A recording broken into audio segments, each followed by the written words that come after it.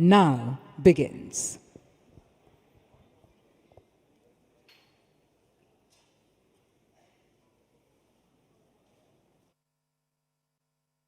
Welcome. Begin the countdown now.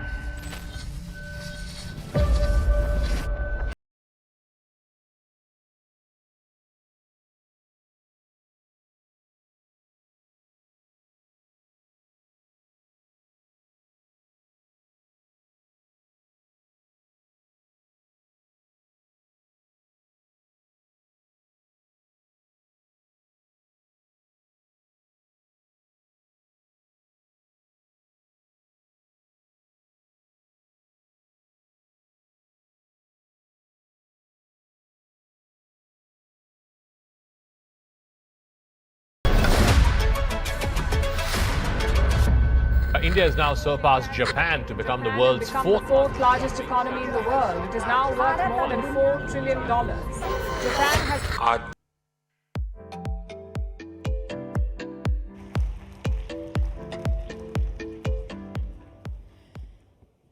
Hearty good morning, everyone, and a warm welcome to all of you to the 6th edition of the world's largest fintech festival, the Global Fintech Fest. An event that's a testament to our collective commitment to building a financial future that is inclusive, responsible, and resilient. Well, my name is Kavya Chavali, and I'll be a host for the next 3 days as I take you through the proceedings of the program. But one thing I must admit is the fact that standing here, the view looks outstanding. So can we have a huge round of applause for all of you, for the entire industry converging together, being part of the world's largest fintech fest, the very shapers of the financial landscape. Well, that being said, we also stand at a pivotal moment where finance and technology are converging to reshape our world. So once again, a warm welcome to all of you. Well, before we move ahead, we'd also like to thank Payments Council of India, the National Payments Corporation of India, and Fintech Convergence Council for their tireless efforts in organizing this conference.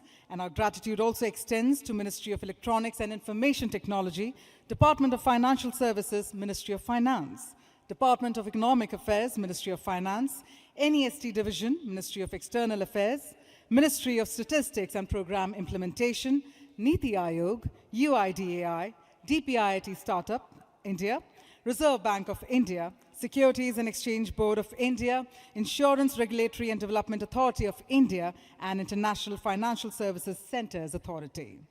Ladies and gentlemen, GFF 2025 is organized by NPCI, PCI, and FCC, co-powered by Google Pay and PhonePe, technology partner Perfios, brought to you by HDFC, State Bank of India, Punjab National Bank, Bank of Baroda, and Amazon Pay.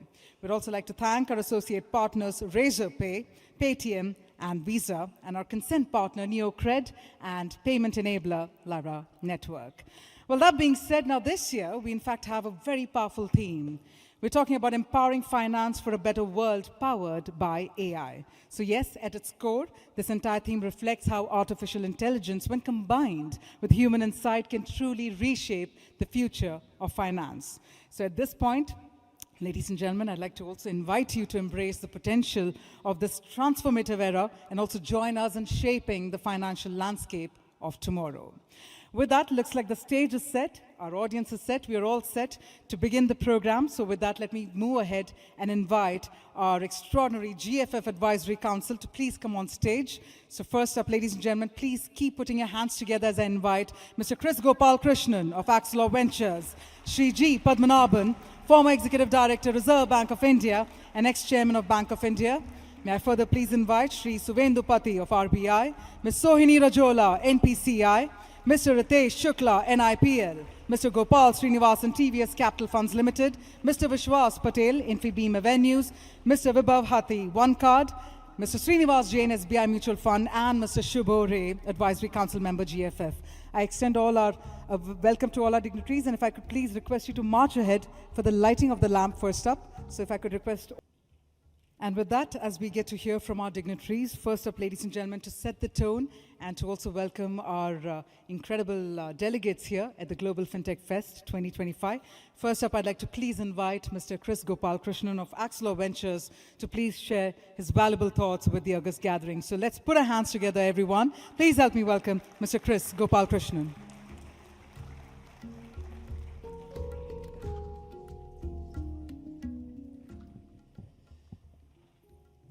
Thank you, and good morning to all of you. To GFF, welcome to GFF 2025. All the delegates, partners, overseas delegates, media personnel. It's wonderful to see all of you here for yet another Global Fintech Festival. We have created this platform so that all of us can converge, convene, and reimagine the future of finance, future of technology in finance, and how India can play a bigger role in this transition. To me, every year is a new year, and every year new things happen.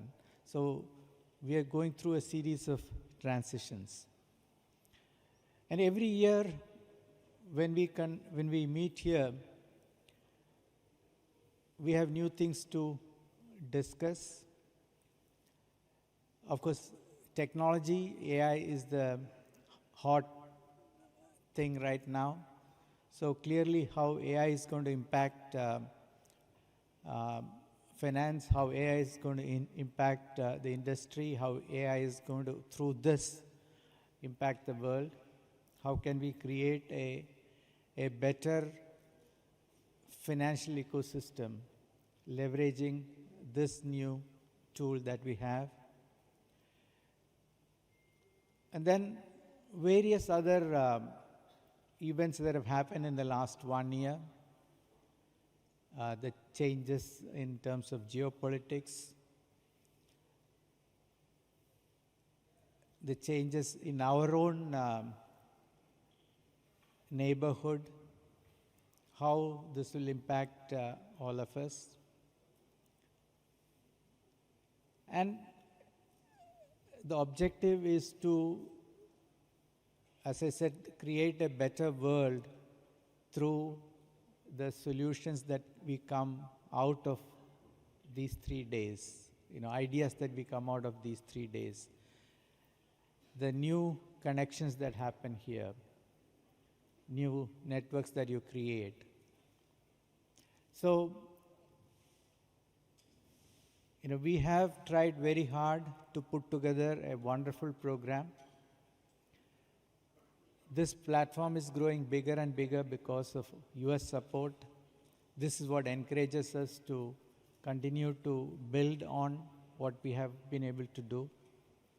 So I look forward to active participation from each one of you. And,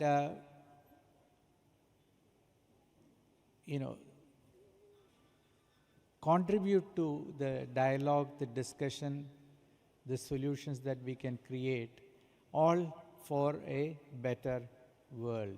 From India to the world, a better world. So welcome all of you. I also want to thank all the partners again, without whom, all the supporters, without whom we couldn't have brought this to you, this conference to you. And let's together make sure that we build on our success to become even more successful. Thank you very much.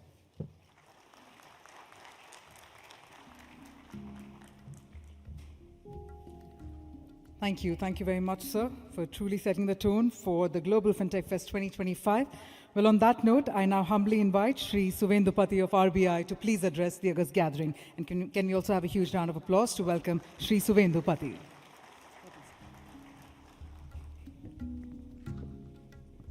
So, very good morning to everyone. And on behalf of the GFF Advisory Council and on behalf of the Reserve Bank of India, I welcome you all to this Global Fintech Fest 2025. And as already you are witnessing, this is getting bigger and vibrant by the year we are passing through. So truly it is all because of your support and your involvement, your passion, your dedication. So it belongs to the fintechs, the innovators. Also we have with us the policymakers, central bankers from various countries who have accepted our invitation. I would especially like to thank them and who have joined us here and would be part for the 3 days. Invitees and delegates, speakers from the international organizations, the standard setting bodies, as well as our fellow co-regulators from across the various spectrums of India and abroad. It's truly a momentous occasion, and the next 3 days are going to be very, very stimulating and very, very invigorating for all of us. We at Reserve Bank of India are supporting this initiative and we are glad to see the fintechs from India and abroad converge here and deliberate and discuss and come out with new ideas that take roots here but get transformed across. And when we meet next year, possibly we'll see some of those transitions are taking shape and are in action. The theme of this year is appropriately chosen as artificial intelligence, which is the buzzword, and no conference, no event these days cannot happen without the mention of artificial intelligence. And from a financial sector standpoint also, Reserve Bank of India had looked at this issue and a committee has come out with its report, which can be accessed on our website. We have also put up an innovation pavilion at this venue on the ground floor. So I would strongly encourage all of you to find time and visit the Reserve Bank Innovation Pavilion, which is not the pavilion of a regulator or a supervisor. It's the pavilion for the regulator, the innovator. So there are our colleagues who are there who would be happy to interact with you and provide some, context, guidance, and whatever support that you may need. And that can go definitely beyond these 3 days. We also have curated an innovation and industry connect event, which basically transforms or brings the innovators who are part of our regulatory sandbox and hackathon initiatives connect with the industry so that the industry can take a look at their products. And there are various masterclasses, panel discussions and other industry connects which are happening around.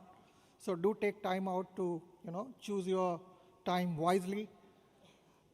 Also, I would request, this is an exposure, especially those who have come from abroad and other cities, do experience the culture of India and the cuisine of India outside this event, and so that you can carry not only very strong, insights and professional memories, but very fond memories of your time out here. Thank you and welcome you all once again.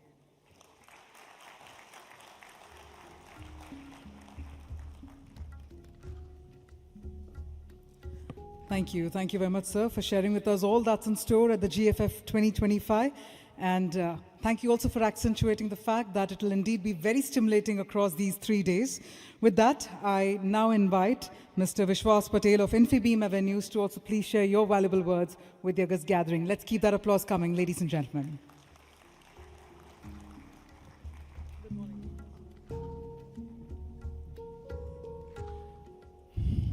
Good morning to my colleagues on stage, esteemed speakers, delegates, exhibitors, and guests from all around the world. Welcome to the vibrant city of Mumbai, and welcome to the 6th Global Fintech Festival edition. This event over the next 3 years is bringing together the sharpest minds to chart out a better future powered by AI. So over the next few days, we are privileged to host thousands of delegates and exhibitors from across the globe. Together, we'll explore the latest advancements in digital payments, unveil cutting-edge technologies, and engage in thought-provoking discussions about AI and its impact on digital payments and the regulatory challenges that shape our industry. So thank you, welcome, let's get to work. Thank you.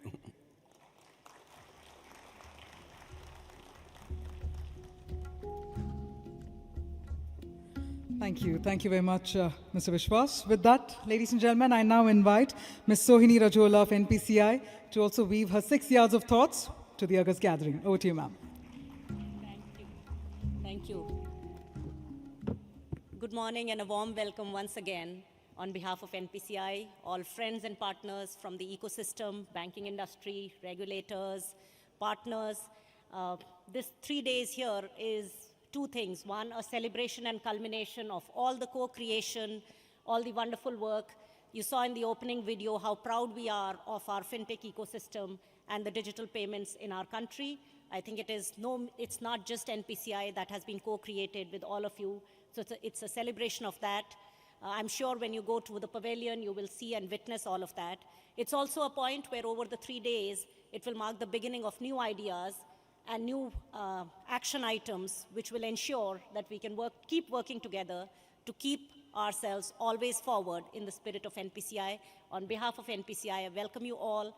I do hope that you have 3 days of extremely engaging, fulfilling, and stimulating conversations, interactions, and lots of fun.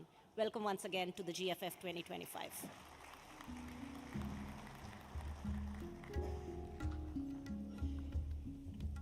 Thank you. Thank you very much, ma'am. And now, ladies and gentlemen, I'd like to please invite Mr. Vibhav Hate of One Card to also please share your words as well with the gathering. So, ladies and gentlemen, our final dignitary to also share his valuable words. Can we have a final round of applause as well? Good morning, everyone. A very hearty welcome to everybody from Mumbai, from India, and around the world. On behalf of Fintech Convergence Council, we are happy, pleased, and grateful that this event is graced by your presence. I think GFF is a platform which not only allows a lot of young minds to come, meet, see, explore, and interact with the best in the class globally, but also to interact and observe how the fintech landscape is changing in India. This is also an event where you can co-create a lot of ideas. You can see what last year co-creation is now actually coming to life. And in the next 3 days, I'm hoping and I'm excitedly looking forward to interactions happening here on the various events post the GFF pavilions in the evening. And do have a great time. Enjoy and welcome again. With the proceedings of the program inside the hall here.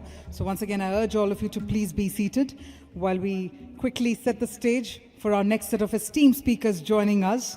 And that being said, let me also take the opportunity to thank our gracious sponsors, our global payments partner Discover, registration partner M2P Fintech, innovation leadership partner HSBC, banking innovation partner Citi, banking transformation partner Pismo. Well, yes, ladies and gentlemen, in fact, as we talk about the Global Fintech Fest, we are eternally grateful to the National Payments Corporation of India, NPCI, for their tireless efforts in helping us put this mammoth of an event for all of you together. So with that, we are setting the stage and setting the tone for our next speaker joining us, our next esteemed speaker joining us. Please do be seated, and let's also gear up for the next session coming your way within the next couple of seconds.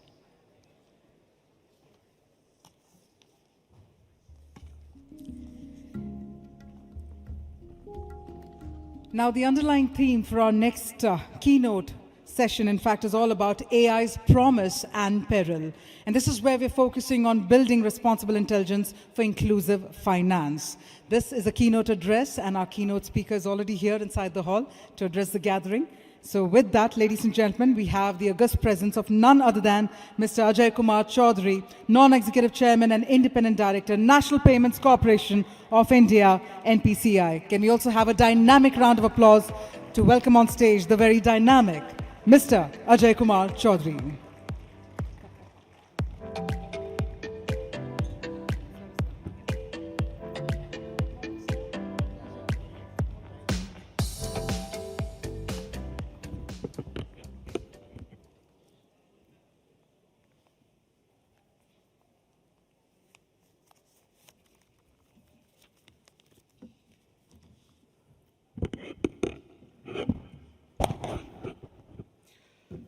Good morning to everyone. Esteemed members of financial institutions, colleagues from Reserve Bank of India, other regulatory bodies, and NPCI group, the fintech ecosystem, academia, press and media, our global partners, and distinguished guests. It is my privilege to welcome all of you to this 6th Global Fintech Fest 2025. Over the years, this gathering has become one of the most important platforms for dialogue between innovators, regulators, industry leaders, and policymakers. It is here that ideas have been tested, collaboration forged, and the future of digital finance shaped.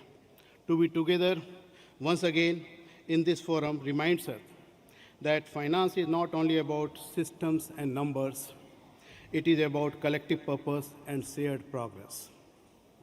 This year's theme, Empowering Finance for a Better World Powered by AI, means artificial intelligence, helps us to recognize that the most powerful application of AI are those that can augment human potential materially and delivers inclusion at scale and strengthen the resilience of our financial system.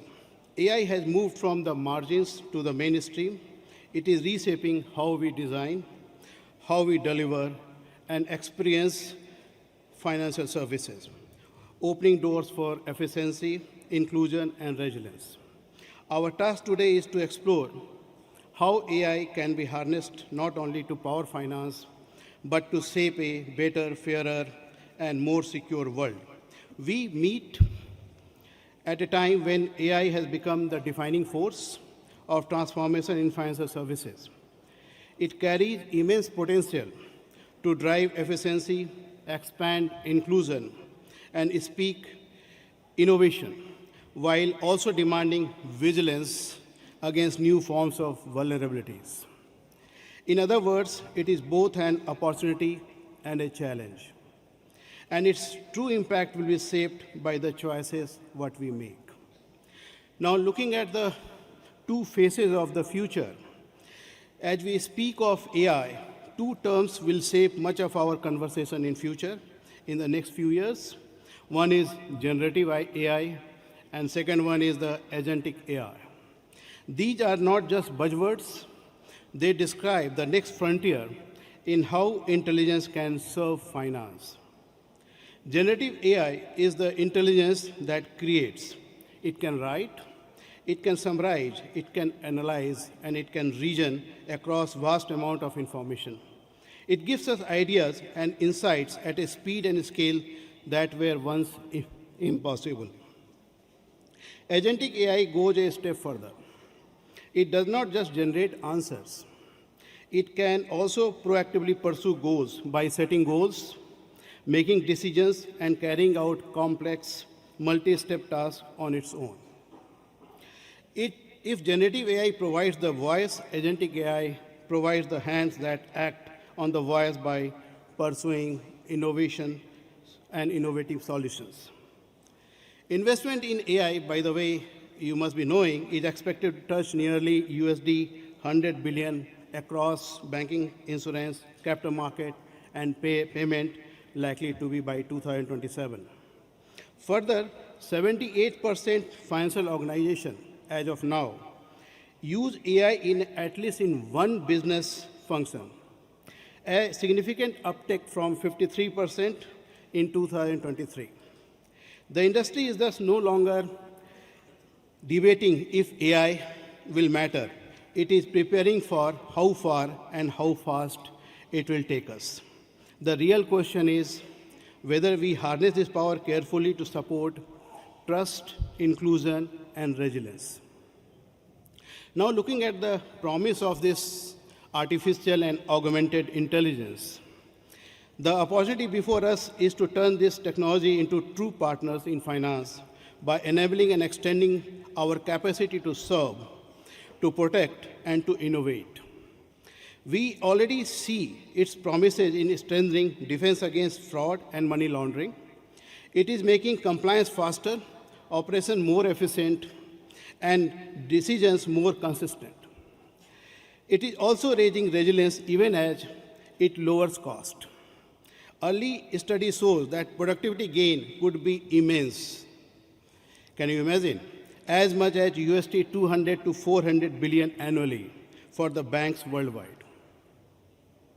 Experts including Michael S. Barr, he is the vice chair of Federal Reserve Supervisory System in California, take this conversation further. As per Mr. Barr, there are possibly two models relating to AI ahead. One is incremental, where AI quietly supports and strengthens what humans already do, and where AI remains a powerful assistant boosting efficiency while humans stay firmly in charge. The other is transformative, other than the incremental, the second model, where AI fundamentally extends human capability and reshapes the way services are delivered. This involves automation and replacement of certain tasks and altering job functions and business models. The second model, obviously, would have more profound effect on skills, on jobs, and on how institutions organize themselves. This is why the way forward must keep human at the center. I'll repeat. This is why way forward must keep human at center. Technology must serve resilience, inclusion, and trust. The true measure of progress will not be what machines can do, but how wisely we choose to guide them. Now, looking at the innovation in practice, the future of AI in finance is no more a vision. It is already here.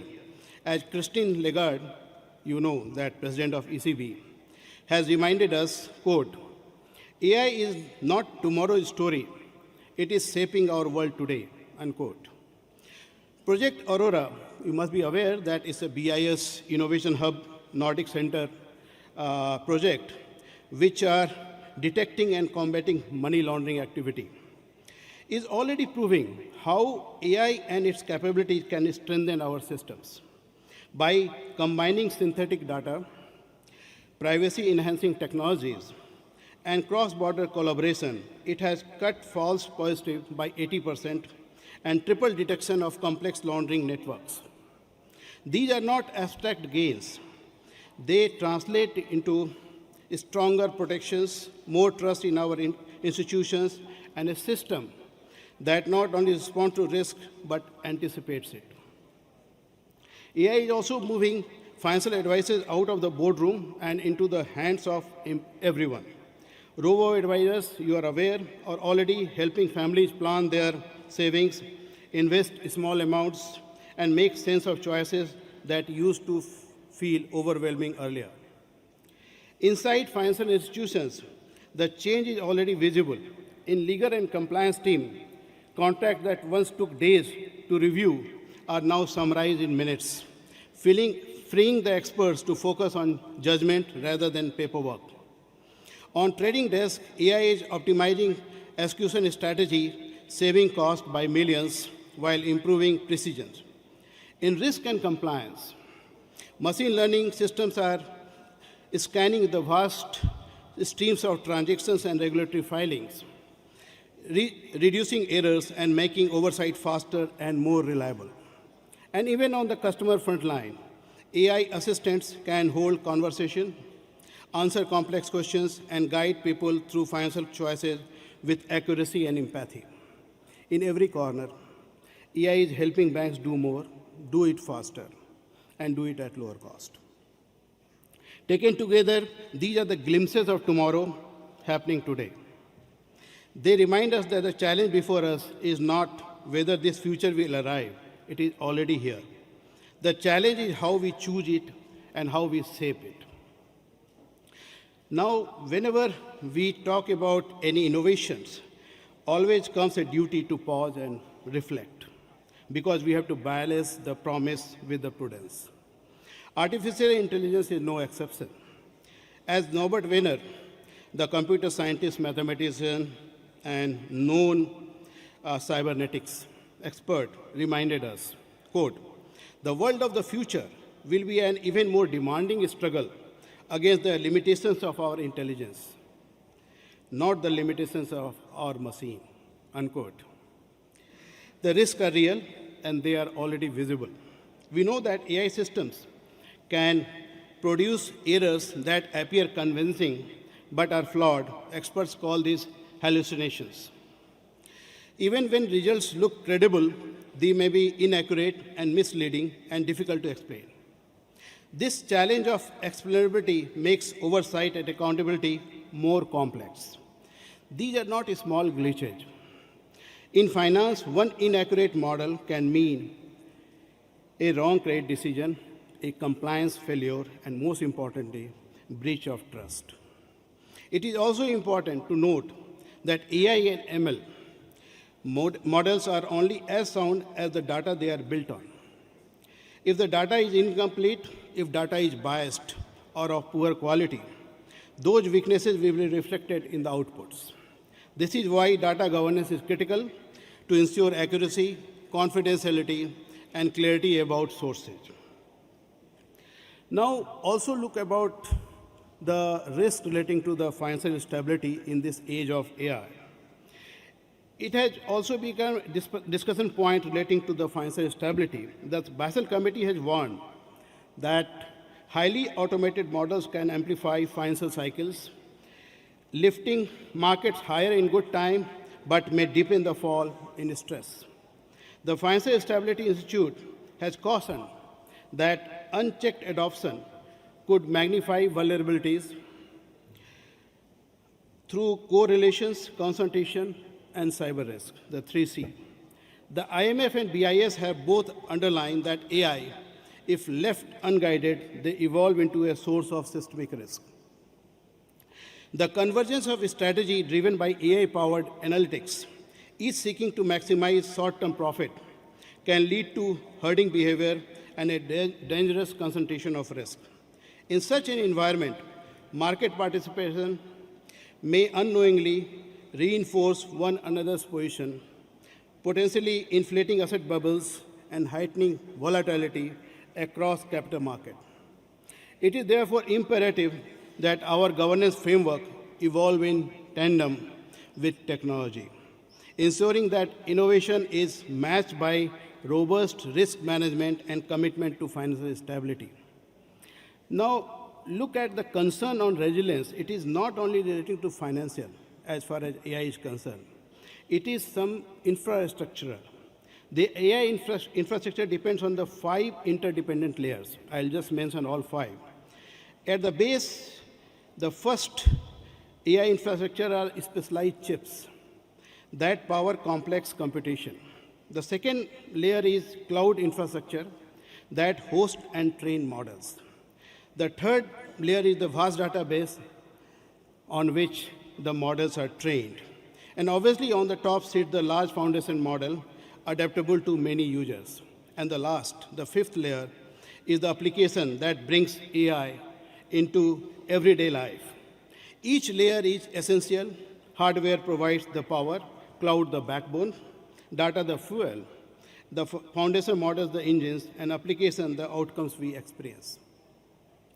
However, concentration is one of the pressing concerns here, which is not just about providers, it runs through the very infrastructure of AI, from chips to clouds to models. One company makes 90% of advanced processor. 3 firms control most cloud capacity, and a handful entities dominate foundation models. These systemic dependency, I'll repeat, these systemic dependency affect not only finance, but also economic sovereignty and national security. This is why our task as policymakers, supervisors, and industry leaders is to guide the innovation. With the diverse range of stakeholders and markets involved in the AI supply chain across borders, domestic and international collaboration between competent authorities will be the key. That means building guardrails, diversifying dependency, and cooperation across border may secure the foundation of this new era. So we must be clear. AI is a dual-use technology. It can serve progress or it can amplify risk. It can extend inclusion or it can deepen divide. It can strengthen stability or it can weaken it. The outcome will depend on how responsibly we innovate, how firmly we govern, and how prudently we diversify, and how wisely we balance speed with safeguards. This is why responsible AI, I'll repeat, responsible AI is not a slogan, it is only the way forward. Now, I'll touch upon a little bit on India's leadership in inclusive innovation, including AI. I understand Minister is coming and will talk about Bharat AI, etc. I'll not touch upon that. I'll talk about a little bit on NPCI.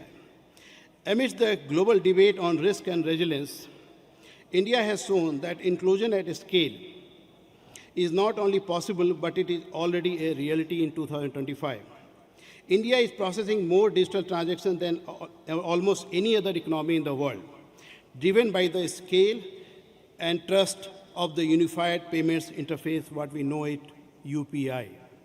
UPI today accounts for most retail payments in our country with more than 20 billion transactions a month, proving the world-class infrastructure can be built for the masses. At NPCI, we are proud to have led this journey from UPI Lite for low bandwidth regions to UPI for her, empowering women entrepreneurs to 123 Pay, bringing digital payments to feature phones.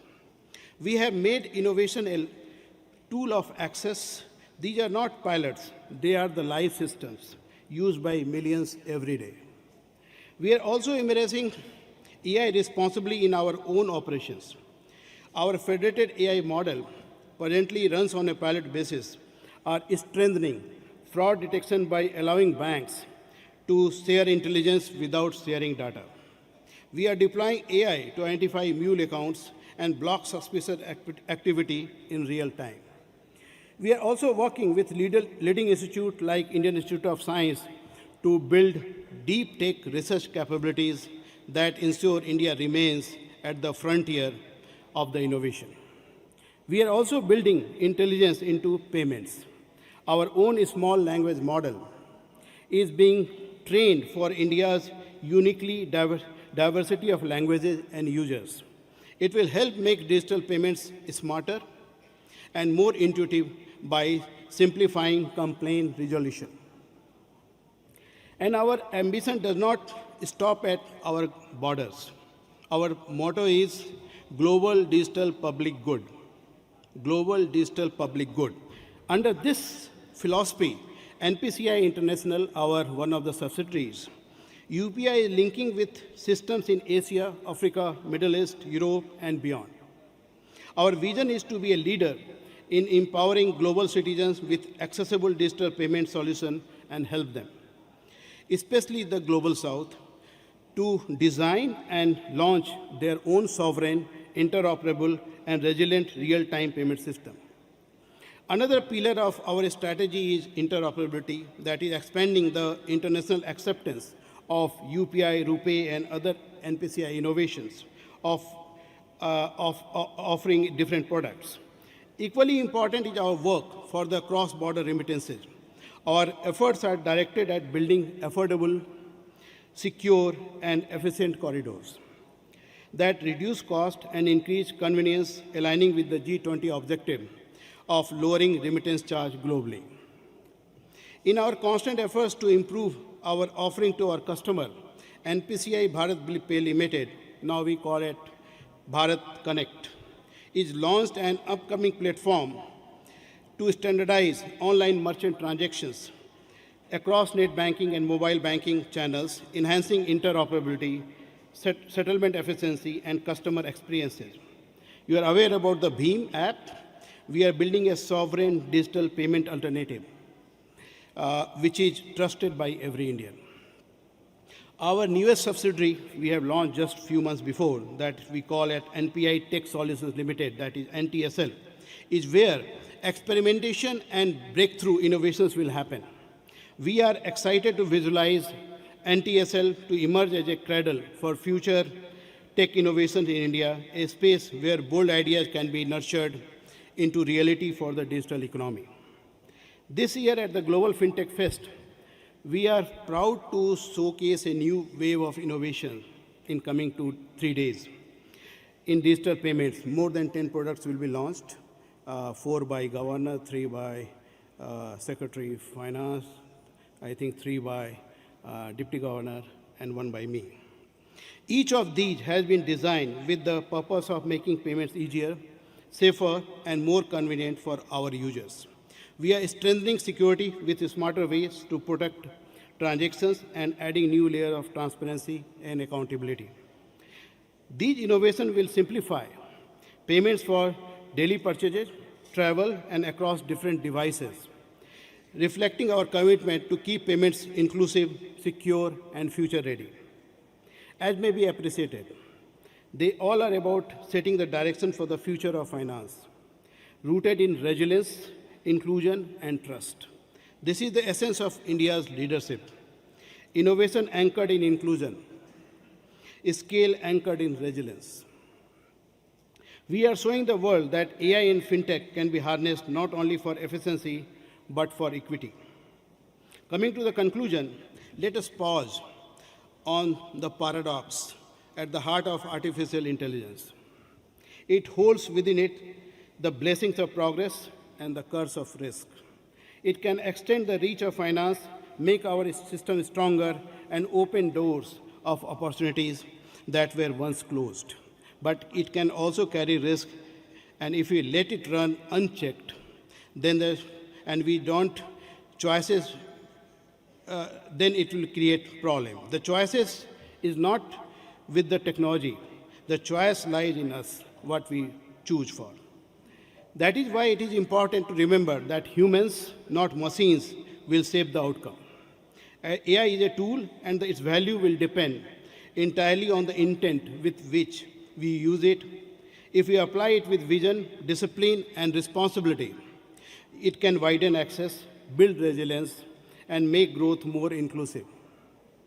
If we neglect these duties, it may magnify the very vulnerability we seek to avoid. In this context, our first task is to build the knowledge and skill to use wisely, train our people, build expertise, and apply the technology responsibly. The second task is to keep human judgment at the core of finance. AI must support decision-making, not replace it. The third is to guide adoption with clarity and foresight. And the fourth task is the governance and risk management, very critical, and it must keep pace in addressing issues relating to data governance, model biases, accountability, and third-party concentration. And above all, we must work together to seize the opportunities of AI, to confront the risk and govern this technology with cooperation across regulators, firms, and nations. No single institution, no single nation or country can carry this task alone. Let me now conclude with the word of Antonio Guterres, Secretary General of UN. Quote, "We must treat artificial intelligence as humanity's ally. It must be a force for good for all." Unquote. That is a charge before us. If we rise to this responsibility together, we can build a future where finance is more inclusive, more secure, and more resilient. A future powered by AI, but guided always by human being and for the human purpose. Thank you. Jai Hind.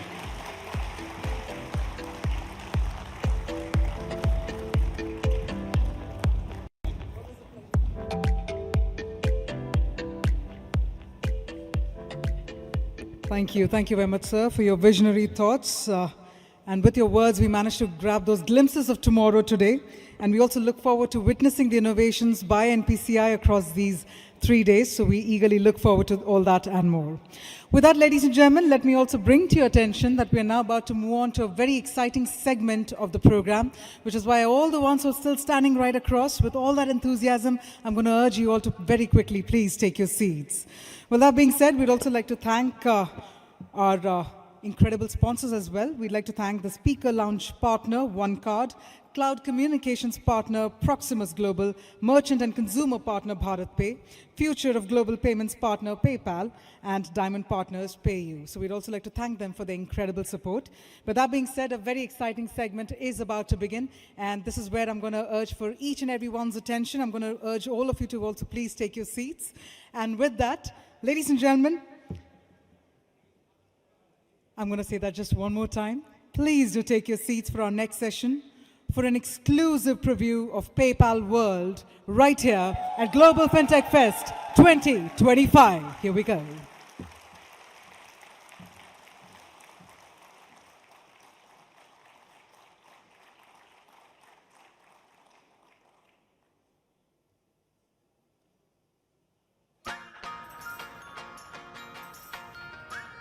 Introducing PayPal World, connecting the world's largest digital wallets through a single groundbreaking platform, allowing people to shop anywhere PayPal checkout is available using their preferred payment method, or to send money to friends and family across the globe. And by offering more payment options, merchants can unlock access to billions of new customers. With PayPal World and NPCI International, it's one world, one fast, easy way to pay. PayPal World.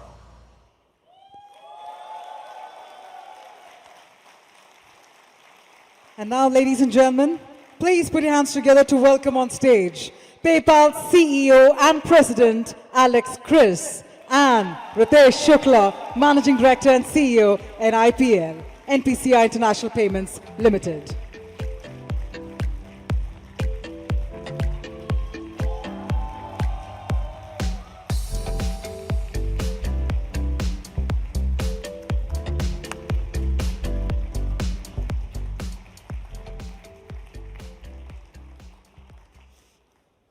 Good morning, everyone. On your behalf, Alex, welcome to Mumbai. I'm grateful to you for making the journey. Mumbai is city of dreams for 1.4 billion and now many overseas as well. So thank you so much for your time to be here with us in Mumbai. Well, thank you, Ritesh, and it is so wonderful to be here. This is my first GFF, and I got in yesterday. I got to go spend time with my team, which is here. I can see them. I also got to spend time with a local fintech and also some small businesses. And I would say the energy, the enthusiasm, the innovation that comes every time I'm in India is just so inspiring. And it's one of the reasons that we started PayPal World. Now you saw the video, but to share the vision of PayPal World, we imagine a world where there is complete interoperability of wallets. There are going to be dozens, even hundreds of wallets around the world.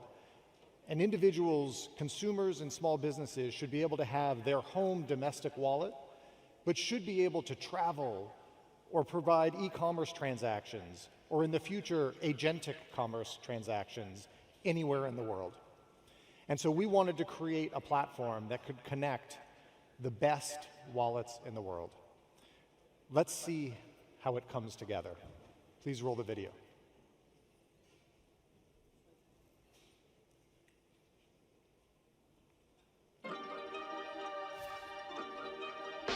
Meet Priya. At home in Jaipur, she's scrolling through her feed. Her favorite influencer has been raving about Amay, a perfume only sold in the US. When she finds a retailer that ships to India, she heads straight to their site to place an order. At checkout, she selects PayPal.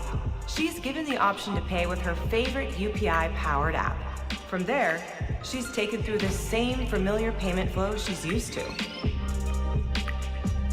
A few quick steps and she pays in rupees with the exchange rate locked in.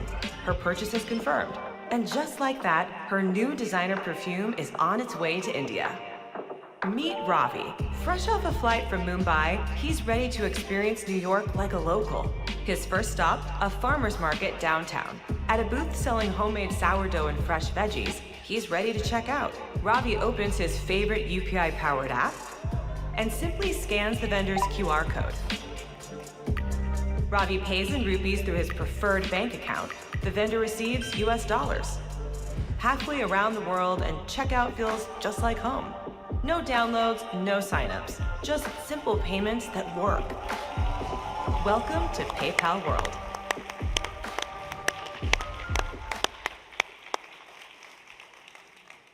Our partnership with PayPal World is significantly important. This integration will create global footprint for UPI, and 450 plus million users who are active every month on UPI different apps will be able to transact globally across the merchants that PayPal World powers. This aligns with our vision of democratizing payments like we have done in India. Now we want to do it globally. It's going to be easy, safe, and accessible option for Indian consumers to pay overseas. And it also will make the global payment landscape stronger because, like Chairman Sir mentioned earlier, we process 650 million plus transactions daily. And on most days, we are the #1 payment network across the world. So this is going to add a great dimension to the PayPal World story, and we are super excited about it. This is incredible. This vision coming to life is something that it's a world that we all want to live in. And the partnership with NPCI International has been one that is incredible. Bringing together these wallets, we now have over 2 billion consumers around the world that are able to interact. And think about what that means for a merchant. Think about what that means to now have the world of consumers opened up to them. But to commemorate UPI as the very first payment method inside of PayPal World, I have something for you. So this is a first of its kind. This is a plaque to welcome UPI as the first payment systems partner on PayPal World. Woohoo!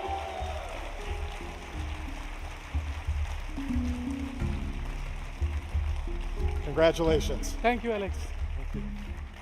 So I think it's our teams that have worked so hard to put us together. I think it's only prudent to thank them for the hard work that they've done. And we are targeting to go live by end of this year, next 3 to 4 months.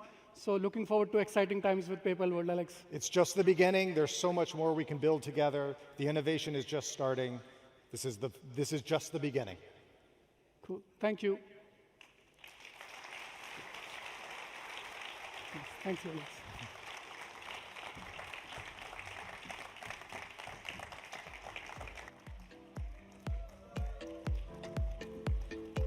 Now that truly calls for the loudest round of applause, everyone. Let's hear it, ladies and gentlemen. Formalizing that partnership today, recognizing UPI as the first payment system partner joining PayPal World. So congratulations indeed. And with that, let me also inform you that now we're about to set the stage for a very, very interesting discussion, as I call it, the fireside chat coming your way. So once again, all the curious eyes that are still standing right around, go ahead and please take your seats.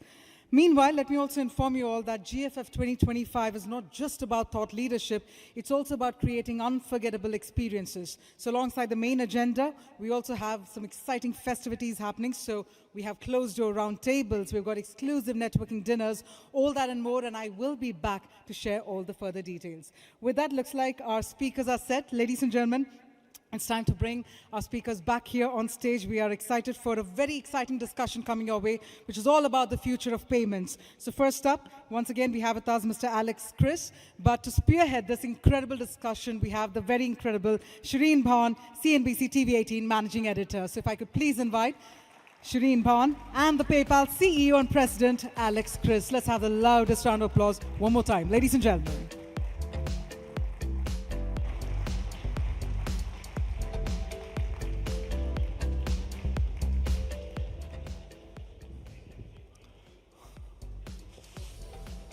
Good morning, everybody. It's wonderful to be back here at the Global Fintech Forum. Thank you very much, Kavya, for that fabulous introduction. And congratulations, Alex. Note to every founder, CEO in this room, carry your cheering squad with you. And props to the cheering squad for a wonderful, rousing welcome here. It's a great start to this morning's session. It's always wonderful to be here at the Global Fintech Forum for us at CNBC TV 18 because we've been part of what's happened with the Indian startup story for the last 23 years, and there's plenty that's happened on the fintech side. You just heard Alex talk a little bit about PayPal World, and I will get into the details of that, but just a quick overview on why this conversation with Alex is important in the context of what's happening with Indian fintech. PayPal has been around for over 25 years. It's a profitable venture. It's also a venture that operates across 200 markets, 430 million customers, both on the merchant side as well as active users, and it is the largest two-sided network today. And it has plans for India, of course, not for the domestic payment segment just yet, but they are looking at investing in Indian fintech. So those of you who have an idea, Alex is your man. Perhaps we could have some interesting conversations happen here at GFF. But Alex, without further ado, let's start by talking about PayPal World. Congratulations on launching that. But I believe the origin story for how PayPal World and the UPI connection happened was in Florence when you met Dilip Asbe. That's correct. Well, again, thank you for having me. It's great to be here with you all, and it is amazing to bring my team along here. They are just an incredible team. So yes, the beginnings of PayPal World, we had some ideas of creating interoperable wallets, right? This is part of our mission to connect the world and ensure that we are creating what the future should be. But Dilip and I were at a conference together in Florence, Italy, of all places. And we were just having a sidebar conversation, and he was telling me about the progress and the incredible expansion that UPI was going through at the time. And I was maybe 4 or 5 months into the job at PayPal. And we just started having the conversation of what would happen if we could make it simple, seamless, frictionless, and easy for our consumers and our merchants to interact together.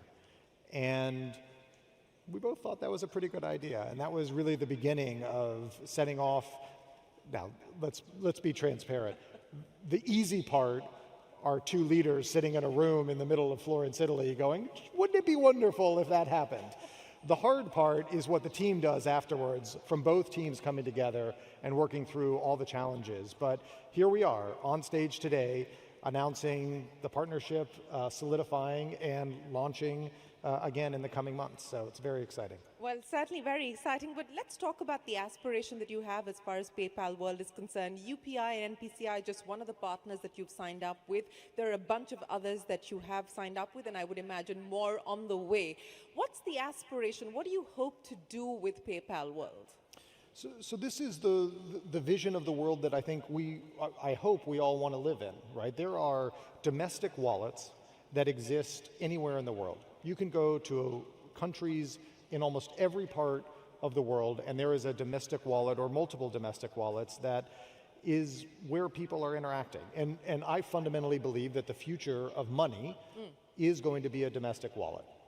And so if you believe that, or a fintech wallet, so if you believe that wallets are going to be the way that people are going to interact, then it makes sense to make them interoperable. But that's just not how it works today.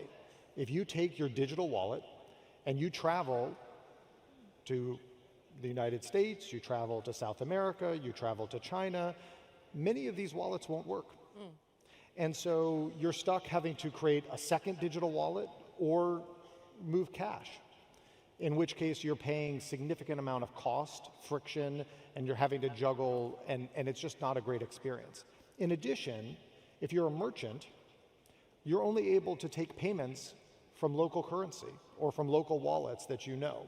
It's one of the things that PayPal has actually worked very hard on in the United States and throughout Europe, is making it as seamless as possible for merchants to accept payments from anyone. But it really is only limited to a certain portion of the world.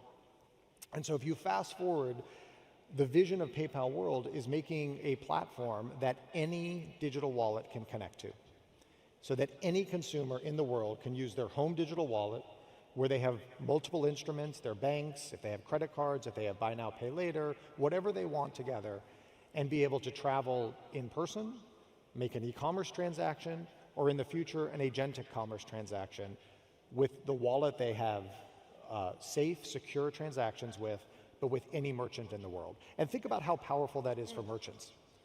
Merchants around the world will now have access to billions of consumers. Billions of consumers. That is a very exciting world. So to put it simply, a digital global wallet, that is what you envision as far as PayPal World is concerned. That makes it seamless and frictionless for each consumer to just not have to think about it. Not have to think about it. But you know, since we're talking about change, let's talk about what else is changing at PayPal. And I remember that you said at an investor call that 2024 was a year of transition for PayPal as you got back to profitability. And 2025, in your words, is going to be a year of transformation. Now, for the audience sitting here, explain to us, 25 years on, what does transformation look like for PayPal as you transition from being a payment service to becoming a commerce platform? What will that entail? What will change? Yeah, so it is a real privilege to lead a company that has a 25-year history and really is the original fintech in many ways at PayPal. This week I celebrated my 2-year anniversary at the organization, so I am still... Congratulations. Thank you. I made it 2 years. But one of the things that I think a lot about, and one of the reasons that drew me to PayPal, is the transformation in fintech is so fast right now. There's going to be more disruption, I believe, in the next 2, 3, 5 years than in the past 20 years combined. On account of technology or on account... Technology, artificial intelligence, consumer demand. I think we're just, you know, in many parts of technology, you're seeing an exponential acceleration in development. You know, I heard before, I think we were having a conversation about how many fintechs there are just in India right now. Yeah, a couple of thousand at last thousands. count.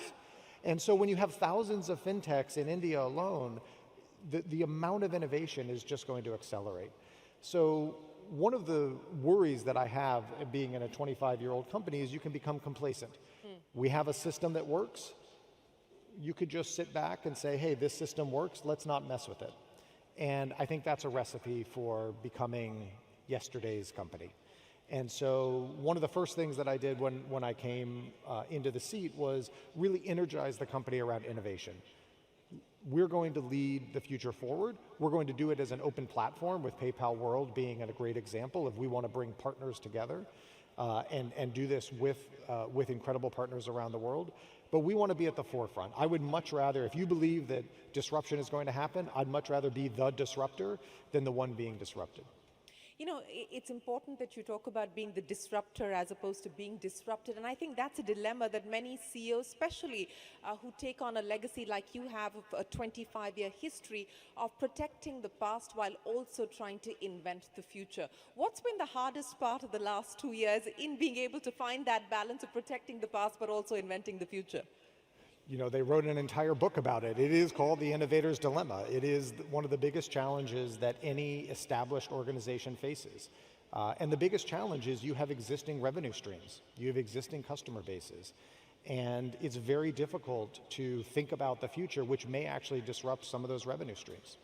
We're a large organization. We'll do over $32 billion in revenue next year. Some of those revenue streams may be areas that actually we need to disrupt, and we need to replace them with what the future may be.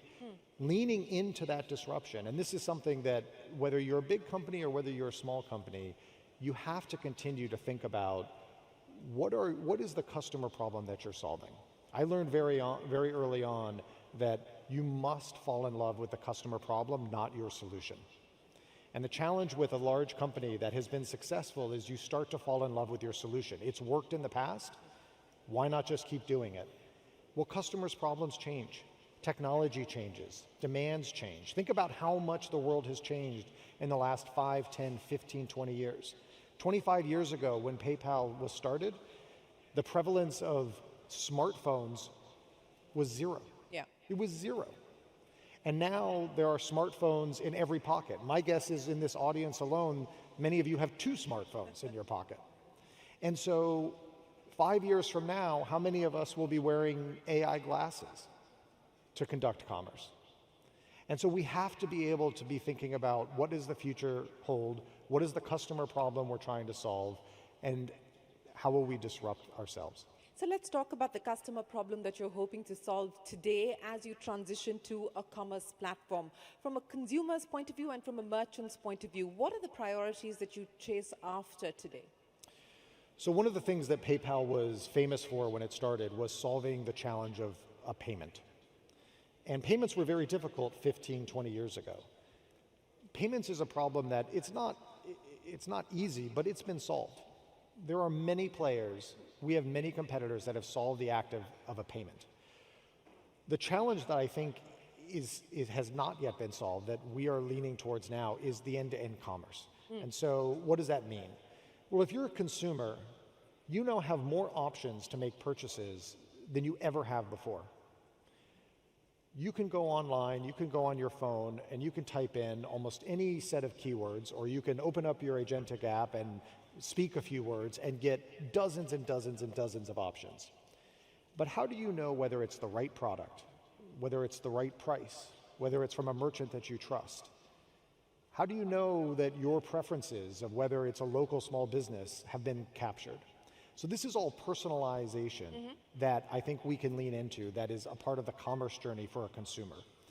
On the merchant side, how do we enable small businesses to be able to find the right customer for their right next purchase?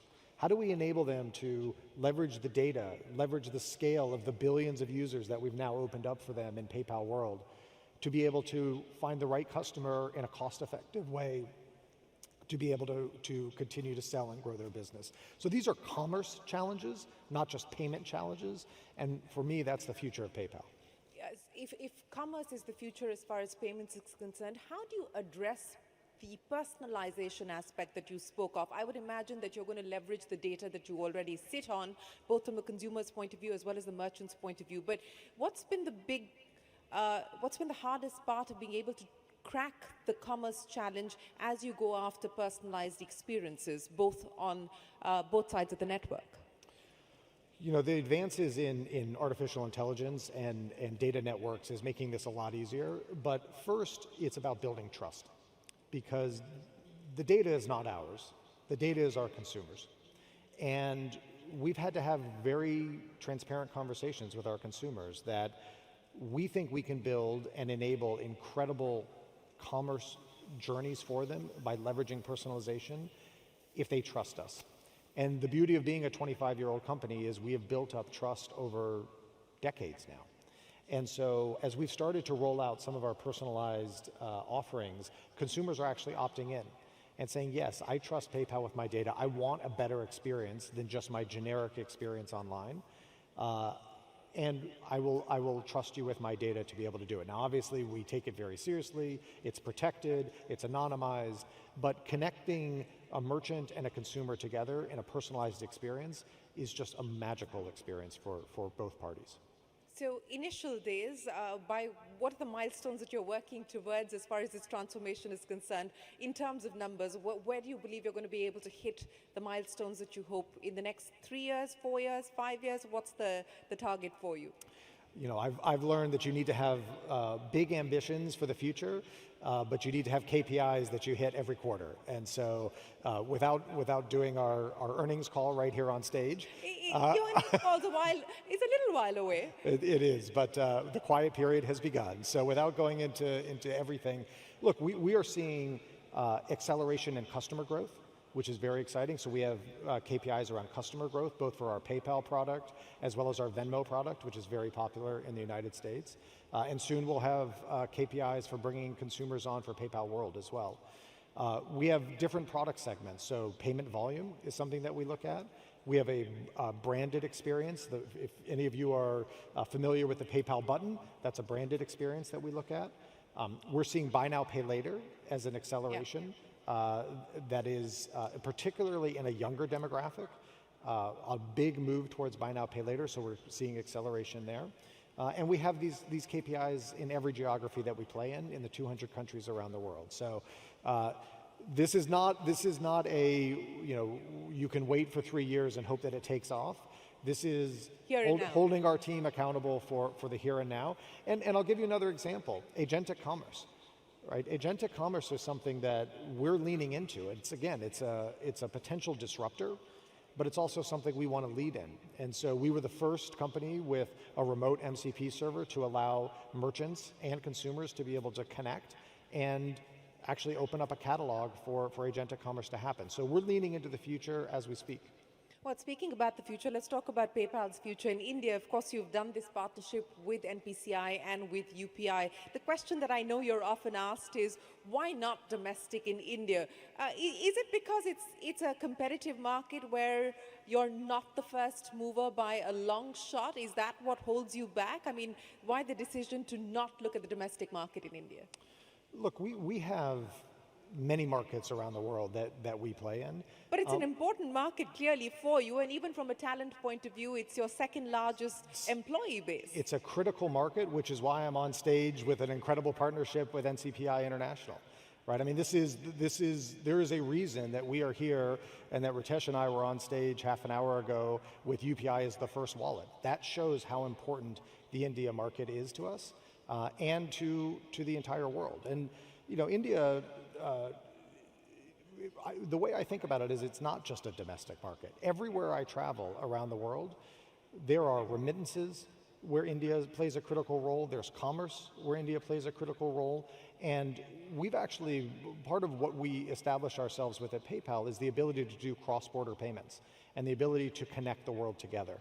So I would rather have us spend our time and energy creating those connections across the world and let incredible products that consumers domestically know and love win the market here and enable us to connect them around the world. But, you know, as an outsider looking at the Indian market and what's happening in the Indian payment space today, what looks most exciting to you? What has surprised you even? I think what I just touched on, the cross-border payments, is something that I think has surprised me. Even I just spent the last week and a half traveling through the Middle East, and every location, every conversation I had, India came up as a location where there was just movement of talent, movement of money, commerce opportunities. Whenever I travel through Europe, India comes up, and the same with the United States. And so, you know, India is becoming, if not already here, as an innovator and a leader globally. And that's why it is so important for PayPal to play a role and connect India to the rest of the world. Well, that does deserve a big round of applause for all of you in this room for what you've been able to achieve in the past decade of really putting India on the global fintech map. Plenty of excitement in this room, lots of young people pitching their ideas. You said that PayPal Ventures is open to looking at exciting ideas, including here in India. Are you actively scouting? Yeah, we have a PayPal Ventures arm. I don't know if they're in the room, but many years ago, we actually were one of the first investors in Pine Labs, which I know is an incredible solution. All set to IPO as well. Which will be wonderful for our PayPal Ventures as well. So, look, this is a market. Our venture arm is really about finding the best and the brightest in emerging markets for us. And, you know, we get a lot of, you know, I get to spend a lot of time domestically in the United States with startups, but we want a venture arm that can be out in markets where, you know, I'm not necessarily all the time. And so if there are incredible startups and fintech startups in this market, we want to have the conversation. You know, you brought up Pine Labs, and it's one of the companies that's looking at IPOing, you know, shortly, in fact. Profitability, and I think that's the question that's also being asked of Indian fintechs, and we've started to see that being delivered. Some are now listed, and many hoping to list in the near future. Monetization, with especially the transition to commerce, what kind of avenues does it open up in terms of being able to draw in incremental revenue and boost profitability? Yeah, so there's a couple of pieces to the question there. The first is, I've run my own startups as well. It is good to be pushed on profitability. As a startup, it is important.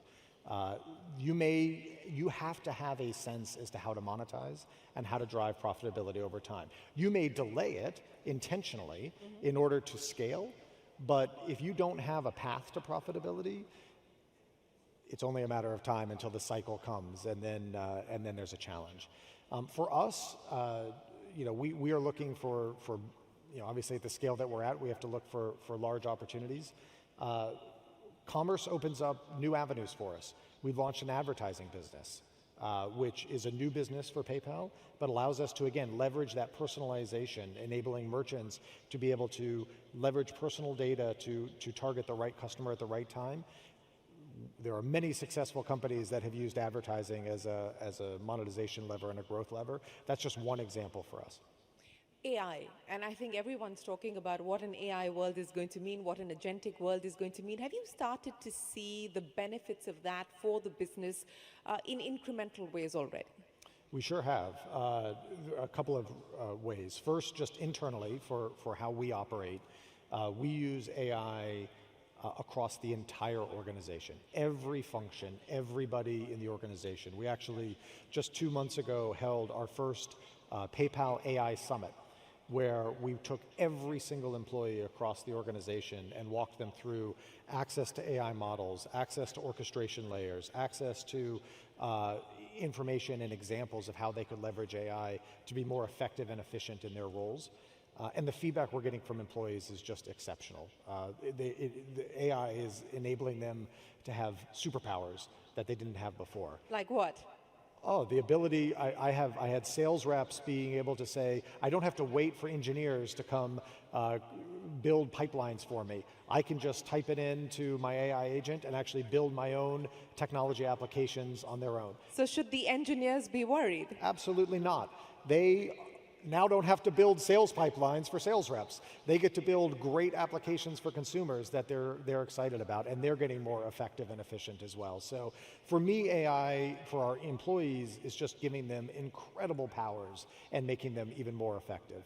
And then we're leveraging AI for our consumers and our merchants, and enabling consumers to be able to, again, agentically just search for the right product, use natural language to be able to say, I'm going to a wedding in a certain location, and have the AI understand the weather, understand what other purchases they've made, understand what's in their closet already, and be able to give them a great recommendation is just an advanced commerce experience that is really wonderful for consumers. And for merchants, being able to get access to not just all the consumers on PayPal World, but being able to target their products and services to the right consumer at the right time, we think AI is going to be a real opportunity for businesses. So if it's going to be the big opportunity for businesses, what does it mean in the next few years, both in terms of the way that you hire, the kind of people that you hire, what the strength of the workforce is likely to be, both in terms of cost savings, but also your ability to turn things around faster from a product and a service and an innovation perspective? I think speed and velocity of innovation is a requirement right now in this industry. And so, the talent we're bringing in, the good news is with new technology, the talent we're hiring is already AI native. They've been using AI and will be, every new university class that graduates will be using AI. And so it's just going to become a core native part of how we operate. And it will allow us to accelerate our delivery and velocity of innovation. But I also think that's what consumers expect now. These cycles of years and years before new product releases come out, I think is yesterday's game. We have to be able to move quickly. Well, talking about moving forward, and I think one of the examples that I want to talk to you about is what you've been able to do with Venmo.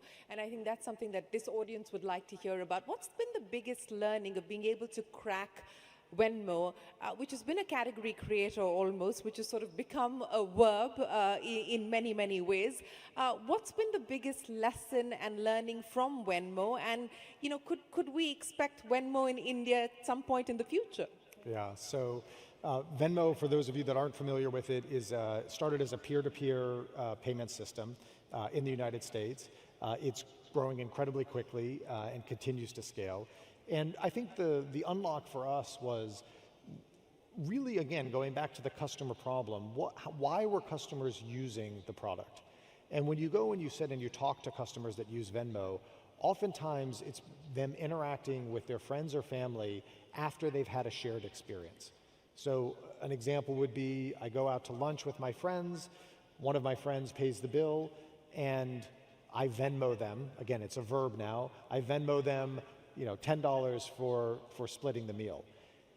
So understanding that example allowed us to then work backwards and say, well, if you're using Venmo to split the bill, could you use Venmo to actually create that experience up front? And when you think about it, now you start to open up the ability to make payments online, you open up things like debit cards so that you can actually make the payment in person at the restaurant. And then we have a long roadmap of innovation that is all about the shared experiences that will be coming. So I'm not going to give you the full roadmap right now, including where we may or may not launch Venmo in the future, but right now, if you get to the US, download it, it's an incredible product. Well, since we're talking about the US, let me also get a pulse check from you on what's happening as far as consumer spending is concerned, not just in the US, but also across the other markets that you operate in. There has been a resilience that we've seen through all the uncertainty and the volatility. The headlines may be screaming different things, but consumer spending has held up. What are the indicators that you're picking up on in terms of consumer preferences, where they're spending, how they're choosing to spend today? Yeah, so again, there is an incredible amount of noise in the world right now, but consumers are resilient. And it's actually very inspiring to see how consumers manage through and block out the noise. I think the only big shift that I would highlight is something I touched on earlier, which is a shift away from debt and towards buy now, pay later. And again, buy now, pay later is a much shorter term, much lower value ability to spread payments across. And that is actually a sizable shift that we're seeing, particularly in a younger demographic. So it's really away from credit cards as their vehicle for credit and towards buy now, pay later. So buy now, pay later is the big shift that you're seeing as far as the younger demographic and the younger cohort is concerned. What are some of the other interesting trends that are emerging that you intend to tap into and perhaps this audience here could focus on as well? There's a lot of travel that's opening up now, right? I think there was a hunger coming out of the pandemic to actually get back out into the world, which is why cross-border transactions, things like PayPal World, where people can now travel the world with their domestic wallet and make the purchase. Those are the types of trends I would think about. So, obviously, whenever you start something, you want to solve the local problem, but local problems are becoming global because it's how consumers want to spend. They don't look at themselves just as within a certain community, right? I mean, think about how big of a shift that's been. 10, 15 years ago, people bought from their local community. Now they can go online and buy from anywhere in the world, and they want to travel anywhere in the world. And so those are the types of trends that we're thinking about. You talked about bringing the culture of innovation back and bringing that mojo back as far as PayPal is concerned, and you've spent the last 2 years being able to do that.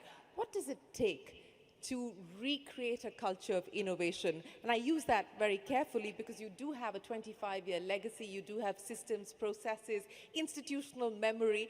How do you recreate or reimagine innovation with legacy?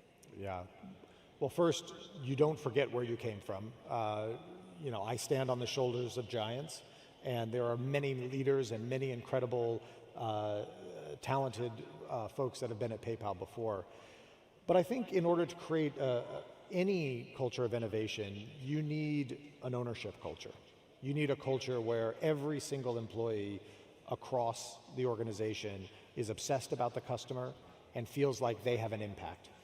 We talk a lot about our mission. We talk a lot about who we serve, the customers that we serve. And I will tell you, in the 25,000 employees that work at PayPal, many of which are in the audience today, they jump out of bed in the morning with their heart beating faster, off to serve consumers and small businesses around the world. And so when you have passionate employees with a clear mission, clear priorities, and an ownership culture where they feel like their work can make a difference, innovation comes. It's interesting that you talked about communication because I remember one of the things that you chose to prioritize when you became CEO was bring transparency back much more into the forefront. transparency within the organization is one aspect, but transparency with the consumer, because it's built on the currency of trust, is another aspect altogether. How have you been able to focus and balance both, transparency within and outside as well? I don't think they're two different things. I think being clear what's important to us, both internally, and being clear what's important to the customer, and having a very clear and honest conversation is paramount, right? We make decisions that are principle-based and customer-backed, and we shouldn't be afraid to tell consumers how we make decisions. If you look at any of the notifications that we send out about changes to our terms of service, changes to our privacy policy, changes to our products and services, we're as transparent as I think we can possibly be with consumers so that they understand the why behind the change. We talk about it internally, we talk about it externally. So I don't think you can operate an organization where you have an internal narrative and then a consumer narrative. I think it has to be one narrative that you're confident and willing to stand up on stage and share.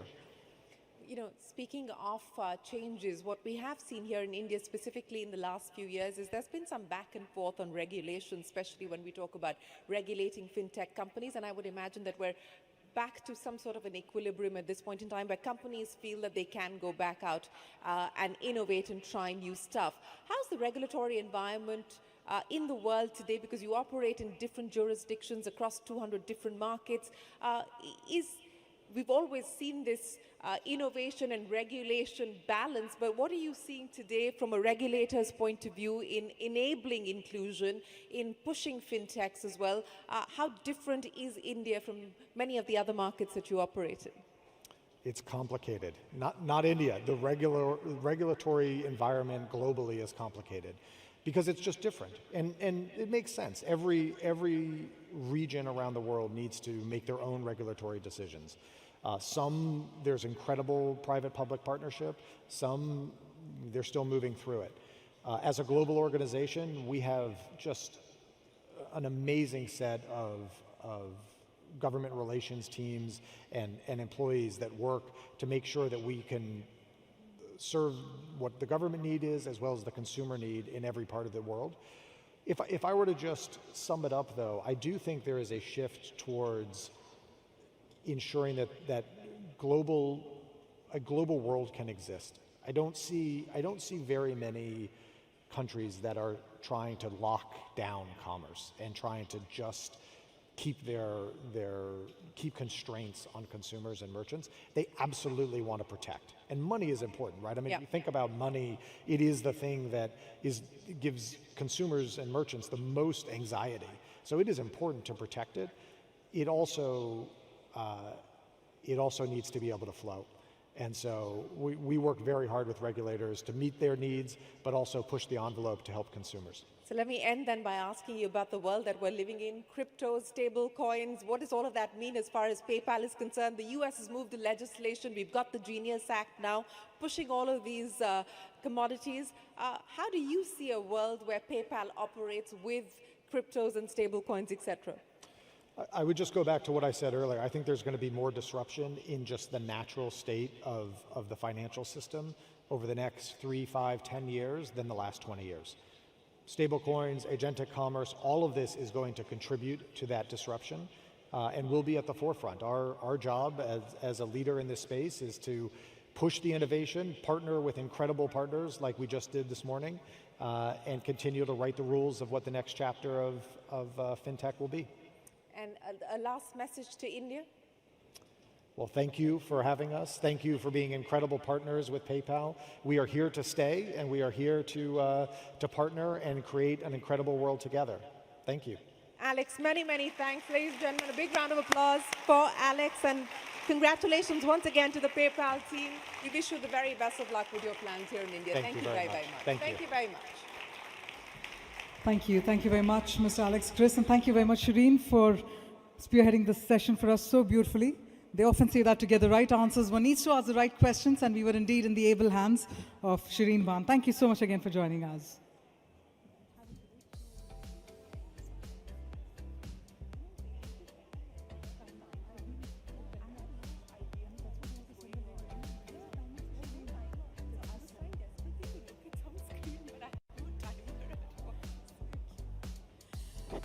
All right, ladies and gentlemen, now this is where I'm going to be requesting you all to continue being seated. We're going to be expecting a lot of movement here and there, and that's bound to happen. That's why we call it a fest.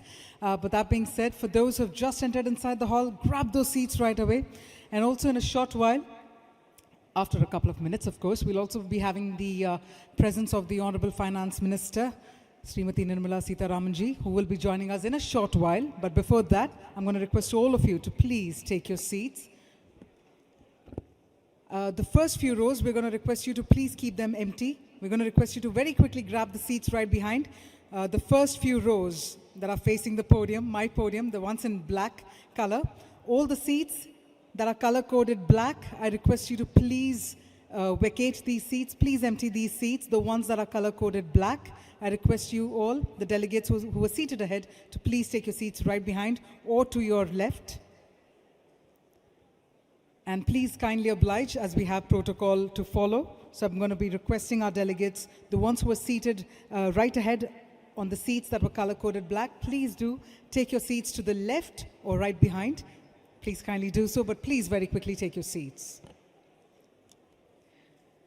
You know, the one good thing about a discussion is that there's always another group discussion that follows, be it with the speakers, be it with the moderators, or amongst ourselves as peers. But that being said, it is a fest. I can see that everyone's joining in to be part of the conversation. Let's do that really quick. All the ones who just entered inside the hall, let me guide you to your left. We've got a lot of seats right available there, so please go ahead and occupy the seats to the left. The ones that are color-coded black, I request the delegates to please either move behind or move to your left. Thank you.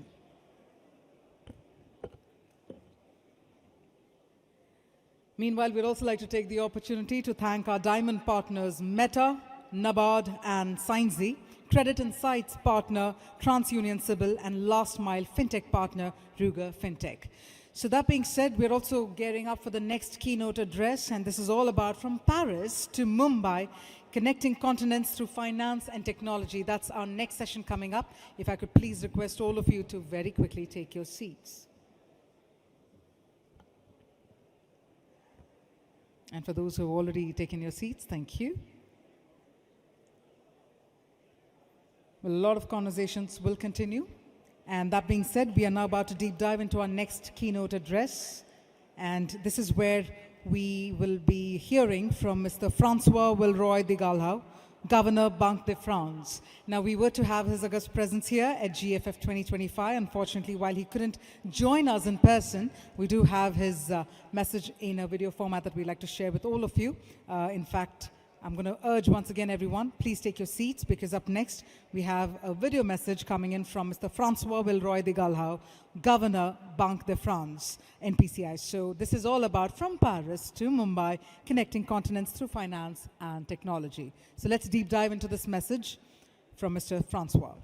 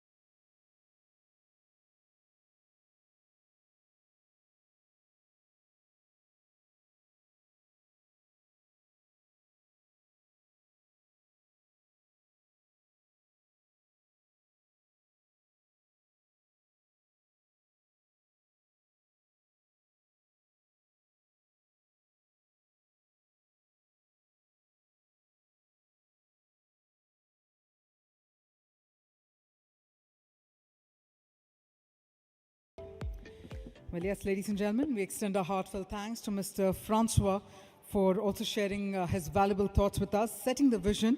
And with that, let's also take the opportunity to thank our gracious sponsors as well. We'd like to thank our agenda partner, Pine Labs, banking infrastructure partner, Zrika, financial inclusion partner, Muthoot FinCorp, gourmet partner, Pay10, and VIP lounge partner, Navi Technologies Limited. Meanwhile, we also hope all of you have managed to download the GFF app in order to get all the live updates, real-time session schedules, speaker details, as well as networking opportunities and all the exclusive notifications. So don't miss a moment. Go ahead and download the GFF app because that's where all the details will be available, everything that's happening right here across the next 3 days at Global Fintech Fest 2025. Yes, it's a house full because I know by now all of us are already acquainted with the fact that we are looking forward to a very, very important segment at the Global Fintech Fest 2025.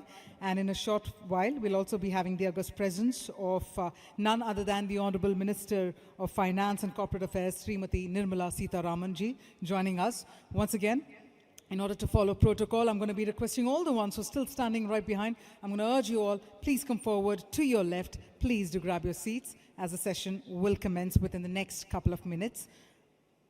So kindly stay tuned and please be seated.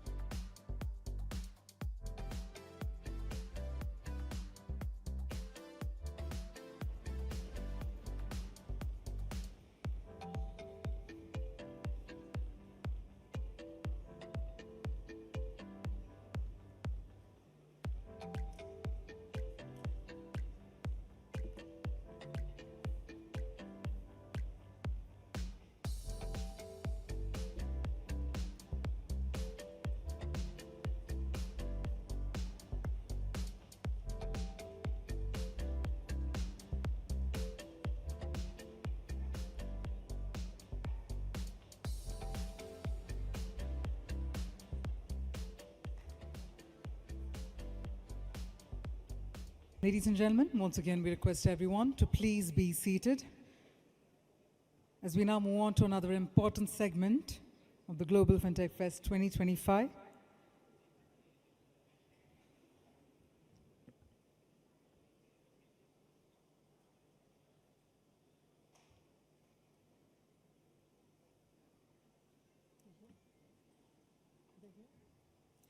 All right, so with that, as we begin this important segment of the program. First up, ladies and gentlemen, I'd like to please invite on stage Mr. Vishwas Patel, Chairman, Payments Council of India, and Mr. Chris Gopal Krishnan, the Chair at GFF 2025.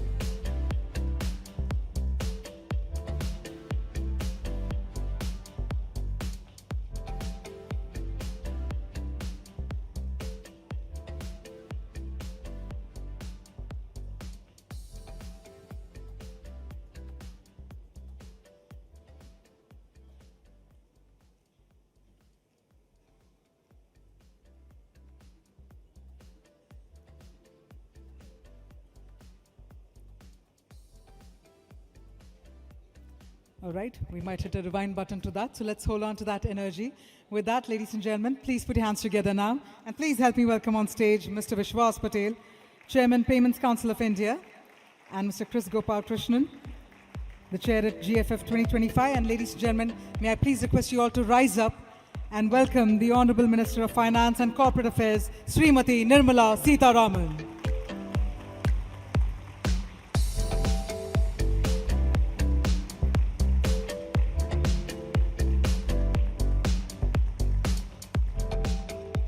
I request you, ma'am, to please take your seat. And thank you so much. It's indeed a matter of honor for us to have your presence here at the Global Fintech Fest 2025. I also invite Ms. Sohini Rajola of NPCI to also please join our dignitaries on the dais. With that, ladies and gentlemen, may I now request all of you to please take your seats as we commence this very important segment here at the GFF 2025. So first up, may I please invite Mr. Vishwas Patel, the Chairman of Payments Council of India, to please come forward to share his welcome address for this exclusive session. So ladies and gentlemen, please put your hands together, Mr. Vishwas Patel.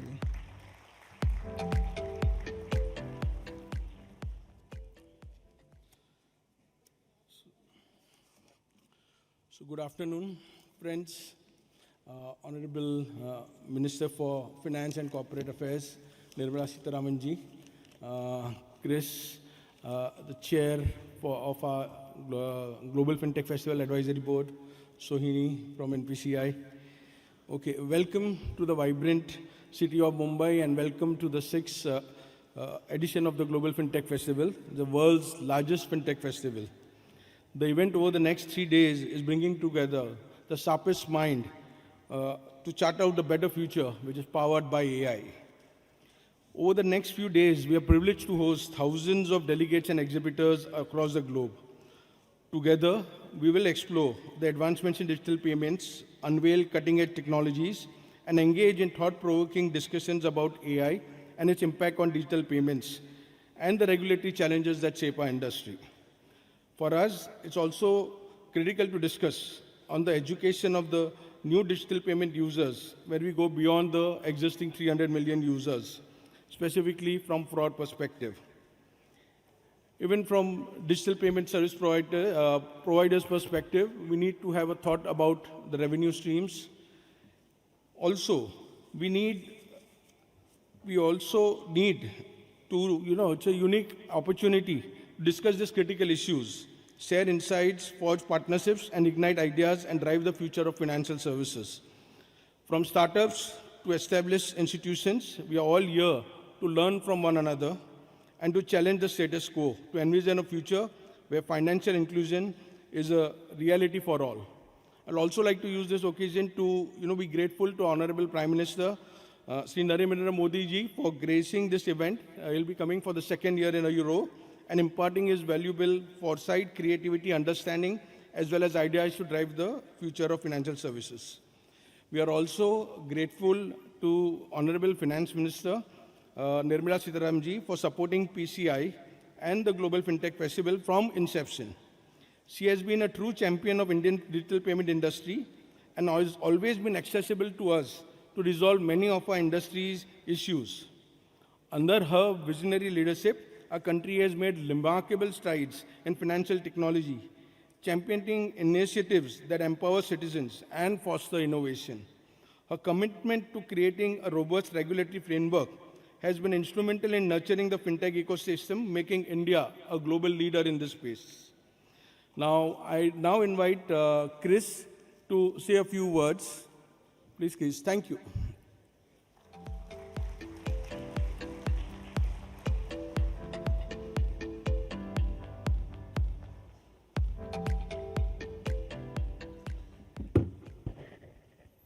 Thank you, Vishwas. Let me also add my welcome again to all of you, delegates, partners, overseas delegates, friends of GFF 2025, media personnel. And as I said in the morning,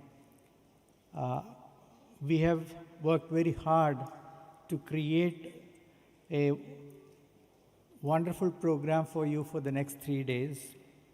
We have worked hard to put together a platform that allows us to deliberate and come out with ideas and plans for the future so that we can create a financial ecosystem, not just in India, but to the world, that's inclusive, that's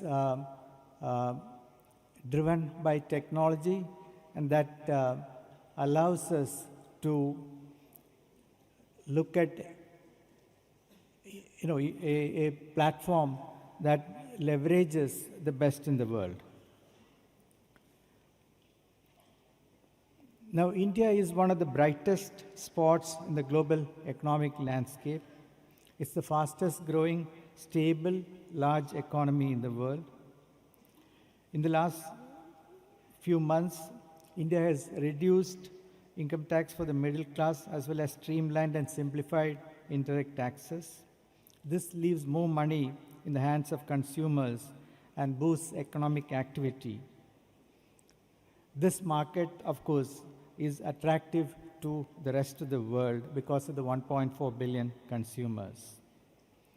India is also a source for talent and more innovation for the world. India has leveraged technology for public good and inclusive growth. In AI too, we embrace technology and understand that has to be used responsibly. The government and regulators, along with industry, have created an ecosystem that nurtures innovation and entrepreneurship. The explosive growth in the fintech space is the result of these. This platform is a result of this collaboration. It is in this context that I welcome the leader who has catalyzed this growth combined with stability. And it's my privilege to request Honorable Finance Minister of India, Srimati Nirmala Sitharaman ji, to inaugurate GFF 2025 and deliver the inaugural keynote address. Ma'am.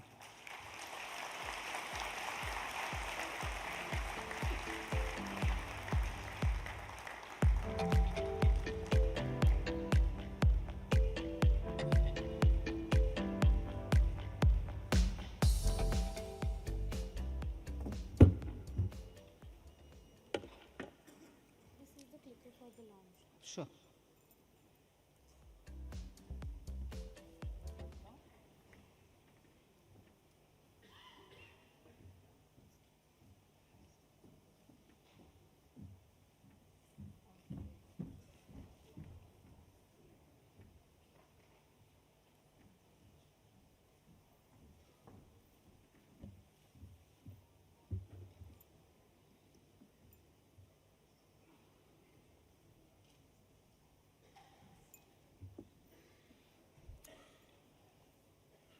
Good morning, and what a energetic gathering. Thank you, Chris, for inviting me to be here. There's so much happening among yourselves, but I thought I'll just touch up on a few things which are happening from the government side. When it comes to talking to business, when it comes to talking to people in research and technology, we like to remain in the fringes and watch. We like to remain in the fringes and help where we are asked to come in. And that broad guiding principle derived from Honorable Prime Minister's guidance that we have to enable businesses and not interrupt in their progress. And that is what brings me here with a sense of hesitation that while I like to benefit from the conversations which are going to happen here, equally I'm not here to say, oh, the government has come to inaugurate. No. It might be the way Chris has put it out, but I'm here to just let you know what we have done till now on the request of the industry and what we will want to take away from these 2 or 3 days deliberations. So take what I speak in that spirit. So, formally, it gives me immense pleasure to be here, especially in its 6th edition of the Global Fintech Fest. Actually, over the years, it has gathered so much momentum that it has truly evolved into a global forum and an assembly of accelerating collaboration and shaping the international discourse on the future of financial technology. It also sort of reaffirms India's ascendancy as a global fintech leader and setting benchmarks in innovation, in scale, and in inclusion, while strengthening the collective resolve to shape finance as a force for global good. There are observations which one can always immediately make. When you do it for the global good, when you do it as a public infrastructure, the simple motive is that it should be for the public good, and at no point in time it gets weaponized. It is important to constantly remind ourselves that technology cannot be, in that sense, truly mastered, but having obtained certain proprietary rights over some parts of it, we should refrain from weaponizing it. I'm purposely adding this one line because constantly globally we see technology advancements sometimes being turned inward, that global progress itself gets questioned because of weaponizing it. So the Global Fintech Conference that you're holding 2025, this edition, with its timely theme, Empowering Finance for a Better World, powered by AI, captures the spirit of the moment as we harness the potential of artificial intelligence to build a financial ecosystem that is more inclusive, resilient, and sustainable. Fintech in India is not a niche urban convenience. It is a nationwide enabler of economic empowerment. Fintech in India has again not merely digitized payments. It has democratized finance. It has transformed financial access into a public good, empowering millions to save, invest, borrow, and ensure themselves with dignity and transparency. India's journey in innovation and adoption with respect to new financial technologies is a story of unprecedented transformation. The scale of this transformation can be best understood through the numbers that define it. In a span of a single decade, we have connected a population equivalent to that of the entire European Union to the formal banking system, opening over 56 crore Jan Dhan bank accounts. India is now ranked third in the world for the number of fintech companies and also leads in digital payment volumes, having processed over 18,580 crore UPI transactions worth 261 lakh crore rupees in 2024-25. Nearly half of the world's real-time digital transactions happen in India with adoption rates of 87% compared to the global average of 67%. Government of India has leveraged digitization by introducing direct benefit transfers as a system for all its social welfare schemes, which has significantly actually boosted the welfare efficiency by reducing subsidies and leakages. It has resulted in a savings, which is worth mentioning to this August gathering. The savings is 4.31 lakh crores of Indian rupees. And between 2014 and 24, this is the saving of 4.31 lakh crores because of DBT being adopted completely by the Government of India, 16-fold rise in beneficiary coverage. So not just your saving, but actually you've reached a larger number of beneficiaries. Technology has facilitated it for us. So a shift from paper-based disbursals to direct digital transfer has ensured that public funds reach the people that they are meant for and not for ghost entities. So the DBT model presents a valuable lesson, and as the first spark, I would say, it can also absorb a lot more better technologies, better innovations, better ways of handling technology, and so on. You have a world out there for you all to be innovative, even about improving the DBT's efficiencies. So the contributions of startups, engineers, entrepreneurs, investors in this have been immense. So the Government of India's policy has actually to play its role in nurturing the growth and innovation of fintech sector through a balanced approach, balanced mix of policy support, digital public infrastructure, and forward-looking regulation has actually shown the results. I'll list, instead of getting into details, Aadhaar, UPI, Account Aggregator Framework, DigiLocker, all of them have really decisively changed the contours of how public finance is handled for the betterment of the citizen. India has actually stepped decisively into the global AI arena with the launch of the $1.3 billion India AI mission. It is a comprehensive strategy spanning the entire AI value chain. And that is the reason I first of all wanted to say that amount not in rupees but in US dollars.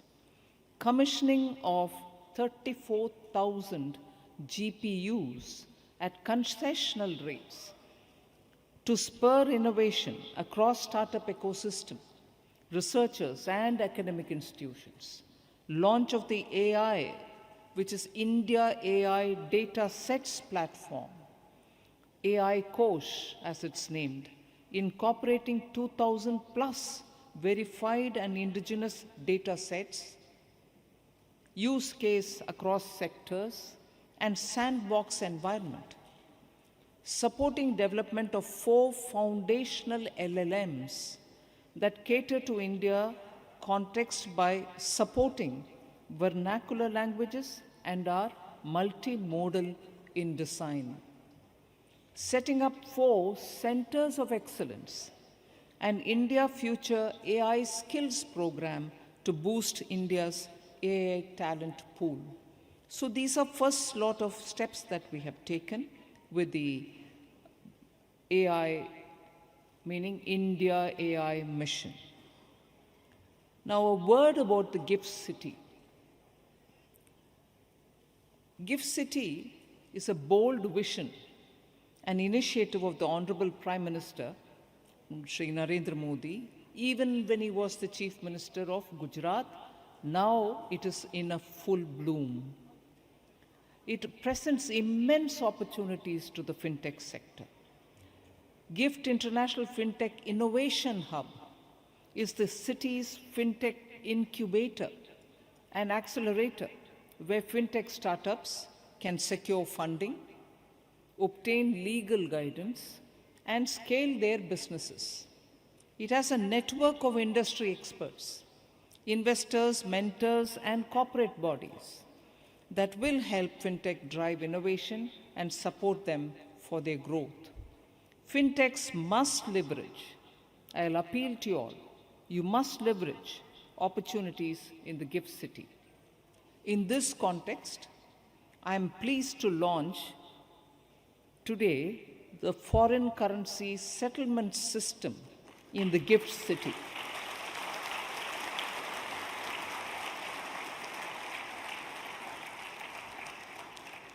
So that tells me I don't need to explain what it is. You're quite aware of the importance of such a step, and I'm indeed grateful to the GIFT Authority who are all present here for having come forward on this. So, for those of us who would like to hear what exactly it is, transactions in foreign currency by entities in IFSC are currently settled through the correspondent banking arrangements, which is routed through different participants and multiple nostro banks. Such transactions are not settled on a real-time basis and usually settle with a lag of up to 36 to 48 hours. That's the present story. But the foreign currency settlement system, which gets launched today, seeks to solve this problem by doing a few things. One, facilitating seamless and efficient settlement of foreign currency transactions within IFSC on a real-time basis, not 36 hours, not 48 hours, just as it happens. Enhancing liquidity management and operational resilience, ensuring compliance with regulatory oversight under the Payment and Ensuring Settlement System Act, that is the PSS Act, by the IFSA, the authority which is there. So the FCSS will be a payment system within the IFSC designed for settling transactions in foreign currency on a real-time or near real-time basis. So I congratulate the IFSC on taking this kind of a forward-looking step. So with the operationalization of the FCSS, GIFT IFSC will now join a select list of financial centers that include Hong Kong, Tokyo, Manila, and so on, that have the infrastructure to settle foreign currency transactions locally. So together, these initiatives spanning policy, infrastructure, AI, innovative culture, and also regulations illustrate how Government of India has laid the groundwork for a vibrant, inclusive, and forward-looking fintech ecosystem that is powering India's rise as a global fintech leader. We have also been working to strengthen the factors that support functioning of GCCs in India, including framing appropriate policy framework. India's 1,800 plus global capability centers are at the forefront of the country's remarkable transformation into a powerhouse for technology-driven innovation and impact.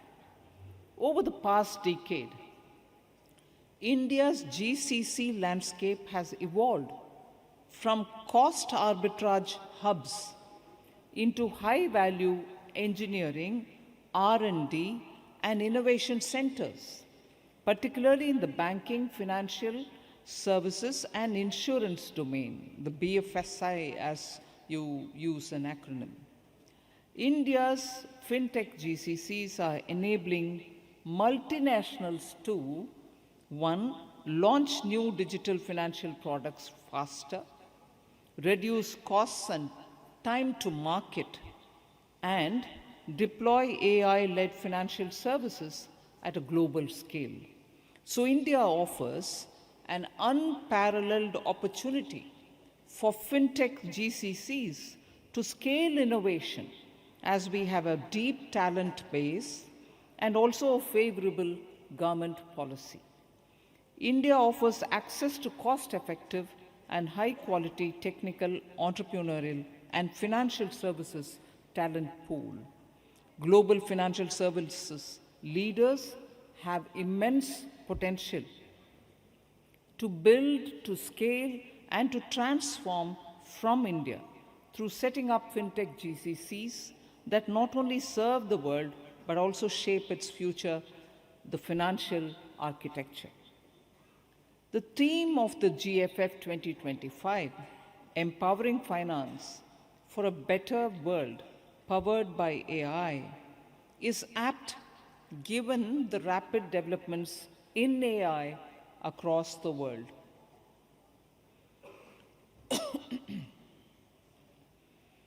Just as the internet and mobile technologies defined the first chapter of fintech growth story, the next, or what is being shaped now by AI, blockchain, and intelligent finance.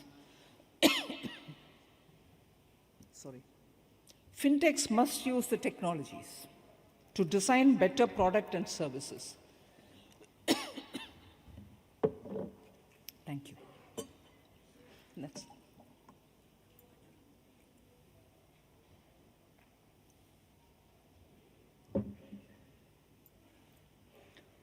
So fintechs must use the new technologies to design better product and services. They must also continue to enhance transparency, predict risks better, and personalize services responsibly. So India contributes 16% of global AI talent and is among top 3 talent markets. Indians are the second largest contributor to public Gen AI GitHub projects. It is estimated that at least that all AI-enabled GCCs will, in all likelihood, contribute 30 to 35% of revenues of the India's AI services market by 2028. 30 to 35% of revenues of the India's AI services market by 2028. The potential for becoming the global hub for India and for building various AI products and services is very high, is not an exaggeration. Given the large population, with nearly 650 million smartphone users, we should create scalable models for sectors beyond finance, such as healthcare, education, agriculture, MSMEs, exports, and so on. India can also build AI products that fit diverse use cases across the world. It can be a laboratory for developing and testing AI aids. Our AI stack must be rooted in Indian languages, local contexts, and multimodal interfaces so that it can be widely accepted and accessed by our citizens. Focused approach across the AI stack can make India the AI torchbearer for the global south. So as this new wave gathers momentum, fintech innovators, investors, and regulators all have a shared responsibility to build systems that are not only innovative, but also resilient, secure, and inclusive. Undoubtedly, artificial intelligence is transforming finance, transforming governance, and also everyday life. But as we harness its powers, we may remain conscious that technology must always serve humanity.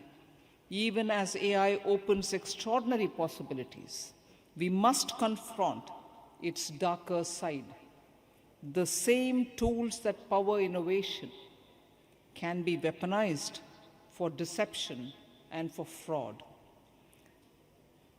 I'm not personalizing it, but I can say I have seen several deep fake videos of myself being circulated online, manipulated to mislead citizens, distort facts. It was a reminder of the urgency with which we must strengthen our defenses. The new generation of fraud is no longer about breaching firewalls. It's about hacking trust. Criminals are using AI to mimic voices, clone identities, and create lifelike videos that can manipulate people. So, in order to address the impersonation and false representation targeting investors, it is heartening to note that SEBI in partnership with NPCI, has launched a dedicated @valid, which is a UPI handle for SEBI-registered investor-facing intermediaries, with category suffixes such as .brk for brokers and .mf for mutual funds. Major brokers covering over 90% of investors and all mutual funds have already enabled it. The @valid handle establishes a verified, secure payment channel in the securities market while preserving existing payment options, improving safety and accessibility without disrupting user preferences. So SEBI has rolled out SEBI Check, which allows investors to verify UPI IDs and bank account details, that is the account number plus the IFSC, of registered intermediaries across the UPI, NEFT, RTGS, and IMPS before initiating payments via the web portal and the Sarthi application. So the framework embeds responsible use of technology through privacy, preservation, verification, secure processing, audit trails, continuous improvements, which are informed by flagged mismatches and user reports. So, this is a good moment, I would think, to reflect on what kind of financial future we wish to build and how do we get there. So I have 4 messages, each with a few details. First, fintechs must essentially focus on the fundamentals, such as revenue growth, innovative product offerings, profitability, risk and compliance capabilities. So within that first message, I would like to add, as many of the fintechs mature, there will be challenges of meeting heightened expectations around financial performance and regulatory compliance, while continuing to innovate in the face of emerging competition. Focusing on fundamentals provides the cushion to continue innovating, investing in R&D, and weathering downturns. Firms that balance innovation with prudence can pivot faster and scale more responsibly. Sound risk and compliance frameworks help maintain customer confidence, which is critical for long-term survival. The future of reward will reward resilient innovators and not just disruptive entrants. The second message, global fintech revenues are projected to touch $1.5 trillion by 2030, in less than 5 years. But rapid growth also brings responsibility. In my second message, I'd like to say a few things more. In a country as diverse as India, with varied levels of literacy and digital familiarity, the shift from offline cash-based system to online fintech ecosystem comes with real challenges. Digitalization introduces significant challenges in terms of cybersecurity breaches, digital fraud, to unethical lending practices. As millions of citizens join the formal financial system, the focus must be to expand beyond innovation towards trust, safety, and inclusion. Speed and scale must walk hand in hand with safety. Regulations too must evolve, ensuring that the fintech revolution remains secure, responsible, and sustainable for the long run. My third message now, responsible regulation is not a brake on progress. It is a seatbelt for safe acceleration. Through the RBI regulatory sandbox and the self-regulatory organizational framework, SRO framework, we have created space for experimentation with accountability. These mechanisms encourage responsible innovation in a supervised setting. Work with the regulator. Share insights with from your plans and experimentation so that the next generation of fintechs can build on stronger and safer ground.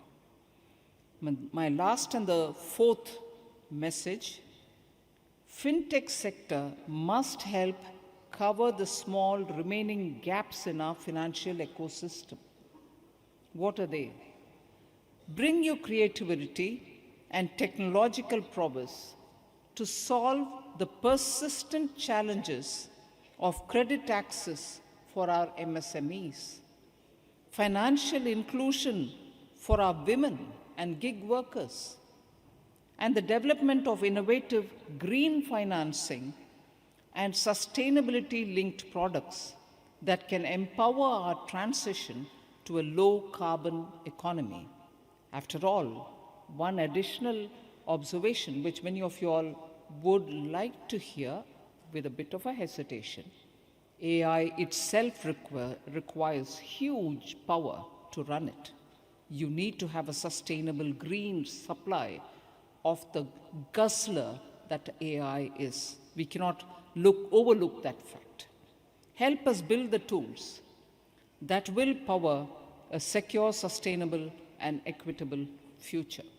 So to conclude, 3 decades ago, in 1995, India's first ever mobile phone call was made between Delhi and Kolkata. What seemed like a modest technological milestone ignited a revolution that reshaped how 140 crore Indians live, work, and connect. Mobile phone has evolved from a luxury into an indispensable tool of empowerment.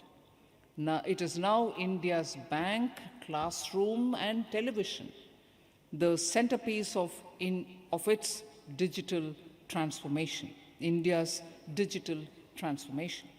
So as we move towards Viksit Bharat by 2047, we must all collectively ensure that technology continues to serve as a bridge and not as a barrier. It must deepen trust, safeguard privacy, and uplift every citizen it touches. To fight the newer challenges, from deepfakes to cybersecurity breaches, we need a whole of the society approach. All of us will have to be in it together to address that threat. Every part of the ecosystem has to play its role. The regulators, the fintechs, the startups, the citizens. Each of us must act with shared purpose and mutual trust. So our national mission must be to create a system that is not only the most innovative and inclusive in the world, but also the most trusted and resilient. So thank you for listening to me patiently. Wish you all the very best for the next 3 days.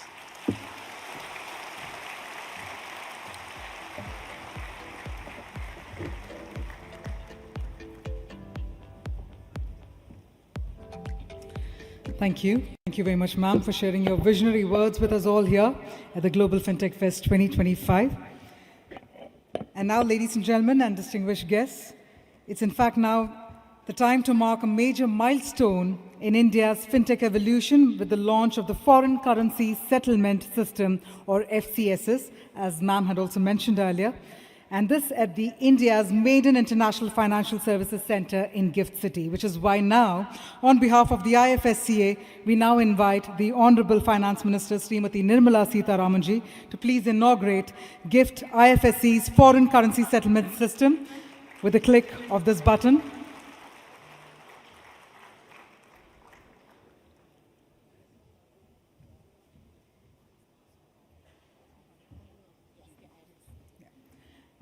All right, so before we do that, we'd also like to please invite on stage Shri M. Nagaraju, Secretary, Department of Financial Services, Shri K. Rajaraman, Chairperson, IFSCA, Dr. Hasmukh Adhya, Chairman, Gift City Co. Limited, and Shri Hare Krishna Jena, Managing Director, CCIL, and Shri P.D. Singh, CEO, Standard Chartered Bank, India and South Asia.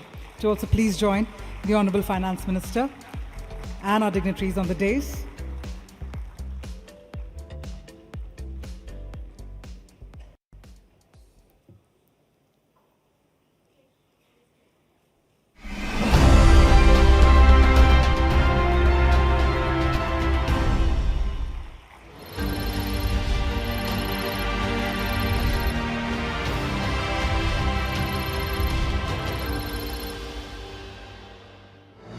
Time.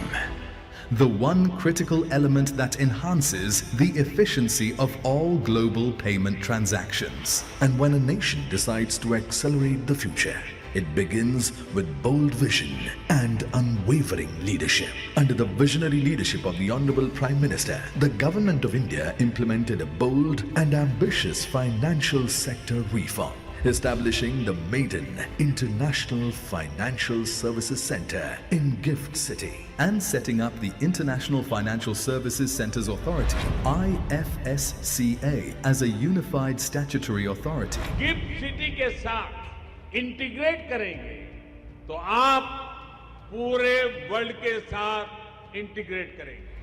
Today, India takes a defining leap in global finance with the launch of the foreign currency settlement system at Gift City, the technological breakthrough that transforms time itself. FCSS is a local foreign currency settlement system established at the Gift City, Gandhinagar.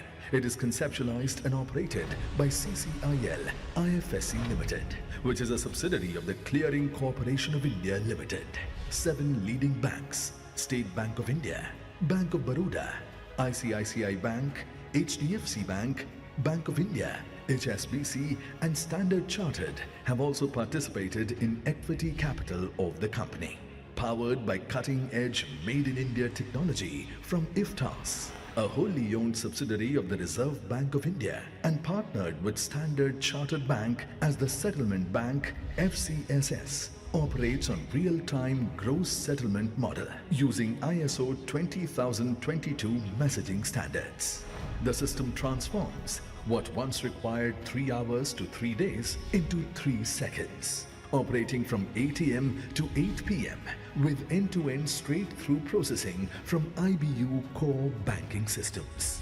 Every participant is uniquely identified by an 11-digit Gift Foreign Currency System Code, GFCS code, ensuring seamless integration and traceability. FCSS features comprehensive sanction screening, high-level authentication with ID RBT digital certificates, and operates through IFSC Net, a secure, closed user group network designed specifically for Gift City's financial ecosystem. FCSS brings together CCIL's cutting-edge clearing expertise in domestic markets and Standard Chartered's global experience. FCSS enhances resilience, reduces settlement risk, and sets the foundation for multi-currency expansion, making Gift City the new backbone of global finance. Ladies and gentlemen, let's have a huge round of applause with the launch of the GIFT IFSC's foreign currency settlement system. The Honorable FM to please stay back with us, because we also now move on to another very important launch of the report, and this is where we will be also requesting for everybody's attention as we march ahead with the launch of the flagship report prepared by Boston Consulting Group in partnership with Global Fintech Fest. So for this, if I may please invite on stage Mr. Yash Rajarande, Global Head of Fintech and India Head Financial Institutions at BCG, to share a few words about this report before we move forward with the report launch.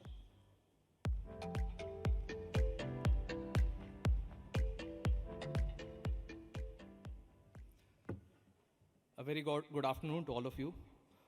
Honorable Minister of Finance and Corporate Affairs, Chris Sir, Chair, Vishwas, Sohini, and members of the GFF Advisory Board. It is not lost upon us that the Global Fintech Fest not only wants to set standards on innovation, on scale, but I think one of the most critical dimensions on which we want to really set the global benchmark is on thought leadership. And it is with this agenda that this year's flagship report has been constructed. It's a culmination of 6 months of effort, which captured the collective wisdom of 70 plus thought leaders around the world, 100 plus founders and investors who were surveyed, significant primary research, as well as a lot of analysis that has gone into representing what we believe is the voice of the industry as we think about the future of finance in the context of AI. Madam Finance Minister said something really pertinent on the dais today. She said that technology has to be in the service of humanity. And it is with that logic that the report is anchored convergence. While multiple other global thought leadership papers have spoken about AI, often it is quoted in the context of replacing humans.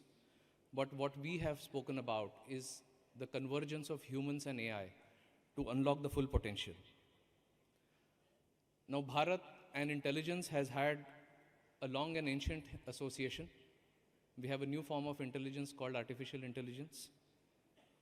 But we still stand at the cusp of a major opportunity to combine our talent, our technology, our capital, and our scale to make path-breaking contribution to the future of humanity by leveraging technology of AI and finance. This report makes a set of important recommendations and findings for all the participants of the industry, for policymakers, for investors, and for the talent that is going to be investing their careers and making this their life's purpose. The first is that AI for all. We have to imagine that every citizen should have access to AI at an affordable cost. And we took the effort to build a blueprint which is available now after the report is released to all of you for free. And this blueprint talks about if we were to make AI available to an average human for ease of living, and if we were to make an AI CFO available to an owner of a small and medium enterprise as a CFO product, what will it cost? And madam, at today's scale of India, just today, we believe that after a detailed bottom-up assessment for something as low as 200 rupees per month, this can be made available to Indian citizens and Indian MSME founders. If we are able to scale up to all the working women, the self-help groups, to the MSMEs, 60 million MSMEs, and a fraction of those, even 50% of those adopt it, we believe the cost can come down to as low as 50 rupees. And that is something that truly only an India can provide.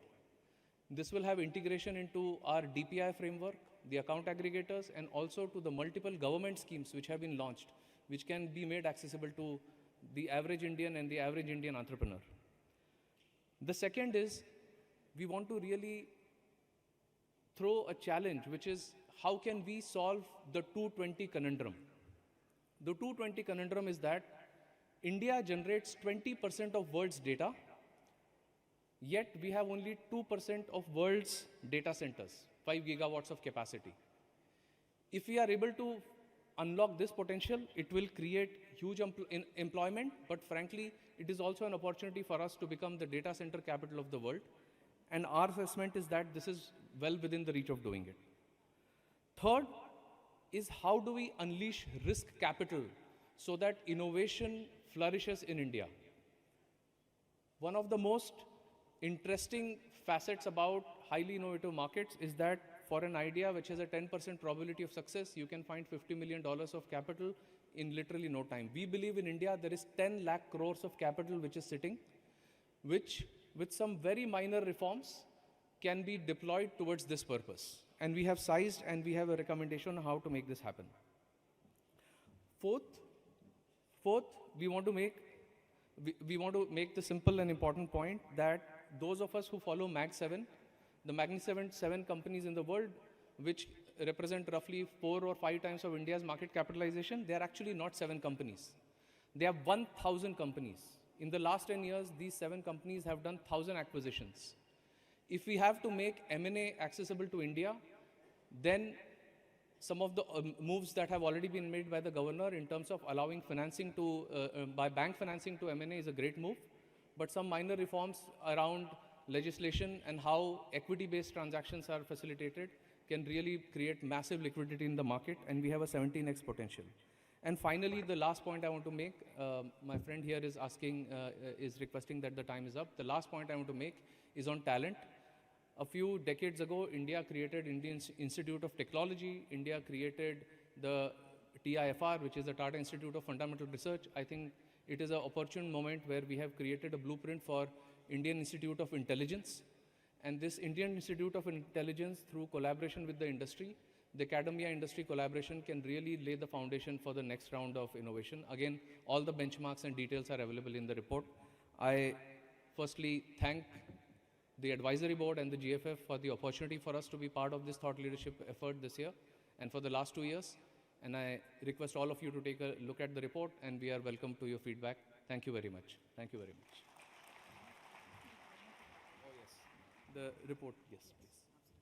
Firstly, thank you very much, Yashraj. And on that note, I also request you to stay back on stage as we will march ahead for the report launch. But first up, I'd also like to please invite the GFF Advisory Council to please come on stage. First up, may I please invite Mr. G. Padmanabhan, former Executive Director, Reserve Bank of India, and ex-Chairman of Bank of India, Shri Suvendu Pati of RBI. May I further please invite Mr. Ritesh Shukla from NIPL, Mr. Gopal Srinivasan, TVS Capital Funds Limited. May I also please invite Mr. Vibhav Hati of One Card and Mr. Srinivas Jain, SBI Mutual Fund, to please come on stage. For advisory for joining in. I now invite Ms. Sohini Rajola, Executive Director, Growth, NPCI, to propose a vote of thanks for this very exclusive and very important segment of the program.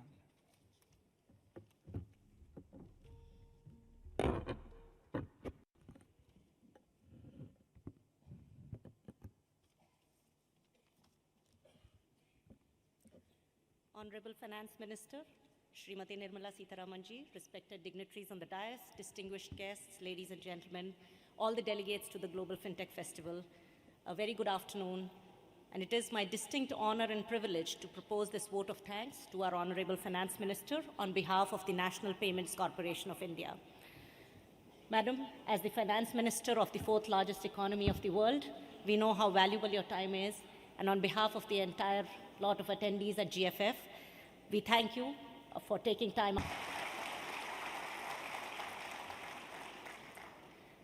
And I want to begin this vote of thanks by first thanking the policymakers of the nation for showing us a dream of Viksit Bharat. Dr. APJ Abdul Kalam had said, "Dreams are not what you see in your sleep, but dreams are those that don't let you sleep." I think this dream, which envisions India as a developed nation by 2047, coupled with the on-ground policy support, has been the wind beneath the wings of the digital payment ecosystem in India. And we at NPCI are working tirelessly to manifest this dream by revolutionizing the digital payments ecosystem, not just in India, but also across the world. This is only possible with the active support and guidance of the government, the Reserve Bank of India, the hard work and collaboration of the entire ecosystem, and of course the participating citizens who place their trust to create a truly inclusive financial ecosystem. I just want to add one more point on you made some very interesting observations on the state of the AI ecosystem and the opportunities and challenges that AI places before us. We would like to let you know that NPCI is using the same principles, the same guiding principles, to set up not just the AI zone here, giving the opportunities to the budding AI companies of India to build AI models and systems for India, for our citizens, and which address the local and real problems. We will continue to build on that under the guidance of Reserve Bank of India. Just like no one could have envisioned, I think about a decade ago, that whether the biker in Leh or the pilgrim in Rameshwaram, what joins them and what connects them is the way they pay seamlessly. I think there will not be this, as we stand today at 2025, this will be the beginning, and in some time we will have the same AI models, which are also encapsulated in this report, which will be guiding us and actually making our lives more comfortable, resilient, and ensuring that we are protected from all the risks that you highlighted. On behalf of NPCI, PCI, GFF, ma'am, I once again thank you for your presence here. It's a true source of inspiration for all of us. Thank you.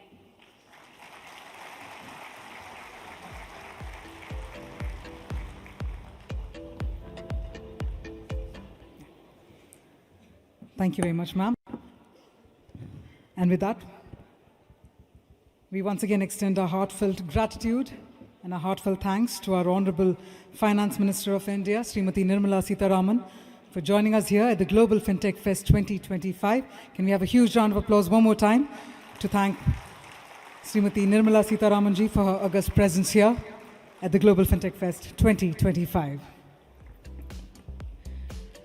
We take those visionary words, we take that inspiration forward. Ladies and gentlemen, we march ahead with our immediate session that's about to begin. In fact, it's our next keynote address that's in store for all of you. So once again, I'd like to urge everyone to please be seated.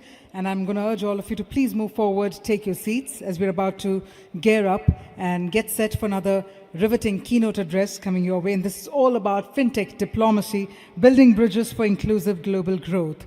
We have another esteemed speaker joining us this afternoon. So once again, we'll just hold on to it for a couple of seconds. I'm going to request everyone to please be seated. And I'd like to urge everyone to please move forward and please take your seats so that we can deep dive into the next set of sessions right away. We've been hearing from our leaders, from thought leaders sharing their vision with regard to where the future of fintech landscape is headed, what's in store, all that and more. But that being said, our next speaker is someone who is extremely committed to innovation and diplomacy. And this afternoon, we in fact have the presence of Mr. Mahavir Singhvi, Joint Secretary, New Emerging and Strategic Technologies Division, Ministry of External Affairs, Government of India. So firstly, thank you very much, sir, for joining us at the Global Fintech Fest 2025. And on that note, I'd like to please invite you to come on stage and share your thoughts with regard to building bridges for inclusive global growth. For all the ones who are seated, I know I can see limited audience, but can we have an unlimited round of applause, everyone? Can we bring the energy back in the air? Thank you so much. Please help me welcome Mr. Mahavir Singhvi.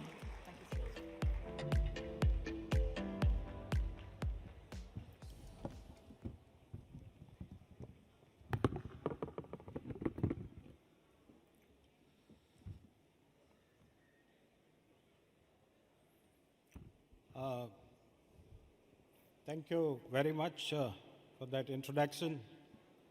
Excellencies, distinguished delegates, dignitaries, and the guests here from across the world, ladies and gentlemen, a very good afternoon to all of you.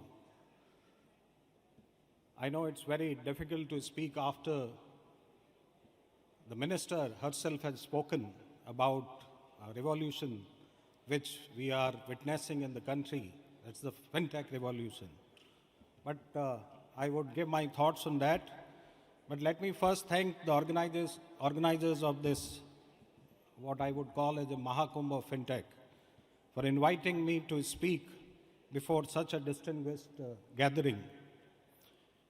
It is truly both an honor and a privilege to stand before you at the Global Fintech Festival 2025 in Mumbai, a city long celebrated as India's financial capital and now rapidly emerging as the global fintech capital. As a representative of the Ministry of External Affairs and someone leading the New Emerging and Strategic Technologies Division, which has proudly supported this festival, I must say that the theme of this session, fintech diplomacy, building bridges for inclusive global growth, could not be more timely or relevant in today's world.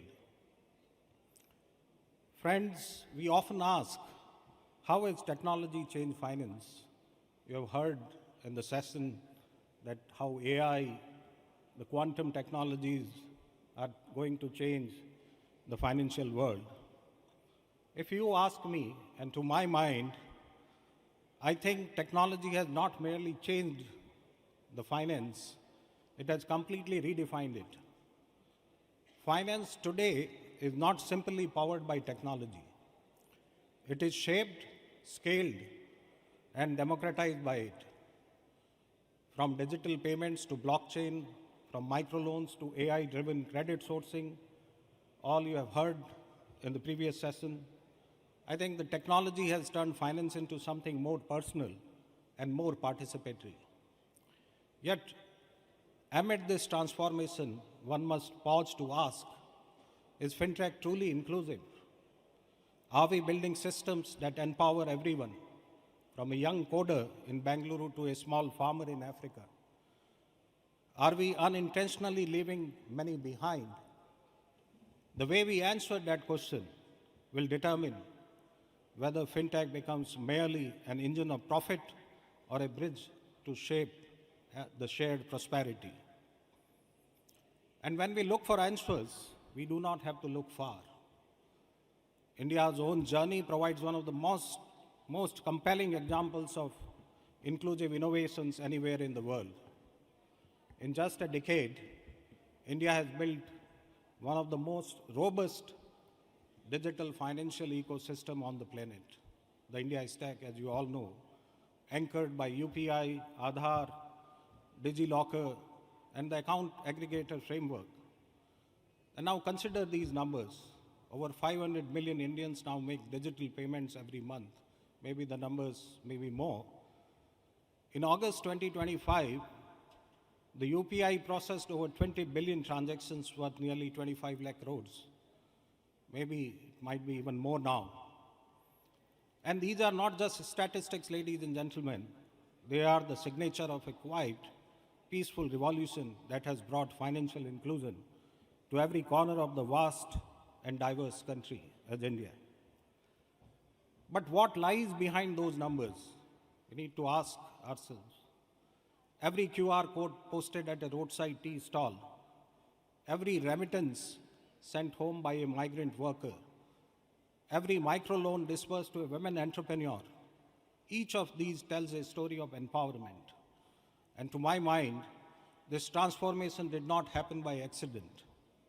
It was the outcome of a clear vision, deliberate policy, and coordinated partnerships.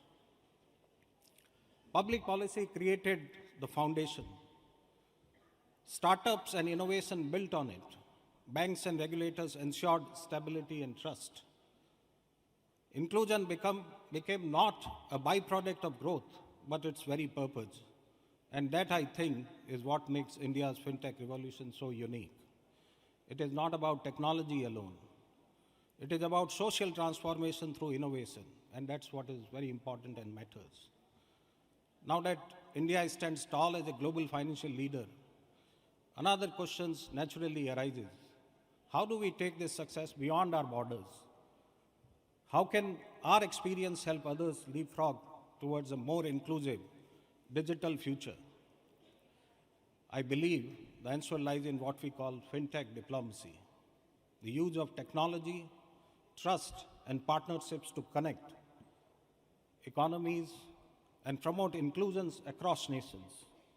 To my mind, fintech diplomacy represents the next frontier of international cooperation, one that blends finance, innovation, and development in a seamless, mutually beneficial way. So what does fintech diplomacy look like in practice? Let me paint a picture. Imagine a mother in Kerala receiving instant remittances from her son working in Saudi Arabia or in any other Gulf country through linked payment systems. Picture a small business in Nairobi selling handicraft products to buyers in Delhi. Through interoperable cross-border payment rails. Or think of a student in Colombo paying tuition for an Indian online course in seconds using a trusted digital interface. That, friends, is fintech diplomacy at work. Connecting lives, empowering communities, and fostering inclusion in a way that trade alone never could do. So who then can lead this transformation? And I think answer is quite clear. Only a country that has deployed digital public infrastructure at population scale, and that you all know, ladies and gentlemen, the country is India. Our approach to fintech diplomacy rests on three enduring pillars: partnerships, policy, and purpose. All these three things are very important. Partnerships, because innovation thrives on collaboration and not in isolation. Policy, because technology without regulatory trust can destabilize more than it empowers. And purpose, because technology without human benefit is just machinery. And together, I think these pillars define India's vision of building digital bridges for inclusive growth. And indeed, India is already putting this diplomacy into practice. Over the past few years, as you all know, India has shared its digital public infrastructure, DPI, as we know, that DPI model with several nations across the world, in Africa, Asia, and Latin America. And many of these countries are now building UPI-like payment systems, digital identity frameworks, and interoperable financial network with India's technical and policy support. And in doing so, India is not just exporting technology. It is exporting confidence, capacity, and inclusion. All these three things are very important.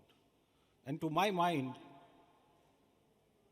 that is the true diplomacy, not transactional, but transformational, and that is what matters. When we share open source code, we also share trust. When we export digital frameworks, we export dignity. And this is how Atmanirbhar Bharat and Vasudhaiva Kutumbakam, that is self-reliance and the world as one family, complement each other in the digital age. Now let me ask another question. Can fintech itself become a tool for peace, prosperity, and partnerships, much like trade once was? And I strongly believe it can. When we interlink payment systems across borders, we connect not just banks, but people. Take, for instance, linkages between India's UPI and Singapore's Pay Now, a real-time, low-cost, and inclusive bridge between two nations. Similar partnerships with several other countries are now happening and has happened, such as countries such as UAE, Mauritius, France, Bhutan, Sri Lanka, Nepal, and so on. And now imagine a world where money moves across countries as seamlessly as a text message over the internet, where financial inclusion transcends geography and language. That, I believe, is the world fintech diplomacy is trying to build. And a step in that direction you've just seen was launched. But as we often open these bridges, complex questions naturally emerges. Who governs cross-border data flows? How do we secure transactions across jurisdictions? How do we regulate blockchain, AI-driven credit scoring, and decentralized finance in a globally coherent manner? These are not merely technical questions. They are the questions of governance, sovereignty, and trust. And that is why India has been a strong voice in global standard settings and coordination, from G20 to multilateral institutions like IMF and the World Bank, advocating frameworks that balance innovation with stability, competition with consumer protection, and speed with safety. All these things are very important, and that is what we are advocating. And at the heart of all of this, friends, lies one critical element, that is trust. In this borderless digital world, trust has truly become the new currency. But how do we build trust in a system that are invisible and instantaneous? To my mind, trust today must be designed into technology, embedded in regulation, and guided by ethics. India's model of fintech trust rests on a triad of technological assurance, legal protection, and ethical commitment. Again, very important elements. And when we share India's tech or UPI with partners abroad, we also share governance frameworks, consent architecture, and data privacy. Data privacy principles, all these things are very important.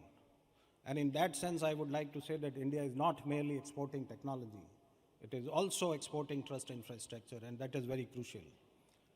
And that brings me to a larger reflection. What is the ultimate purpose of all this technology and diplomacy? Diplomacy, after all, is about people, not platforms. And the real test of fintech, to my mind, is not how complex it becomes, but how simple and accessible it remains for those who need it the most.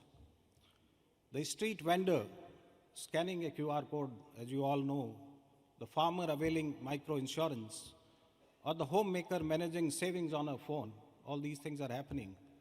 And these are the true faces of fintech that has transformed our lives.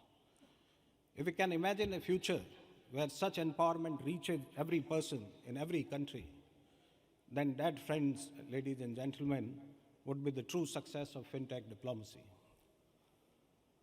And yet, despite all these progress, I think one thing is very important. The world still has a long way to go. Even today, almost 1.3 to 1.4 billion adults of the people remain unbanked or underbanked.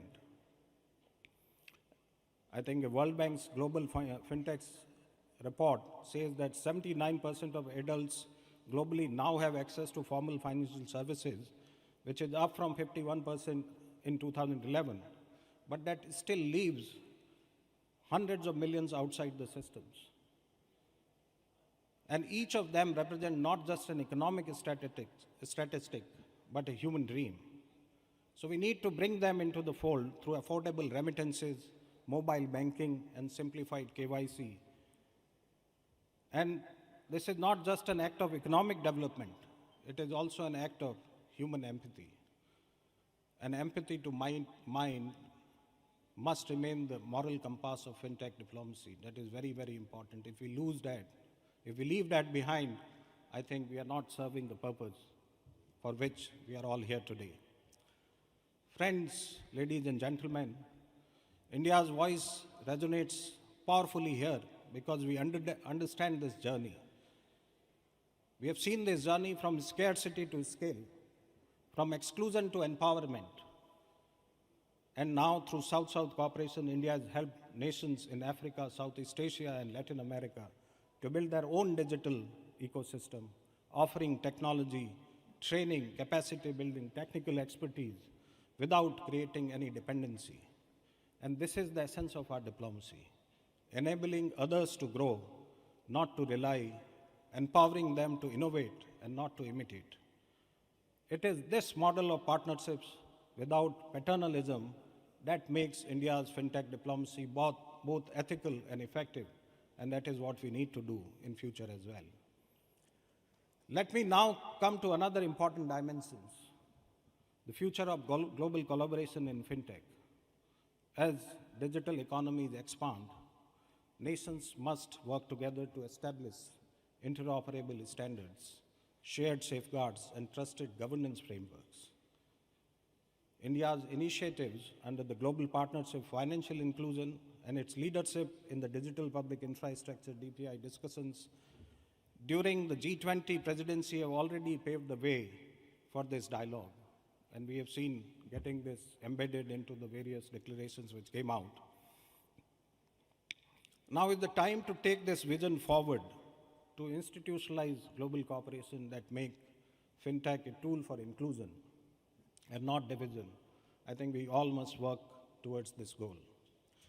I would like to emphasize that fintech diplomacy is not just government-to-government engagement. It is also about industry to industry, startups to startups, and people-to-people collaboration. India's fintech companies are already partnering globally. We are a part of all of that. From providing payments and identity solutions in the global south, to to co-developing new regulatory sandboxes and AI tools for credit inclusion in the global north. And this multi-stakeholder model where government provides vision, industry provides innovation, and academia provides insight is, to my mind, the most sustainable approach to scaling fintech diplomacy. So friends, as we look ahead, one thing is certain. The world is going to need more fintech diplomacy and not less. As economies become digitally intertwined, shared guardrails and shared trust will be essential. India, with its scale, democratic ethos, and development experience, is uniquely positioned to act as a connector between innovation and inclusion, between North and the South, and between technology and trust. So, friends, we are no longer just participants in this revolution. We are the co-authors of its global narrative. And that, ladies and gentlemen, is both our opportunity and our responsibility. So as we gather here in Mumbai, a city where finance meets future, let me leave you with one final question and a thought. When history looks back, will it say that fintech made the world wiser or richer, or that it made the world fairer? The answer, dear friends, ladies and gentlemen, lies in the choices today which we are going to make in how we collaborate, regulate, and innovate. Let us build those bridges of trust, technology, and togetherness so that this fintech revolutions become a global movement for inclusion. The world is watching India, ladies and gentlemen, and together we can ensure it learns from us, partner with us, and grow with us. Thank you very much for listening to me. Jai Hind.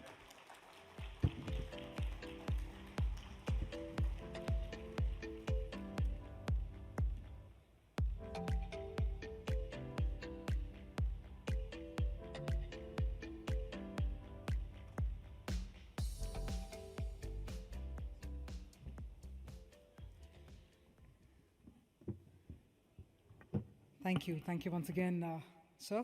Thank you for joining us at GFF, and thank you for also sharing your dynamic thoughts and also your vision ahead when we're talking about shaping the financial landscape of our nation.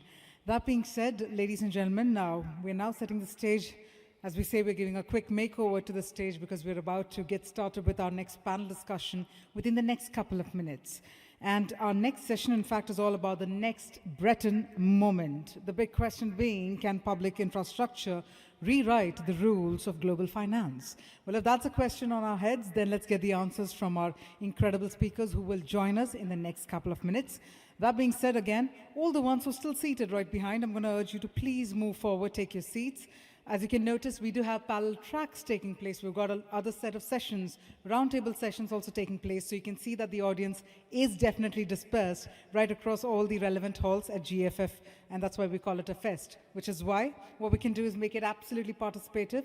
If I could request everyone who's still behind or seated right behind to move forward and take your seats.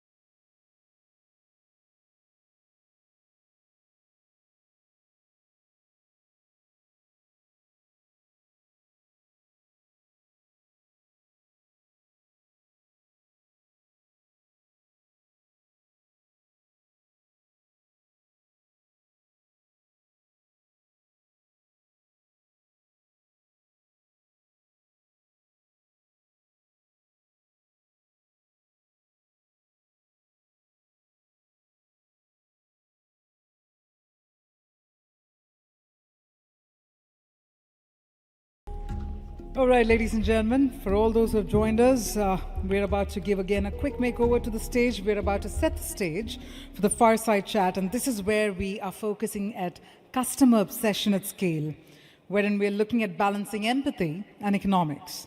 So we will have a fireside chat start right away. Another feisty topic coming your way. So let's hold on to all the insights.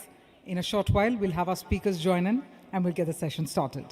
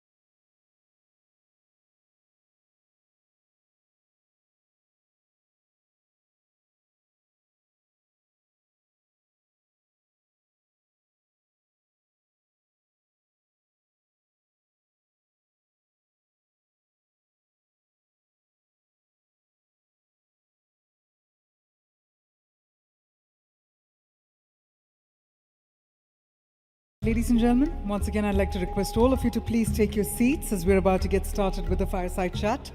Again, a very, very befitting theme coming your way, which is all about balancing empathy and economics. And this is where we look at customer obsession at scale. Again, a feisty topic. That's why we call it a fireside chat.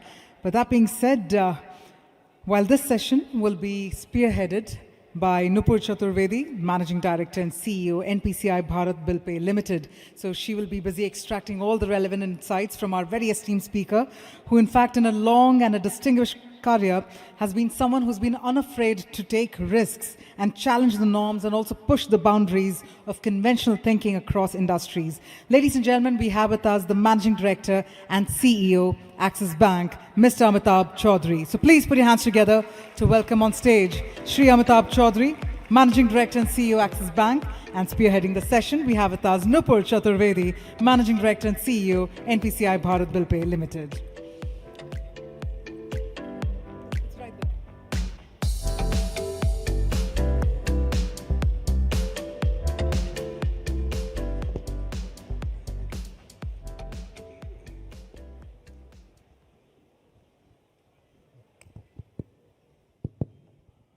Good afternoon, all. I hope you all had a nice lunch and no better session than hearing Amitabh sir today. It is a real privilege and honor for me to be in conversation with Amitabh on a topic which is really close to both Axis Bank and NPCI Group's heart, which is customer obsession at scale, balancing empathy and economics. Amitabh, your career journey has been across a number of industries, and it's really a masterclass on how to reimagine and reinvent yourself across multiple domains. My first question to you is, what were some of the defining choices that were turning point in your career? Well, you know, I became an engineer because my father insisted I should become. I was too young to actually argue with him. And then ran away from it very quickly and did my MBA. And then went into banking. That time, obviously, money and being in a foreign institution was a cachet which attracted us. I got an opportunity to go abroad, went through the banking financial crisis and came to this conclusion that I used to do technology investment banking. I could see the change happening in India. And I realized that I could remain a banker and have some impact, while I could actually join a wave which I could clearly see coming on the BPO side. So I got an opportunity to work with a very small BPO company, and I joined that. It was a stupid decision financially. The only good thing I did is I did not think too much about it. I just took the job. And it was clearly a huge change and a change for the better. And I keep advising people that sometimes when you're making a huge career change in your life, don't, look at the risks. Sometimes just take the plunge.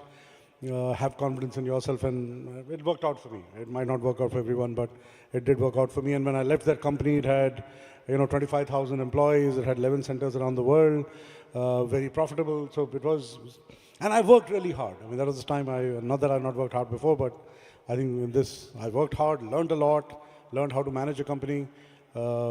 Actually, when I was leaving that institution, I was actually trying to design a course for the future CEOs in terms of how you can become a CEO. And then this insurance opportunity came along. And I remember when I entered the interview room, I told the panel that if you ask me any question about insurance, I don't know. So if you're still willing to continue the interview, it's fine. Otherwise, I don't know anything about insurance. But I think people don't realize that when you enter new domains, you sometimes end up asking all the right questions which have never been asked before. So I then did insurance, and I came back to banking. And so now looking at the platform, looking at what the opportunity is, looking at what change you can bring about, looking at what the impact you can make is what the question actually one is asking, rather than worrying about which industry, which sector. I do believe and have the confidence that I can enter any industry and hopefully can make a difference there. But at the same time, I would be the first one to admit that every change I made has not worked, in the sense that every change I've done in the company I worked for has not worked. Many have worked, many have not. So everything which does not work is also humbling and a great learning experience. Absolutely. Thank you. you talked about taking risks, but a little more than that, what has been your leadership style and how has it evolved over different industries? And also, what are some of the boldest first-time CEO decisions that you've taken? So yes, I mean, we went from a very domain expertise kind of leadership, because when I was in banking, to actually looking at you're entering into sectors which you don't know much about, and then trying to bring in a leadership style which actually works. So I do believe I bring a couple of things to the table. I'm not saying this is what people who work with me tell me, that I do have courage of conviction. I do believe in taking some bold calls, bold decisions when I'm convinced of it. I do believe a lot in data, so I dive to the deepest levels to understand what data is showing and throwing at us. But I also believe in the gut. I also have, had the opportunity to work with great bosses. So I learned a lot with them, and at the same time, I also had the opportunity to work with a lot of colleagues and people who have stayed with me for 15, 20, 25 years. And the only reason they have stayed with me is because they have realized that I'm someone who is willing to trust, willing to empower, as long as the vision is aligned, as long as the method to get there is aligned. I'm there to back them up, and at the same time keep pointing to them as to what more can be done. So my job is to always look at glass half empty, or as now in Access they say, jug half empty. And their job is to keep filling that jug or the glass. So it's a perfect combination, right? Someone is filling the glass, someone is ensuring that it remains empty. So hopefully the organization keeps moving along. But over a period of time, as you mature, you realize that everything which you want to achieve necessarily doesn't have to be done in the same style. Your style needs to change. Aggression in delivering the output is not always necessarily delivered through aggression in itself. So you find different ways of getting the same message across. You find different ways of, making people, because as the platforms become bigger, organizations become bigger. You can't just be pointing things out to them. People should discover them themselves. So your style, the way you motivate does change over a period of time. And, one hopes that it works. If it's not working, keep asking yourself, keep looking at yourself in the mirror, and keep, pivoting to a different style, whatever might work with the set of people you have and the context you're living in. Thanks.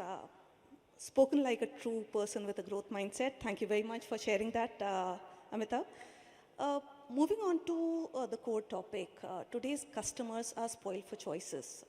We are living in a world where they seek instant gratification, there's hyper-personalization, and everyone out there to spoil them. I have been an Access customer myself. I am an Access customer myself. So how has Access managed to stay both relevant and deeply trusted in the times where everyone's really hampering after the same customer? So firstly, thank you so much for being our customer. I'm a very happy man today. I forgot to answer the question which you had asked earlier, and let me weave the answer of that and the answer of the other question you asked. So you said, which is the bold decision which we have taken? So one of the bold decisions we took in Access when I joined the organization was, it came from a very simple question. The question was, what do you want the man on the street to say about Axis Bank? When you ask about Axis Bank, what do you want them to say?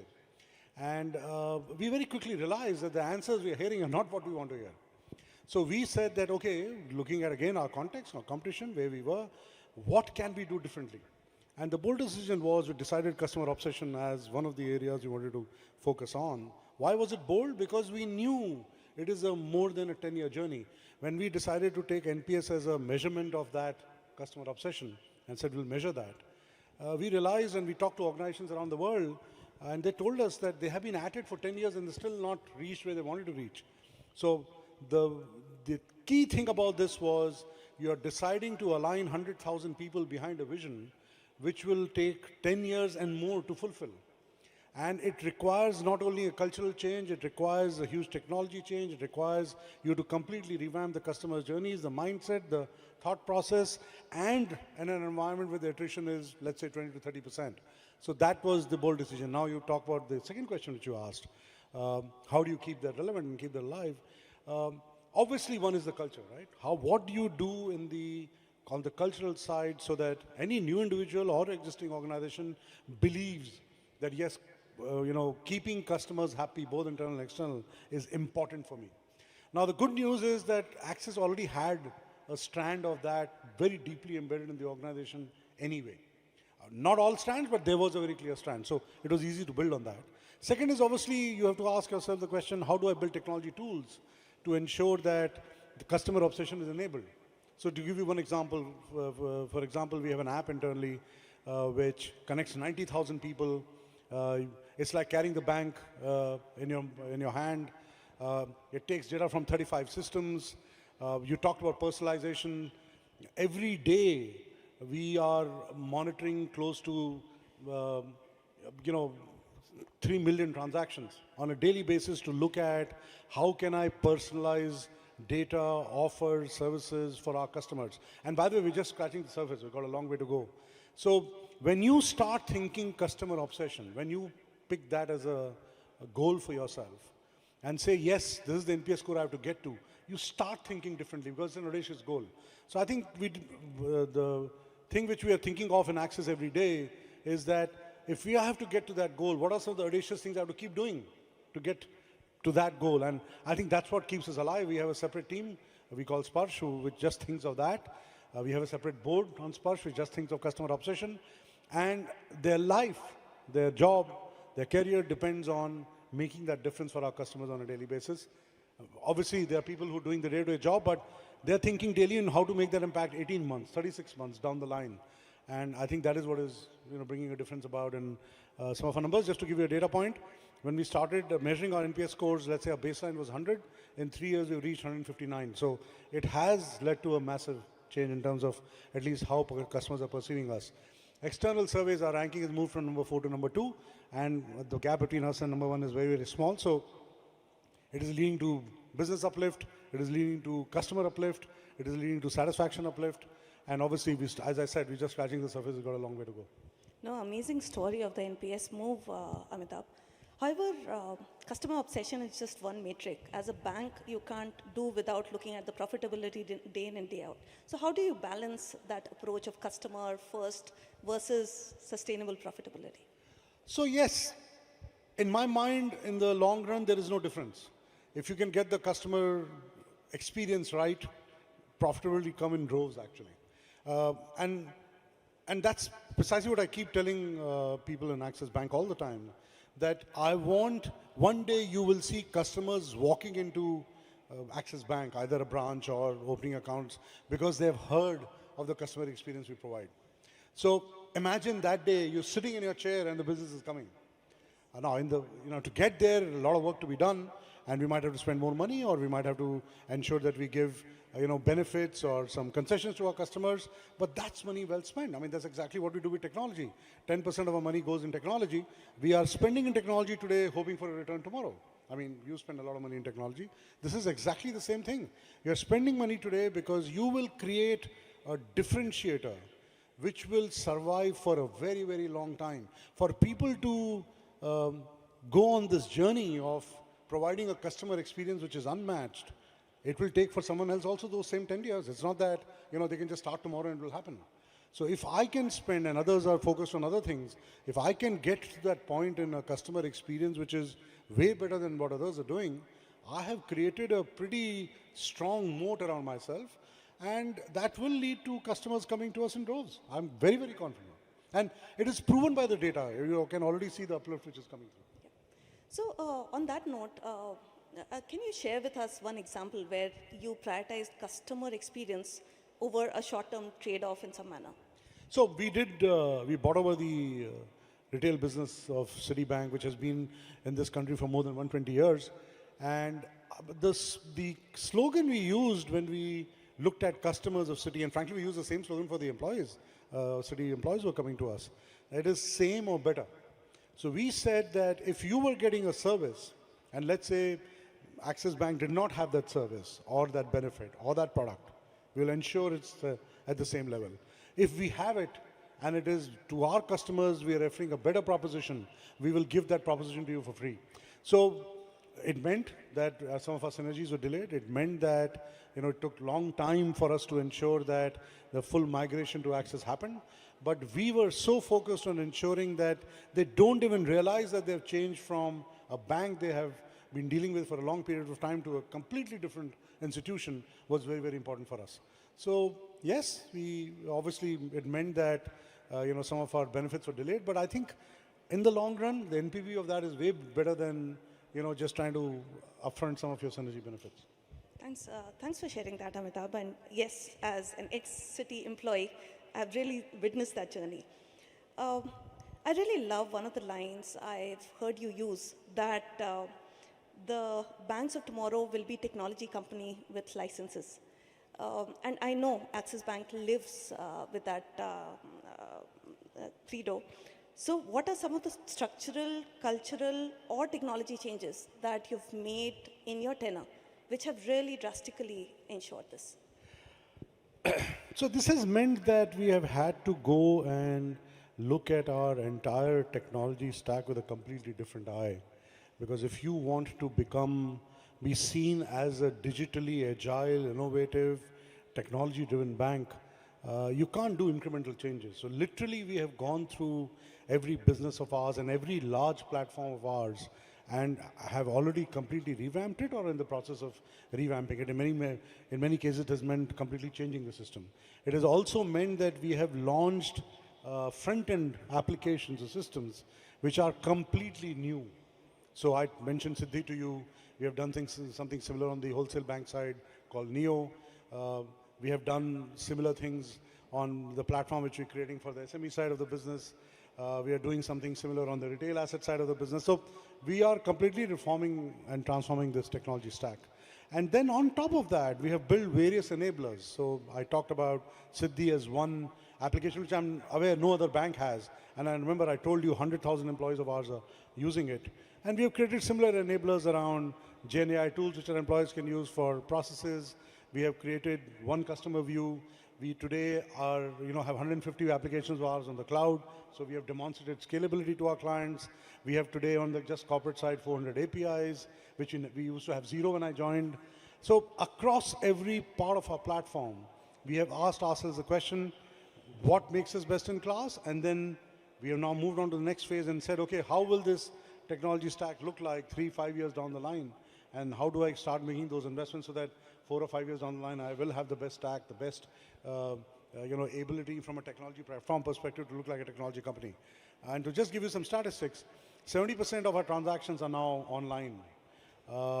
Today, 15 million users use our mobile app on a monthly basis. So some of our app is rated 4.8 on the Google and Apple Play Store. We are the best rated mobile app in the world. So, you can see some of these numbers come through over a period of time. But again, as I keep saying, it is now. You have to keep investing. You have to keep thinking of what would look like 3 to 5 years down the line and keep working backwards and keep making those investments. So right now, I might be saying, oh, we're looking great, but the journey never ends. Thanks. So even as banks invest and move more and more towards technology, on the other end of the spectrum are the fintechs who are vying for licenses and wanting to become regulated entities. Where do you think the ecosystem will find its equilibrium, Amitabh? Well, fintechs obviously have a very important role to play, and their ability to bring speed, change, ability to go and look at profitability pools which banks sometimes are not able to attack, or banks have been complacent about those profitability pools and take that profitability away is in some ways unmatched. But let's also forget a couple of things. One, as I said, we are trying to become not a fintech, but definitely a technology company. So we are not just sitting and telling the fintechs, please come and take our business away. So we are also trying very hard to ensure that in a lot of areas, I can see some important fintech players sitting in front of me. I'm telling them that we'll compete with you, we will collaborate with you, we will partner with you, and in different businesses, it will play out differently. And we also know that over a period of time where we are partnering today, we could start competing tomorrow, or the other way around. We might be competing today, but over a period of time, let's say we were able to get ahead of some of those fintechs and become so large that it does not maybe make sense for them to kind of be playing in that particular sector for some time. So that equation, both of us need each other. Both of us will keep competing. Both of us will keep investing. But end of the day, the customers will benefit if we work together and collaborate rather than only fight. And I think even if there is a fight, it has to be a healthy fight. So in that sense, you will see that happen. We have today more than 200 fintech partnerships. So it's not a small number anymore. Now, obviously, they are of various size and scale, but the number is quite large. And we want to be seen by the fintechs as a bank who is willing to work with them and collaborate with them and invest with them to create product solutions which are more relevant for the customers, make their experience better.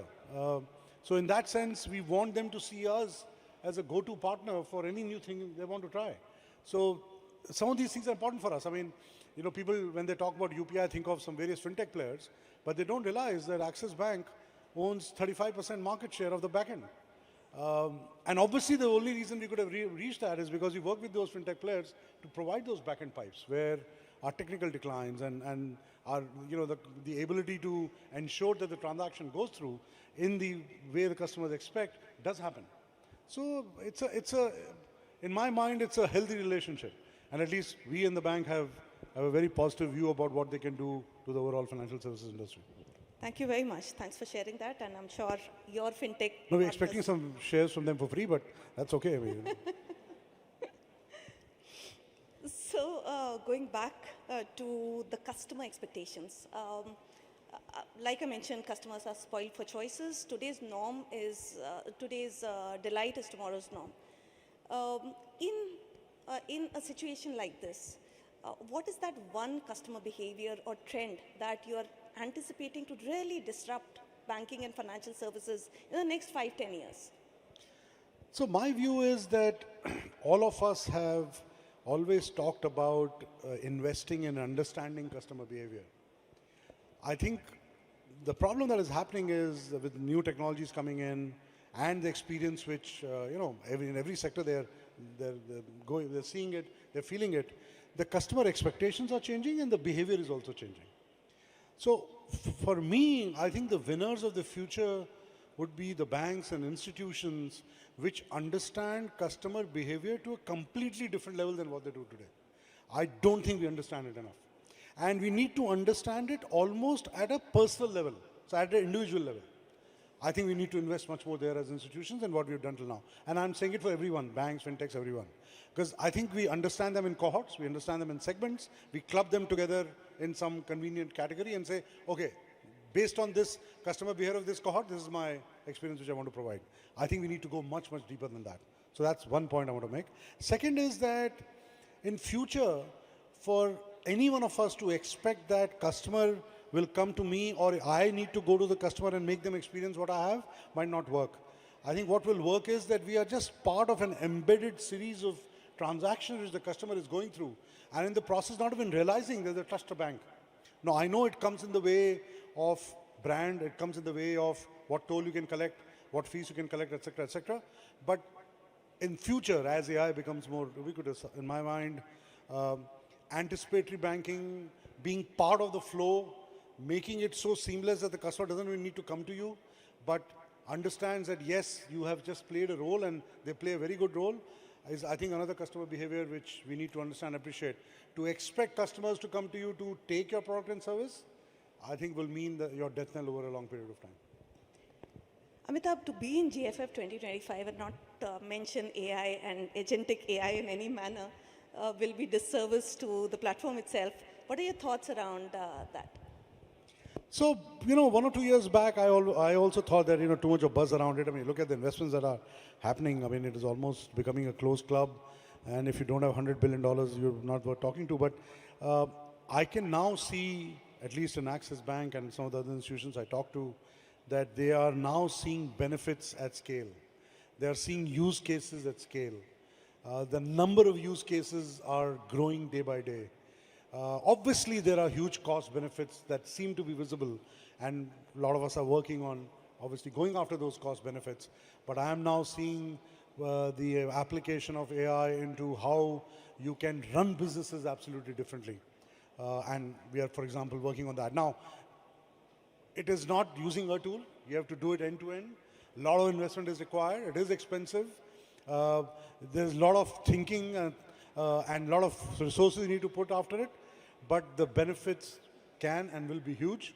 I think a lot of solutions are being launched, which are being in GFF, which are being termed as Gen AI. I think that's some distance to go, but my view is that you will start seeing in terms of UI, UX experience, in terms of cost saves, in terms of business models, in terms of customer journeys, where Gen AI is playing a substantial role in delivering it and making it happen. So it is real. And the faster you understand the implications of it, the faster you embrace it, the faster you're very clear how you'll go about getting the full benefit of it, the better off you are. It's no longer a coffee table conversation. It is real. Thanks, Amitabh.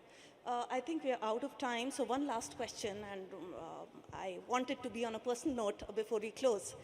Behind the boardroom persona of Amitabh is the person who's passionate and intrigued about some of the facets. So if not this role, if not this platform, where do you think you would have Wish been? I was running a fintech. They seem to have all the money and the capital to, spend on all kinds of things. Wish I was that young also, but one day we will hopefully create a fintech out of the bank itself and give a run for the money. That's what we'll hope for. Sure. Thank you very much. Folks, one big round of applause for Amitabh. I'm sure we've taken away a lot from his words today, and I wanted to thank you for that.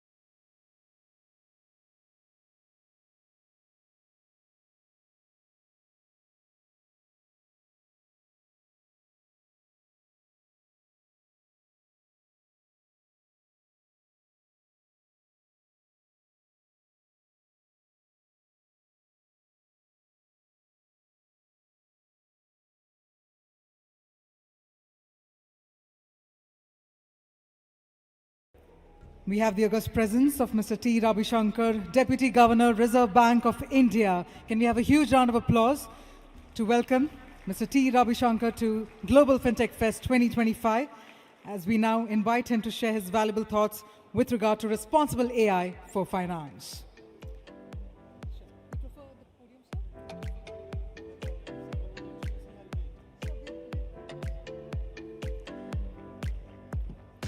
Thank you very much, sir, for joining us at the Global Fintech Fest 2025. And now that we have your utmost attention, ladies and gentlemen, I'm going to once again urge all of you to take your seats as we now deep dive on finding out more about balancing innovation with financial stability. And that being said, I now request you, sir, to please address the august gathering.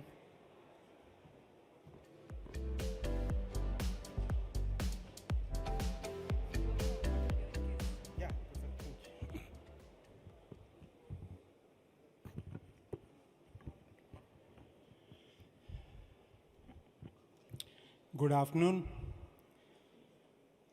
distinguished policymakers, members of academia, industry leaders, and innovators.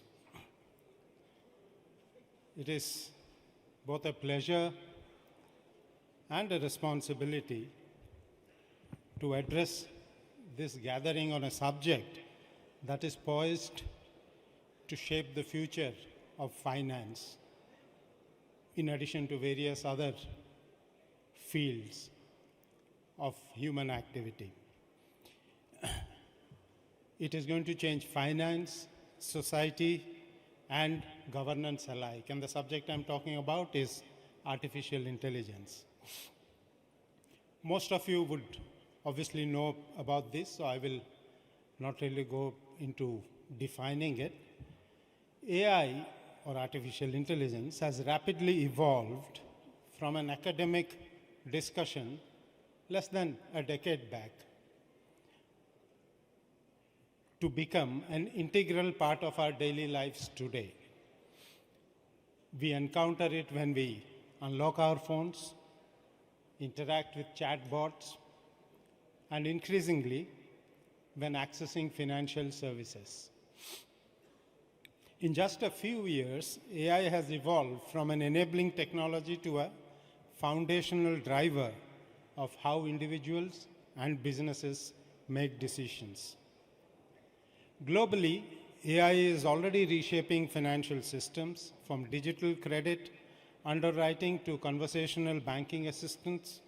AI is demonstrating its ability in ways unimaginable a few years back.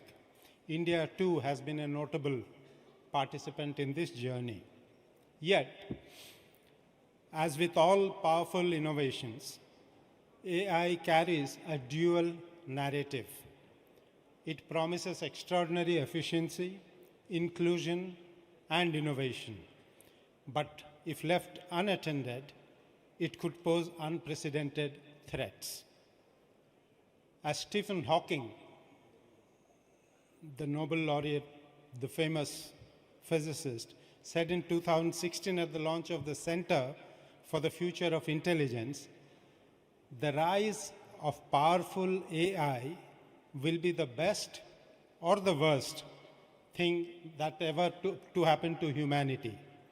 We do not yet know which.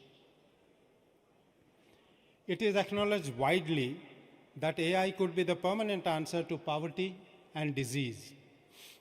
But equally, there have been concerns from AI experts, ranging from concerns around bad actors using AI for bad things, to the more fundamental concern that human existence is irrelevant once machines achieve superintelligence.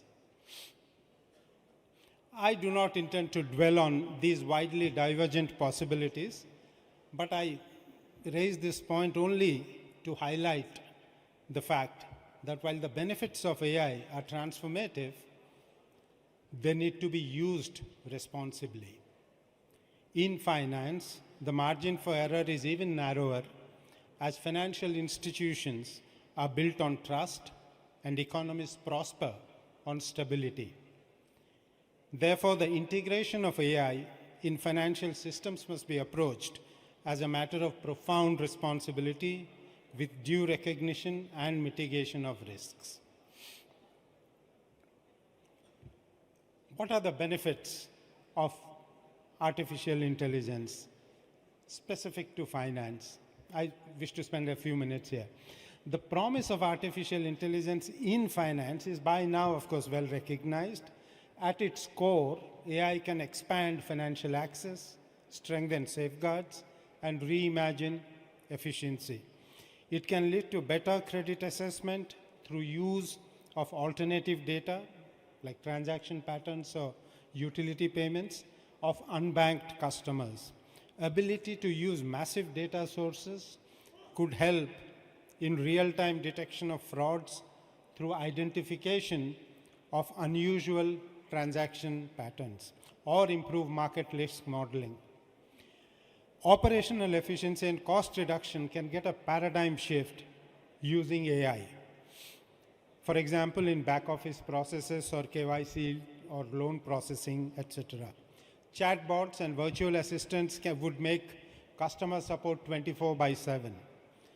Data extraction from financial documents through natural language processing could make document processing virtually seamless. In the investment and trading space, the ability of AI models to detect short-term price inefficiencies are already being harnessed. Other benefits include allocation optimization, use of big data to forecast market movements, etc. AI-driven RegTech applications help regulated entities with better compliance outcomes. Automated monitoring helps detection of suspicious transactions and generate faster compliance. AI has potential to significantly expedite financial inclusion through alternative credit scoring models, for example, while language interfaces will remove language barriers and reach digitally limited customers. Investment advice becomes affordable to small investors through robo-advisors. This and many of the risks is what makes this financial technology so much more exciting. But these benefits come with significant risks. AI systems are trained on vast amounts of data. It is natural that the learnings from the data would also extend to learning the bias inherent in the data. AI systems trained on biased historical data are likely to perpetuate or amplify historical discrimination in, for example, credit profiling or hiring. Even small biases in training data can lead to systematic exclusion of population groups from accessing financial services. Algorithmic opacity would make it very difficult to identify possible biases upfront, which makes the problem even worse. The black box problem of AI models, or in other words, the lack of explainability of AI decisions, makes these models non-transparent. This makes it hard for regulators and auditors to understand how decisions are made, which in turn undermines accountability. Regulatory actions or denial of service to customers would typically require reasons to be communicated. Absence of explainability, therefore, could constrain the use of AI tools.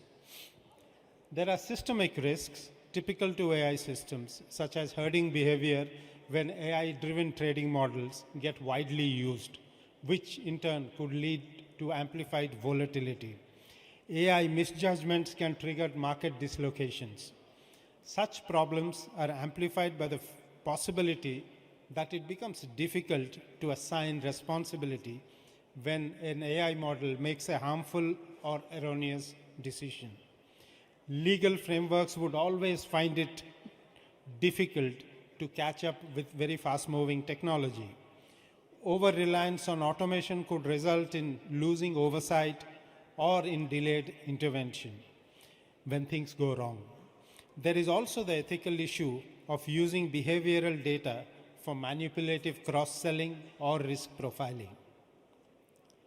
Then, of course, there is the debate about AI and job displacement. Whether AI will displace jobs in the long run would depend on whether it is like other transformative technology changes of history, like the Industrial Revolution or the invention of electricity, or rather the discovery of electricity, or whether it is a fundamentally different kind of change. Max Tegmark, the founder of the Future of Life Institute, argues that while all past technologies amplified human ability, they did not replace human intelligence. AI is the first technology that creates intelligence itself. Now, what this essentially means is that it could actually make the human brain redundant, which is not a possible outcome that humanity is used to dealing with so far. Recognizing these risks is not to diminish the promise of AI, but to underline the importance of adopting it responsibly through safeguards, governance, and foresight. The key question, therefore, is how do we enable innovation while safeguarding systemic stability? This balance is a necessity for ensuring that AI strengthens rather than undermines the financial system. If regulatory frameworks are too rigid, they can dissuade experimentation, reducing AI to a tool deployed only by the large players. On the other hand, unbridled adoption, particularly in high-impact areas, could create vulnerabilities that are invisible until they snowball into a crisis. The balance is not only about restraint, it is also about actively encouraging innovation. This requires policies that create safe spaces for experimentation, such as sandboxes, facilitate open digital infrastructures, and provide access to quality data, enabling firms to innovate with confidence. It also requires incentives for responsible innovation so that firms see governance not as a burden, but as a competitive advantage. As we reflect on the transformative potential of AI, it becomes imperative to anchor its adoption within a framework of principles. The RBI took a step in this direction through setting up the Free AI Committee, which has articulated a set of guiding principles, or sutras as it calls them, for responsible and ethical adoption of AI in the financial sector. These principles are intended to serve as touchstones for all stakeholders. At the core is the principle of trust, the bedrock of finance. Every deployment of AI must reinforce, not diminish, the trust of consumers, institutions, and society. Equally important is a people-first orientation, ensuring that technology serves human needs. This report emphasizes innovation over restraint, coupled with fairness and accountability in outcomes. AI can inform decisions, but it cannot own them. The accountability must always rest with human actors or institutions deploying AI. The principle of understandable by design underscores the need for transparency, ensuring that AI decisions are explainable to both regulators and consumers. And above all, safety and resilience must be built into every layer of adoption.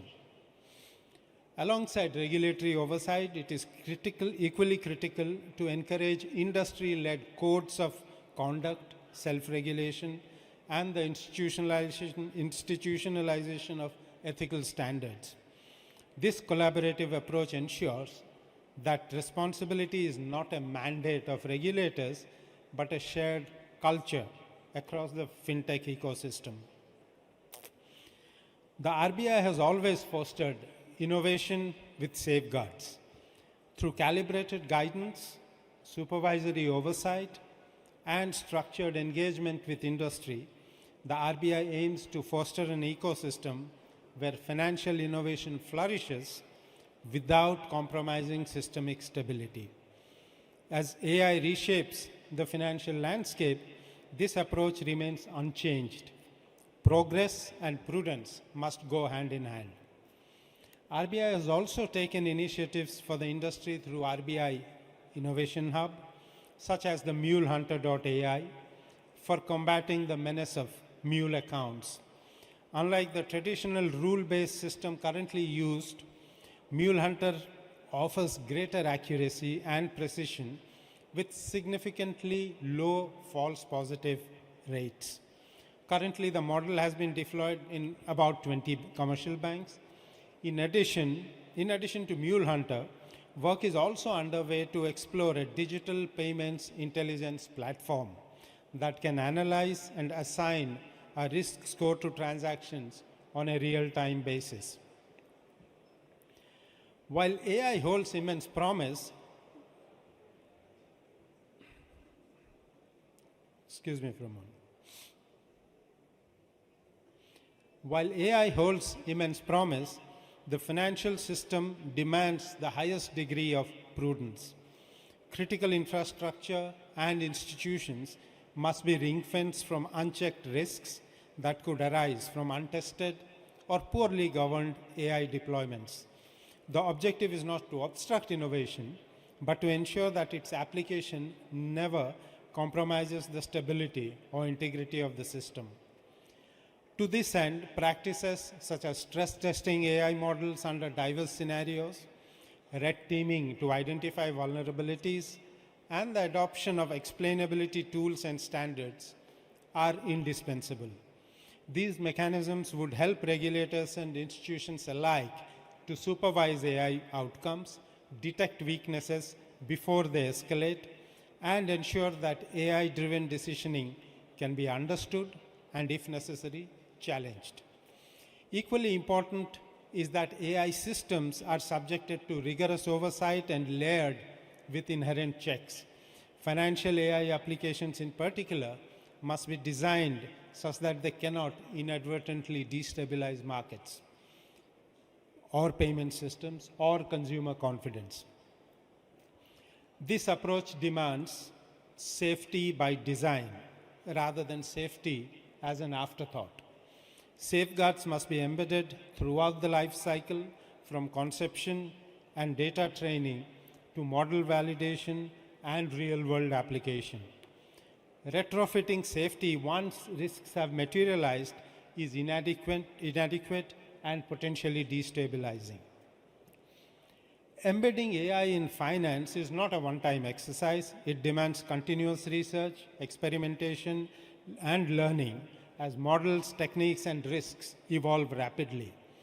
It also calls for partnerships among industry, academia, regulators, and startups. Co-developing solutions, sharing knowledge, and stress testing innovations must be fostered. Entities should have in place systems for responsible data governance, ethical sourcing of data, and privacy by design in every model. They should develop common standards, toolkits, and disclosure mechanisms so that model design, training data, and decision logic can be explained. Safeguards such as digital watermarking of synthetic content should be explored to deter misuse. Internal policies and processes must be revised to embed AI risk assessment into product life cycle. Continuous monitoring, stress scenarios, and independent audits should be institutionalized. What is the way forward?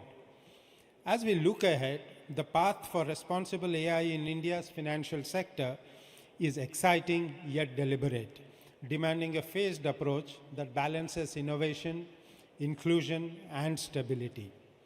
Alongside technological progress, the human element remains critical. AI literacy for consumers to understand both the potential and risks of AI will be central. Just as financial literacy has been a national priority, the coming decade will require a parallel focus on AI literacy for individuals to engage confidently and safely with these new tools. In the short term, the focus needs to be on awareness and capacity building. Financial institutions, technology providers, and regulators must train personnel, strengthen internal governance structures, and introduce initial risk frameworks to ensure that AI deployment is encouraged with a focus on safety. Awareness campaigns and workshops can also help smaller institutions and fintechs integrate AI responsibly. In the medium term, free AI principles should guide the industry practice. AI can begin to play a substantial role in soup tech, credit decisioning, and financial inclusion. In parallel, the industry should develop its own governance standards, self-regulatory codes, and ethical guidelines to complement regulatory oversight. In the long run, India can aspire to become a trusted global hub for responsible AI in finance. By demonstrating how innovation can coexist with strong safeguards, India can set an example for emerging economies and the global south, attracting talent, investment, and collaboration. I would now conclude.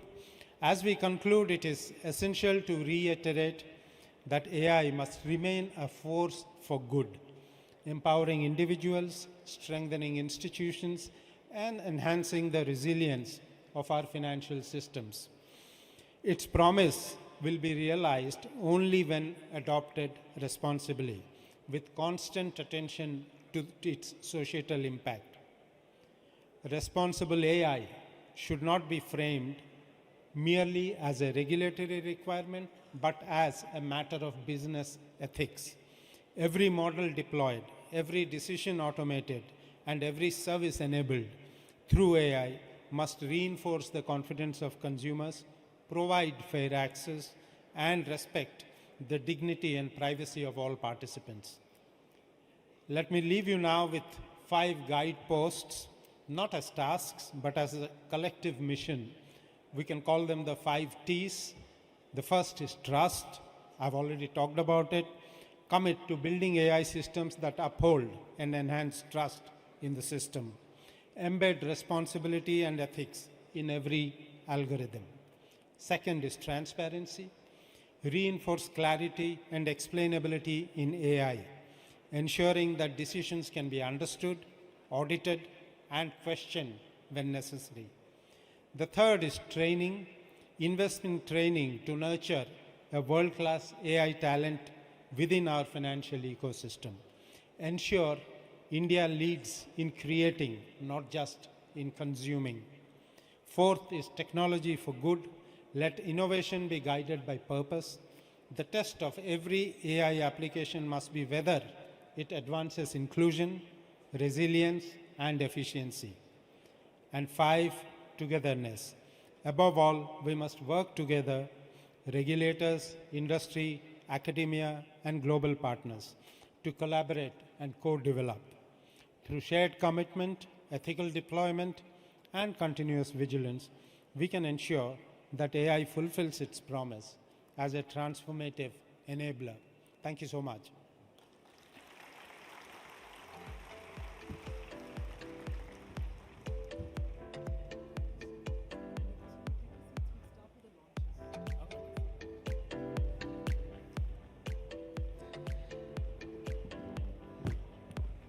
Thank you very much, sir, for your future-forward insights that's truly shaping the growth trajectory, if I may put it that way, for the entire financial landscape, and also for sharing the 5 important tenets with us. That being said, we now come to that segment or that moment of the program wherein we look forward to something very, very incredible, and this is where we will be focusing more on certain initiatives and certain launches as well. But to take this segment forward, I would now like to please invite Shri Suvendu Pati, Chief General Manager and Head of Fintech Department, RBI, for taking ahead the CBDC product launches. So if I may please invite on stage Shri Suvendu Pati. Can we have a huge round of applause, ladies and gentlemen? The segment is only about to get even more exciting now.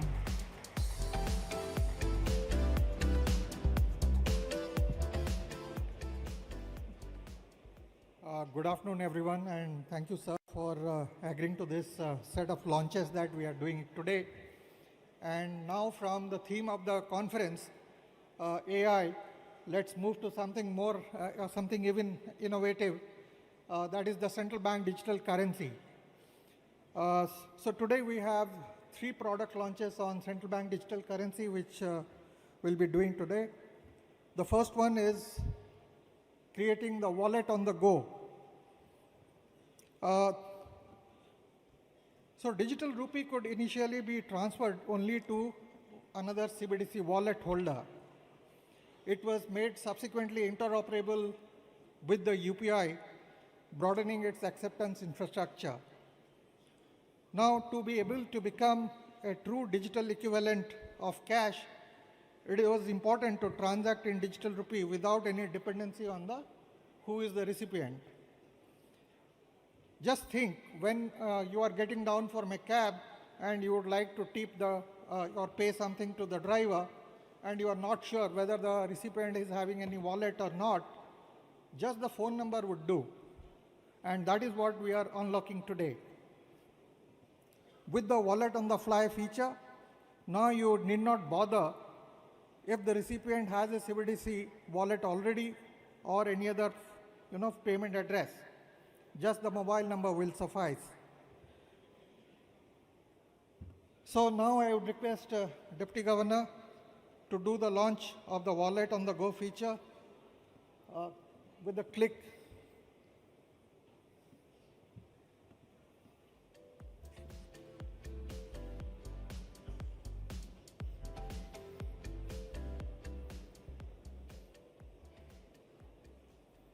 The video will play.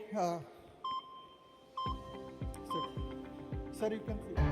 Cash is accepted everywhere, and digital rupee aims to provide the same trust. Starting with digital rupee QRs, it was later made interoperable with UPI. Now, even if the recipient does not have a CBDC or UPI ID, you would be able to make CBDC payments just through mobile number with wallet on the go feature. Want to convey your appreciation to the driver? Enter their mobile number and send money through your digital rupee app. If the receiver doesn't have a digital rupee wallet, it's created instantly on the go. Quick authentication on their phone is all they need. The wallet gets created without requiring an underlying bank account or any other existing financial address, just a mobile number will do. Developed under RBI's pilot, this feature helps onboard unbanked users while ensuring seamless payments. So, explore Wallet on the Go feature with the digital rupee, instant, secure, seamless and inclusive. Initially rolled out by PNB, the feature will soon expand across the CBDC ecosystem. The PNB Digital Rupee app is now also available in 4 regional languages to promote digital inclusion. I now invite our Executive Director, Sri P. Vasudevan, Sri Ashok Chandra, MD and CEO of Punjab National Bank, to join us on the stage for a quick photo op.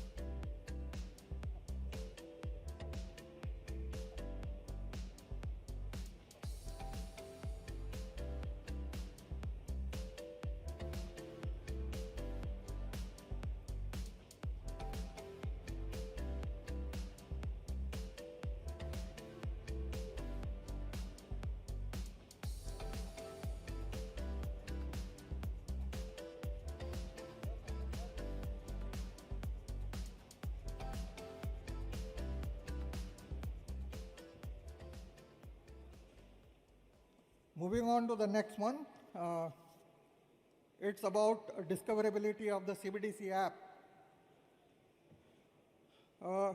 The Digital India prefers the ease of access and convenience while accessing digital products, especially in the financial space. With multiple banks having separate CBDC wallet, CBDC apps, a need was always felt to be able to access the multiple wallets through a single app. And now, Bheem now fulfills that objective by facilitating end-to-end user experience for the wallet onboarding and transacting through the Bheem app. And it enables discovery of the CBDC wallet being offered by various banks. Now I request Deputy Governor to launch this CBDC app through Bheem.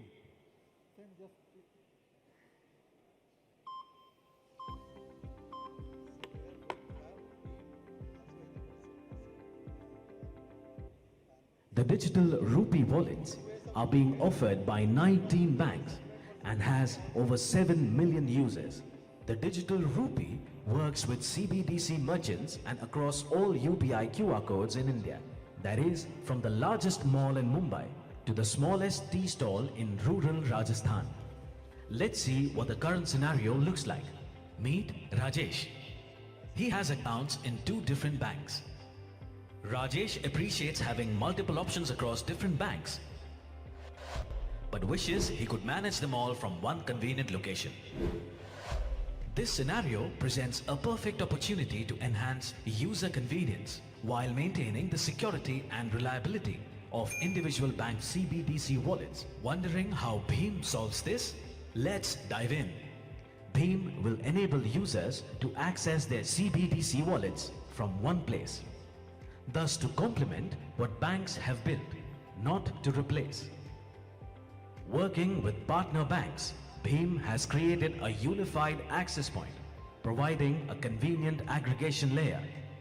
This journey has been initially enabled by Axis Bank and Canara Bank and will gradually expand to other wallet providers going ahead. Guided by RBI and together with banks, Bheem is making the digital rupee more accessible.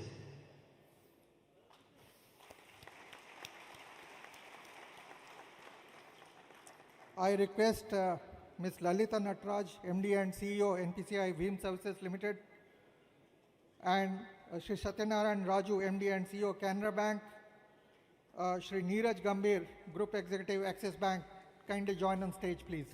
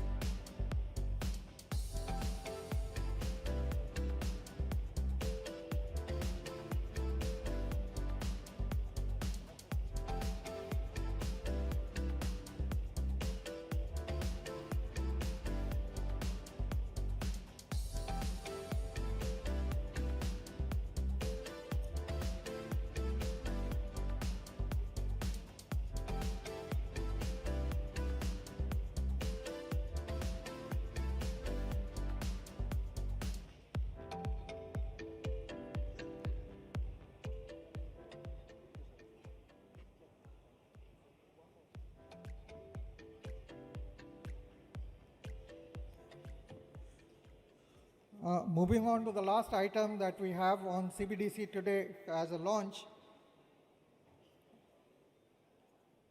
This is something very unusual, you would imagine.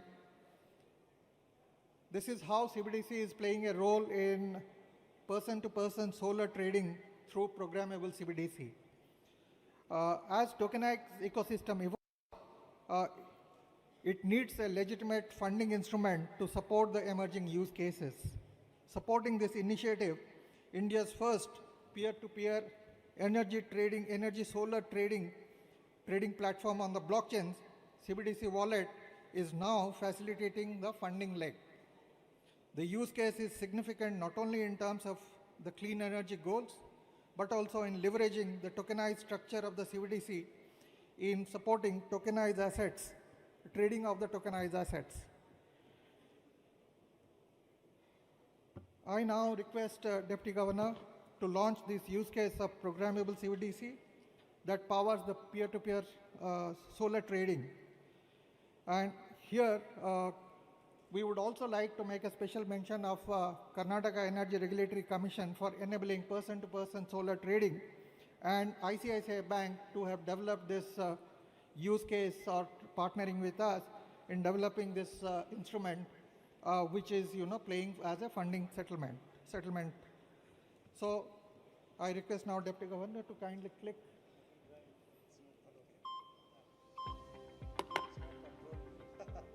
The digital rupee is a currency issued by the Reserve Bank of India in digital form. It began with simple person-to-person and person-to-merchant payments. But with the rollout of programmability, multiple new use cases are now possible, and digital rupee is uniquely positioned to serve them. In a significant clean energy initiative, the Karnataka Electricity Regulatory Commission has introduced a policy for peer-to-peer solar energy trading. Rooftop solar owners can now sell surplus power directly to other individuals. The marketplace is built on a blockchain environment and needed a funding instrument compatible with this technology, something legacy systems could not provide. Digital rupee is enabling the settlement leg in this first-of-its-kind use case where tokenized energy assets are traded between individuals. Availability of a legitimate funding instrument capable of interacting with blockchain opens up a new window of opportunities for next-gen use cases in digital rupee. As the tokenized economy evolves, digital rupee is ready to power the same in a secure and efficient manner. Digital rupee is powering the next generation of financial innovation for clean energy and various other sectors. ICICI Bank is implementing the pilot with KERC and stakeholders.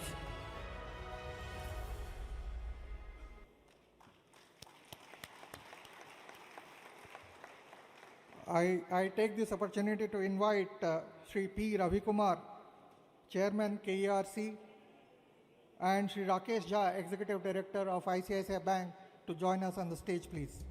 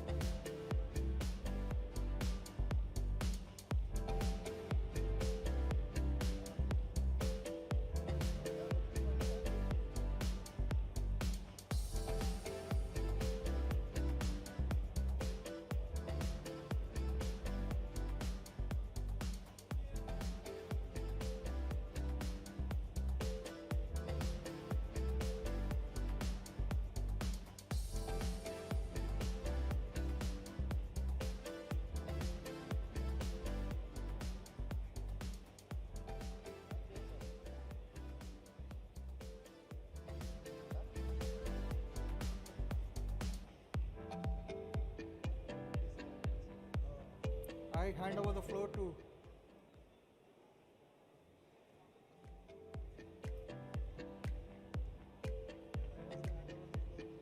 Thank you very much. And on that note, ladies and gentlemen, we now move on to our next set of launches as well. But first up, while we now focus on the NPCI group launches, I'd like to please invite Mr. Amit Tyagi, Head FinTech NBBL, to please come on stage. And let's put our hands together, everyone.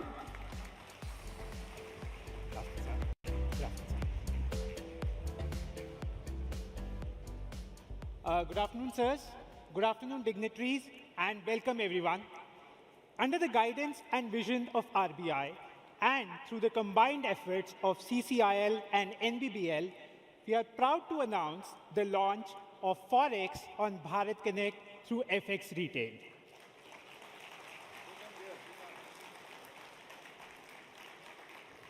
This makes Forex transactions truly frictionless, from buying currency to reloading Forex cards or even sending money abroad. And the best part, it's secure, it's effortless, and can be done on a payments app of your choice. So before I move further, can I now request Mr. Radhesham Ratho, ED RBI, to take his place on the dais, sir.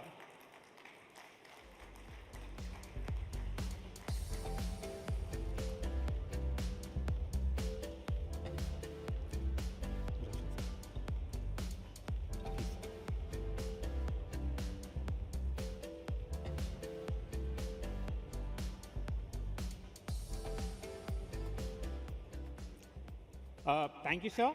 And without further ado, may I now invite up on stage Mr. H.K. Jena, MD CCIL, to deliver the welcome address.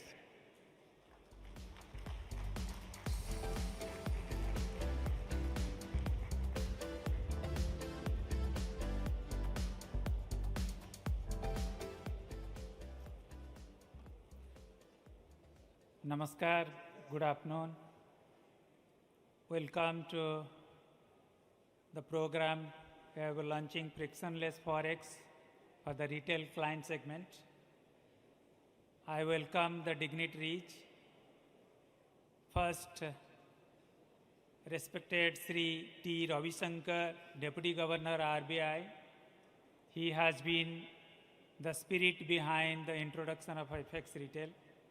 Thank you, sir. Sri Radhasyam Rath, ED RBI. Sri Vasudevan, ED RBI. Sri Ajay Chaudhary, Chairman NPCI. Madam Dimple Bhandia, CGM FMRD, who has been driving this project day in, day out. Other CGMs and senior officials from RBI. Sri Dilip Asbe, MD and CEO NPCI. MDs and CEOs of various participating banks. This time SBI, ICICI, Axis Bank, Yes Bank and Federal Bank and Bank of Baroda. Sri Bipin Preet Singh, MD and CEO MobiKwik. Sri Kunal Shah, Founder and CEO Crate. Ms. Nupur Chaturvedi, MD NBBL. CEOs and other representatives from IBA, FBIL, FIMDA, FEDI and FI. Distinguished guests, partners, especially from the IT side, and colleagues from CCIL, NPCI, NBBL, and ladies and gentlemen. This is a great pleasure to welcome you all to this very special occasion during the 25th year of CCIL's incorporation, the official launch of linkage of FX retail with banking and non-banking apps through Bharat Connect. This is an innovative solution to enable customers to purchase US dollar to start with directly from their mobile phones. Over the past 25 years, CCIL has been the backbone of clearing and settlement services across government securities, money markets, OTC, Forex and derivatives. In the Forex clearing settlement space, it plays the critical role of central counterparty guaranteeing settlement from the moment a trade is matched. I welcome and thank you for being here as we take this bold step forward. Thank you all. Thank you so much, sir, for those warm words. This launch has been made possible under the guidance and stewardship of RBI. So it gives me great pleasure to now invite up on stage Ms. Dimple Bhandia, CGM FMRD, to share her perspective with us. Ma'am.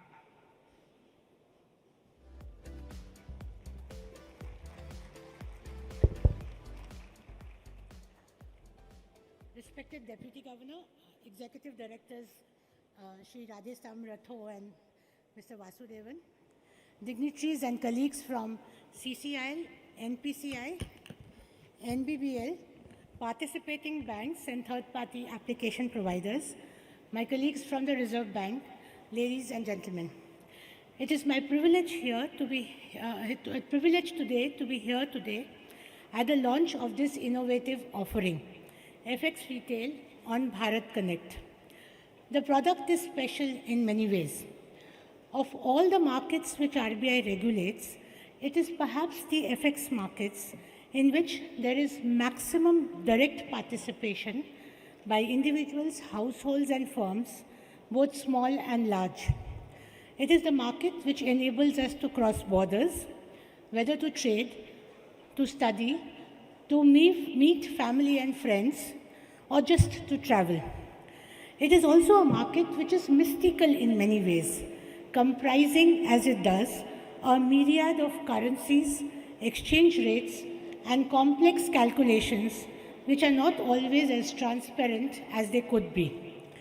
The introduction of the FX retail platform by ClearCorp, a subsidiary of CCIL in 2019, was an important step towards fostering greater transparency and fairness in the pricing of foreign exchange for users. For the first time, users in the FX market had access to live, real-time prices from banks authorized by RBI to deal in foreign exchange. Today's launch marks the first next step towards a giant leap of making the platform and real-time FX rates available to every entity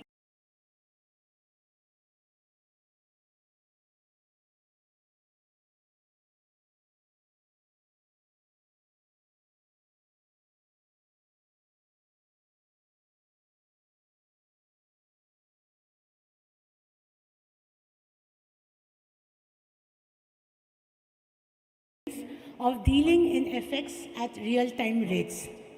The product will initially launch with the facility to buy currencies, load cards, and send remittances in US dollars by the individual customers of 5 participating banks. But we hope to soon expand the scope to include more user categories, banks, third-party providers, and a wider range of currencies and transactions. As we move forward on this journey, we will look forward to the feedback and suggestions of everyone gathered here today and the users of FX Retail on Bharat Connect. None of this would have been possible without the support and guidance of our Deputy Governor and Executive Director Sri Ratho, the tireless efforts of CCIL and NBBL, and the cooperation and collaboration of the participating banks and the TPAPs. Getting all these together in one seamless whole has been the stellar efforts of my team in the Financial Markets Regulation Department of RBI, Ajay, Amitabh, Atul, Rohit, and earlier Sashwat, and by the support provided by the Department of Payment and Settlement Systems.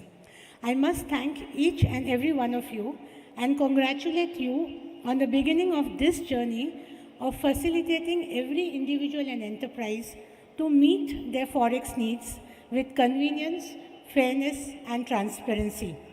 It is now my proud privilege to request Deputy Governor Sri Ravi Shankar to launch FX Retail on Bharat Connect.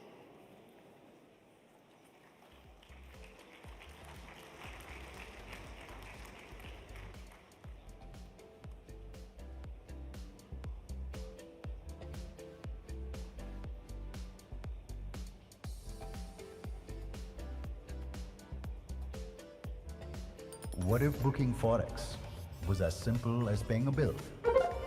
Skip past the banking queues, get transparent charges, and find the best rates every time. The future is here.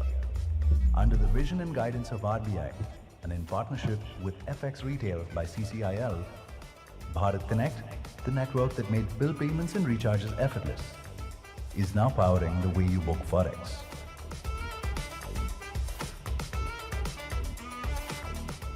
Introducing the Forex category on Bharat Connect.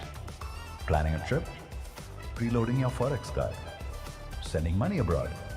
Do it all directly from your favorite app, fulfilled by your own bank. Seamless, secure, and super fast. This is not just Forex booking. This is Forex reimagined. Forex category on Bharat Connect. Book smarter, live borderless.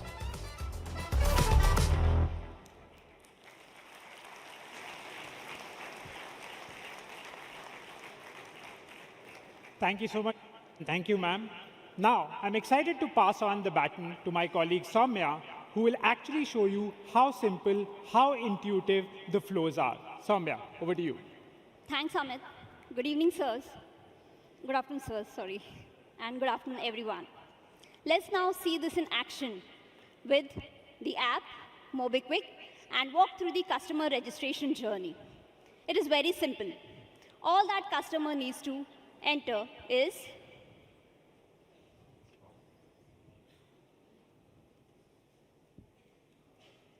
email ID, the PAN number, accept the terms and condition, and choose the preferred relationship bank. We are currently live with SBI, Federal, ICICI, Axis, and Yes Banks. Customer once verified and proceeds, the FX retail customer ID is generated instantly. Is it seamless? Now customer is ready to book Forex currency, reload a card, or send money abroad. Now, before I jump into showing you the different use cases, let me tell you a story of my friend, Shweta Shetty, and her son, Neil. As Neil is about to go abroad for a university for higher studies, she chooses Forex on Bharat Connect to manage his financial expenses, right? So, it is just quick, secure, and frictionless. So let's demo the Forex currency buying journey, how she does on an app. So it's a cred app. She chooses the Forex category, enters the quantity, selects the SBI bank, chooses the branch, chooses the preferred payment method. It could be UPI or net banking. Now she has chosen UPI. That's it. The payment is done, and now she'll visit the Agartala branch that she has selected on SBI to collect the currency.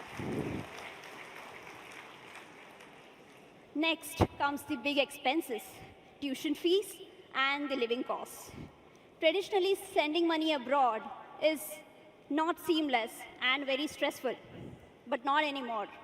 With Forex on Bharat Connect, Shweta can remit funds seamlessly to Neil's overseas account in just few simple steps. Let's see how. This time she uses MobiQuick app, chooses the Forex category,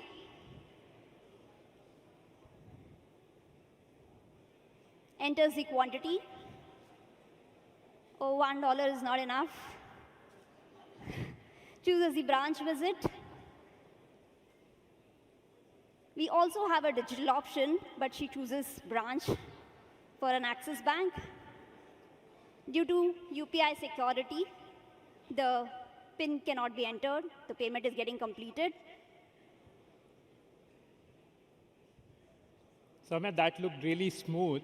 I hope Shweta is not planning to surprise Neil with a visit. That might turn out to be more of a shock for both of them. Absolutely, and it's done. Right. So the process completely is smooth from booking to payment to fulfillment. It's fast, transparent, and reliable. With Forex on Bharat Connect, we are just simplifying the foreign exchange. We are transforming it. Thank you, Soumya. That looked amazingly super fast. From discovery to booking to fulfillment, the journey is seamless, the journey is transparent, and the journey is frictionless. We begin with select banks and a few payment apps, and USD as the first currency. And this is just the beginning.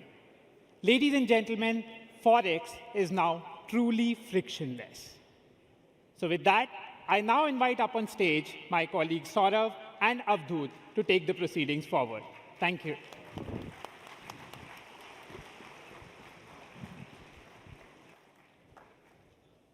Check, check. Thank you. Namaste, sir. Good afternoon, sirs, and re-welcoming you all to the some launches of UPI. Also, my colleague Avdut is here with me. So what we are going to do, we are just talking about two features of UPI which we are introducing. One is the multi-signatory in the UPI. And second is the how do we use light in the smart wearable. So in the UPI, as every day, many users are doing crores of transactions. UPI is a platform which talks about or redefine how the nation pays, progress, and grows seamlessly, securely, and instantly. More than 500,000 users in NPC, of UPI, sir, love UPI because of its safety, security, and the other features which are critical features for UPI. In this, same features and the same power of UPI now we are bringing to the multi-operating accounts, wherein as of now UPI was only one pin at a time. Now we are introducing the multiple pins. That means one transaction can be approved by the multiple approvers. So that's the functionality which we are bringing in. This is the new era of the shared trust. And this entire functionality will cover about 100 million users or the accounts. Close to that 70 million accounts will be of the MSME, and the 29 or 25 million accounts of the joint account which are in saving accounts or the corporate accounts. So let's start with this experience. Dashni, can we have the AV please?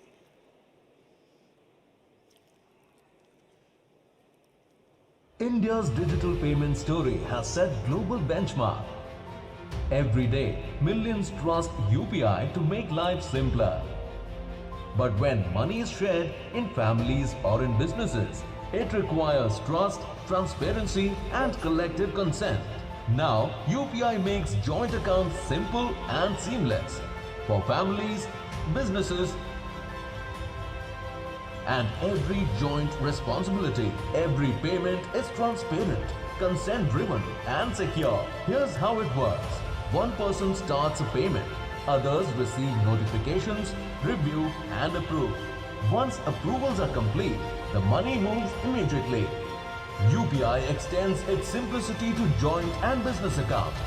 Because trust in payments should be as seamless as the payments themselves.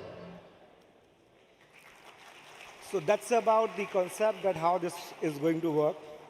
Let's welcome the new era of, again, shared trust in UPI and give more powers to our business community. Requesting my team, which is Alok, which is Himit and Avishkar there. Lovely. Okay, so here what we are trying to do is, we are show you a live demo, and under which two processes are there. One, wherein how do the business users can onboard themselves in any or either of the UPI app which is available, and they can add any of the bank account. So the journey which we are trying to showcase here is the Axis Bank account and on the Bob ePay app, wherein the users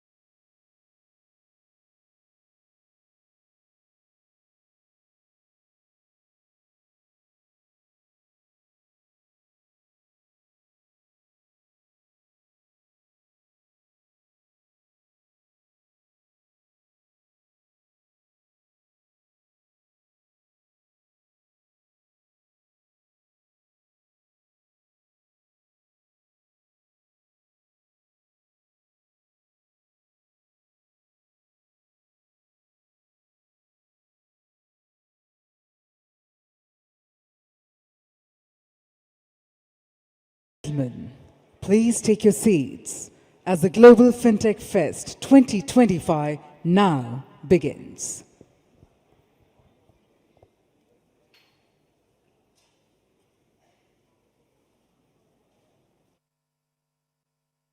Welcome. Begin the countdown now.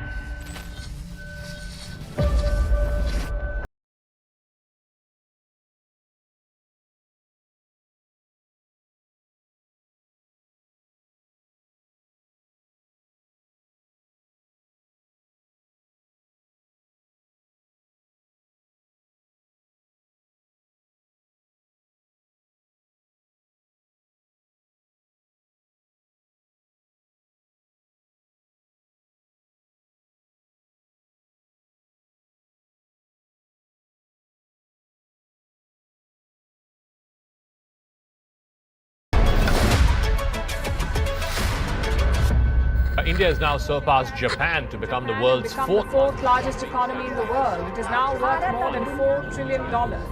Japan.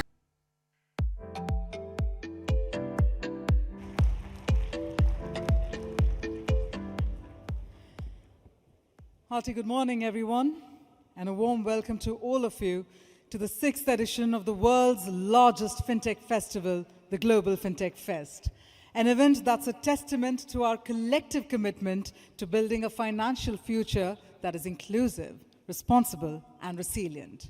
Well, my name is Kavya Chavali, and I'll be a host for the next 3 days as I take you through the proceedings of the program. But one thing I must admit is the fact that standing here, the view looks outstanding. So can we have a huge round of applause for all of you, for the entire industry converging together, being part of the world's largest fintech fest, the very shapers of the financial landscape. Well, that being said, we also stand at a pivotal moment where finance and technology are converging to reshape our world. So once again, a warm welcome to all of you. Well, before we move ahead, we'd also like to thank Payments Council of India, the National Payments Corporation of India, and Fintech Convergence Council for their tireless efforts in organizing this conference. And our gratitude also extends to Ministry of Electronics and Information Technology, Department of Financial Services, Ministry of Finance, Department of Economic Affairs, Ministry of Finance, NEST Division, Ministry of External Affairs, Ministry of Statistics and Program Implementation, Niti Aayog, UIDAI, DPIIT Startup, India, Reserve Bank of India, Securities and Exchange Board of India, Insurance Regulatory and Development Authority of India, and International Financial Services Centers Authority. Ladies and gentlemen, GFF 2025 is organized by NPCI, PCI, and FCC, co-powered by Google Pay and PhonePe, technology partner Perfios, brought to you by HDFC, State Bank of India, Punjab National Bank, Bank of Baroda, and Amazon Pay. We'd also like to thank our associate partners Razorpay, Paytm, and Visa, and our consent partner NeoCred and payment enabler Lyra Network. Well, that being said, now this year, we in fact have a very powerful theme. We're talking about empowering finance for a better world powered by AI. So yes, at its core, this entire theme reflects how artificial intelligence, when combined with human insight, can truly reshape the future of finance. So at this point, ladies and gentlemen, I'd like to also invite you to embrace the potential of this transformative era and also join us in shaping the financial landscape of tomorrow. With that, looks like the stage is set, our audience is set, we are all set to begin the program. So with that, let me move ahead and invite our extraordinary GFF Advisory Council to please come on stage. So first up, ladies and gentlemen, please keep putting your hands together as I invite Mr. Chris Gopal Krishnan of Axelor Ventures, Shri G. Padmanabhan, former Executive Director, Reserve Bank of India, and ex-Chairman of Bank of India. May I further please invite Shri Suvendu Pati of RBI, Ms. Sohini Rajola, NPCI, Mr. Ritesh Shukla, NIPL, Mr. Gopal Srinivasan, TVS Capital Funds Limited, Mr. Vishwas Patel, Infibeam Avenues, Mr. Vibhav Hathi, One Card, Mr. Srinivas Jain, SBI Mutual Fund, and Mr. Shubho Ray, Advisory Council Member, GFF. I extend all our welcome to all our dignitaries, and if I could please request you to march ahead for the lighting of the lamp first up. So if I could request... And with that, as we get to hear from our dignitaries, first up, ladies and gentlemen, to set the tone and to also welcome our incredible delegates here at the Global Fintech Fest 2025. First up, I'd like to please invite Mr. Chris Gopalakrishnan of Axelor Ventures to please share his valuable thoughts with the August gathering. So let's put our hands together, everyone. Please help me welcome Mr. Chris Gopalakrishnan.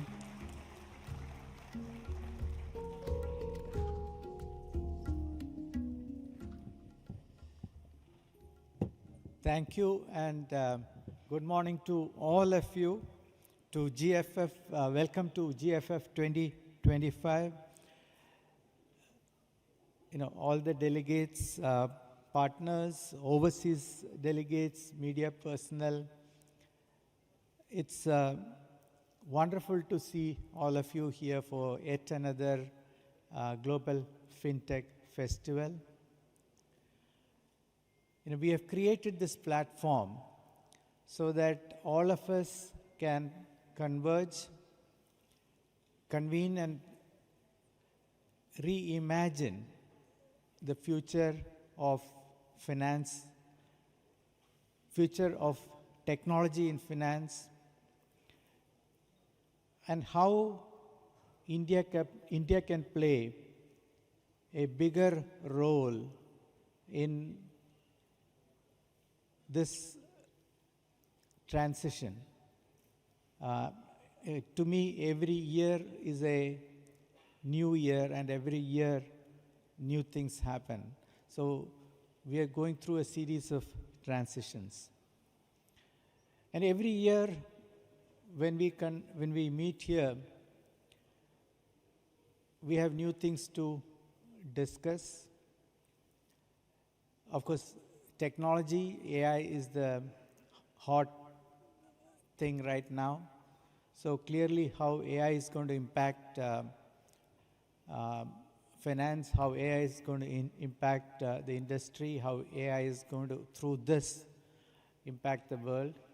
How can we create a better financial ecosystem, leveraging this new tool that we have. And then various other events that have happened in the last 1 year. The changes in terms of geopolitics,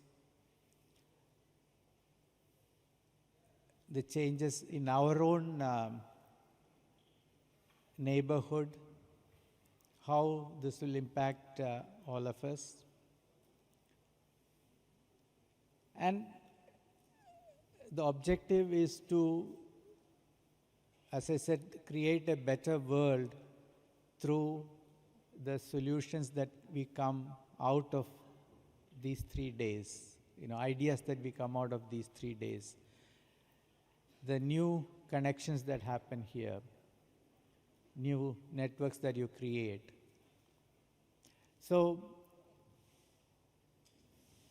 we have tried very hard to put together a wonderful program. This platform is growing bigger and bigger because of US support. This is what encourages us to continue to build on what we have been able to do.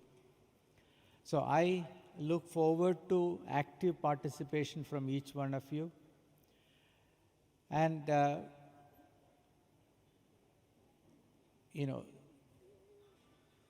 contribute to the dialogue, the discussion, the solutions that we can create, all for a better world.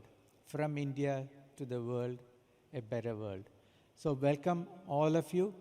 I also want to thank all the partners again, without whom, all the supporters, without whom we couldn't have brought this to you, this conference to you. And let's together make sure that we build on our success to become even more successful. Thank you very much.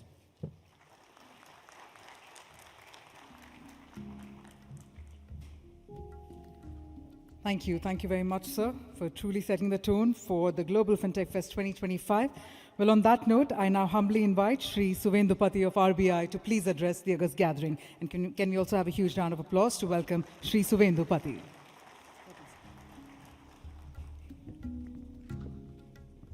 So, very good morning to everyone. And on behalf of the GFF Advisory Council and on behalf of the Reserve Bank of India, I welcome you all to this Global Fintech Fest 2025. And as already you are witnessing, this is getting bigger and vibrant by the year we are passing through. So truly it is all because of your support and your involvement, your passion, your dedication. So it belongs to the fintechs, the innovators. Also we have with us the policymakers, central bankers from various countries who have accepted our invitation. I would especially like to thank them and who have joined us here and would be part for the 3 days. Invitees and delegates, speakers from the international organizations, the standard setting bodies, as well as our fellow co-regulators from across the various spectrums of India and abroad. It's truly a momentous occasion, and the next 3 days are going to be very, very stimulating and very, very invigorating for all of us. We at Reserve Bank of India are supporting this initiative, and we are glad to see the fintechs from India and abroad converge here and deliberate and discuss and come out with new ideas that take roots here but get transformed across. And when we meet next year, possibly we'll see some of those transitions are taking shape and are in action. The theme of this year is appropriately chosen as artificial intelligence, which is the buzzword, and no conference, no event these days cannot happen without the mention of artificial intelligence. And from a financial sector standpoint also, Reserve Bank of India had looked at this issue, and a committee has come out with its report, which can be accessed on our website. We have also put up an innovation pavilion at this venue on the ground floor.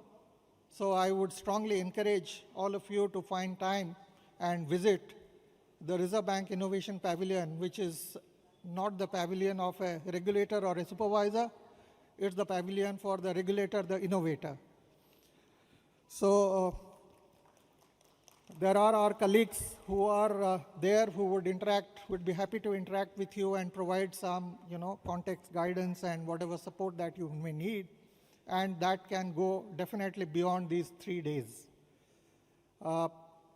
We also have curated an innovation and industry connect event, which basically transforms or brings the innovators who are part of our regulatory sandbox and hackathon initiatives connect with the industry so that the industry can take a look at their products. And there are various masterclasses, panel discussions and other industry connects which are happening around. So do take time out to, choose your time wisely. Also, I would request, this is an exposure, especially those who have come from abroad and other cities, do experience the culture of India and the cuisine of India outside this event, and so that you can carry not only very strong, insights and professional memories, but very fond memories of your time out here. Thank you and welcome you all once again.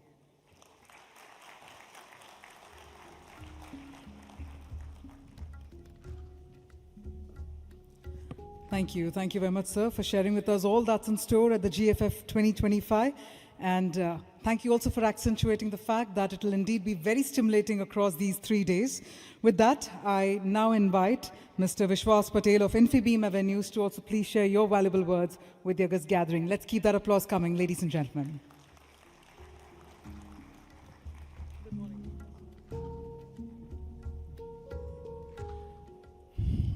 Good morning to my colleagues on stage, esteemed speakers, delegates, exhibitors, and guests from all around the world. Welcome to the vibrant city of Mumbai, and welcome to the 6th Global Fintech Festival edition. This event over the next 3 years is bringing together the sharpest minds to chart out a better future powered by AI. So over the next few days, we are privileged to host thousands of delegates and exhibitors from across the globe.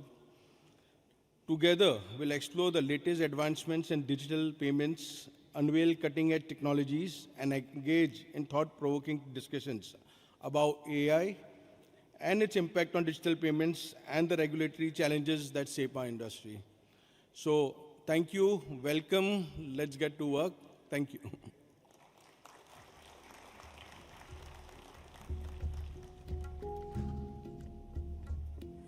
Thank you. Thank you very much, Mr. Vishwas. With that, ladies and gentlemen, I now invite Ms. Sohini Rajola of NPCI to also weave her 6 years of thoughts to the August gathering. Over to you, ma'am. Thank you.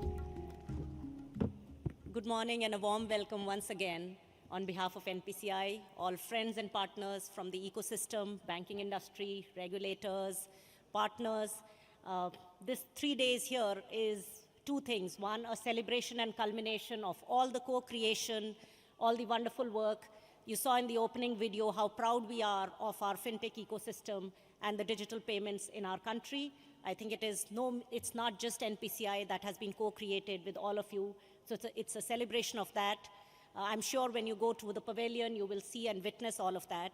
It's also a point where over the 3 days, it will mark the beginning of new ideas and new action items, which will ensure that we can keep working together to keep ourselves always forward in the spirit of NPCI. On behalf of NPCI, I welcome you all. I do hope that you have 3 days of extremely engaging, fulfilling, and stimulating conversations, interactions, and lots of fun. Welcome once again to the GFF 2025.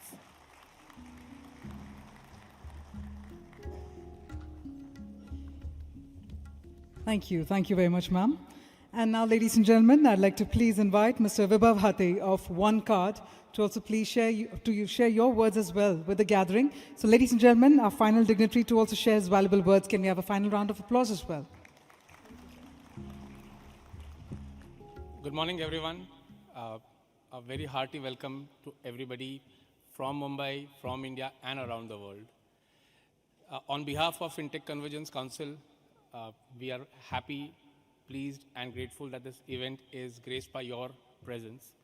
I think GFF is a platform which not only allows a lot of young minds to come, meet, see, explore, and interact with the best in the class globally, but also to interact and observe how the fintech landscape is changing in India. This is also an event where you can co-create a lot of ideas. You can see what last year co-creation is now actually coming to life. And in the next 3 days, I'm hoping and I'm excitedly looking forward to interactions happening here on the various events post the GFF pavilions in the evening. And do have a great time. Enjoy and welcome again. All that we're about to get started with the proceedings of the program inside the hall here. So once again, I urge all of you to please be seated while we quickly set the stage for our next set of esteemed speakers joining us. And that being said, let me also take the opportunity to thank our gracious sponsors, our global payments partner Discover, registration partner M2P Fintech, innovation leadership partner HSBC, banking innovation partner Citi, banking transformation partner Pismo. Well, yes, ladies and gentlemen, in fact, as we talk about the Global Fintech Fest, we are eternally grateful to the National Payments Corporation of India, NPCI, for their tireless efforts in helping us put this mammoth of an event for all of you together. So with that, we are setting the stage and setting the tone for our next speaker joining us, our next esteemed speaker joining us. Please do be seated, and let's also gear up for the next session coming your way within the next couple of seconds.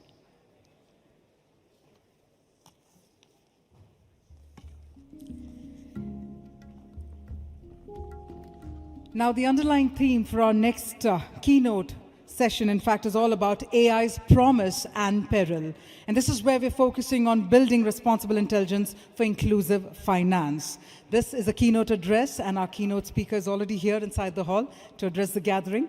So with that, ladies and gentlemen, we have the august presence of none other than Mr. Ajay Kumar Chaudhary, Non-Executive Chairman and Independent Director, National Payments Corporation of India, NPCI. Can we also have a dynamic round of applause to welcome on stage the very dynamic Mr. Ajay Kumar Chaudhary.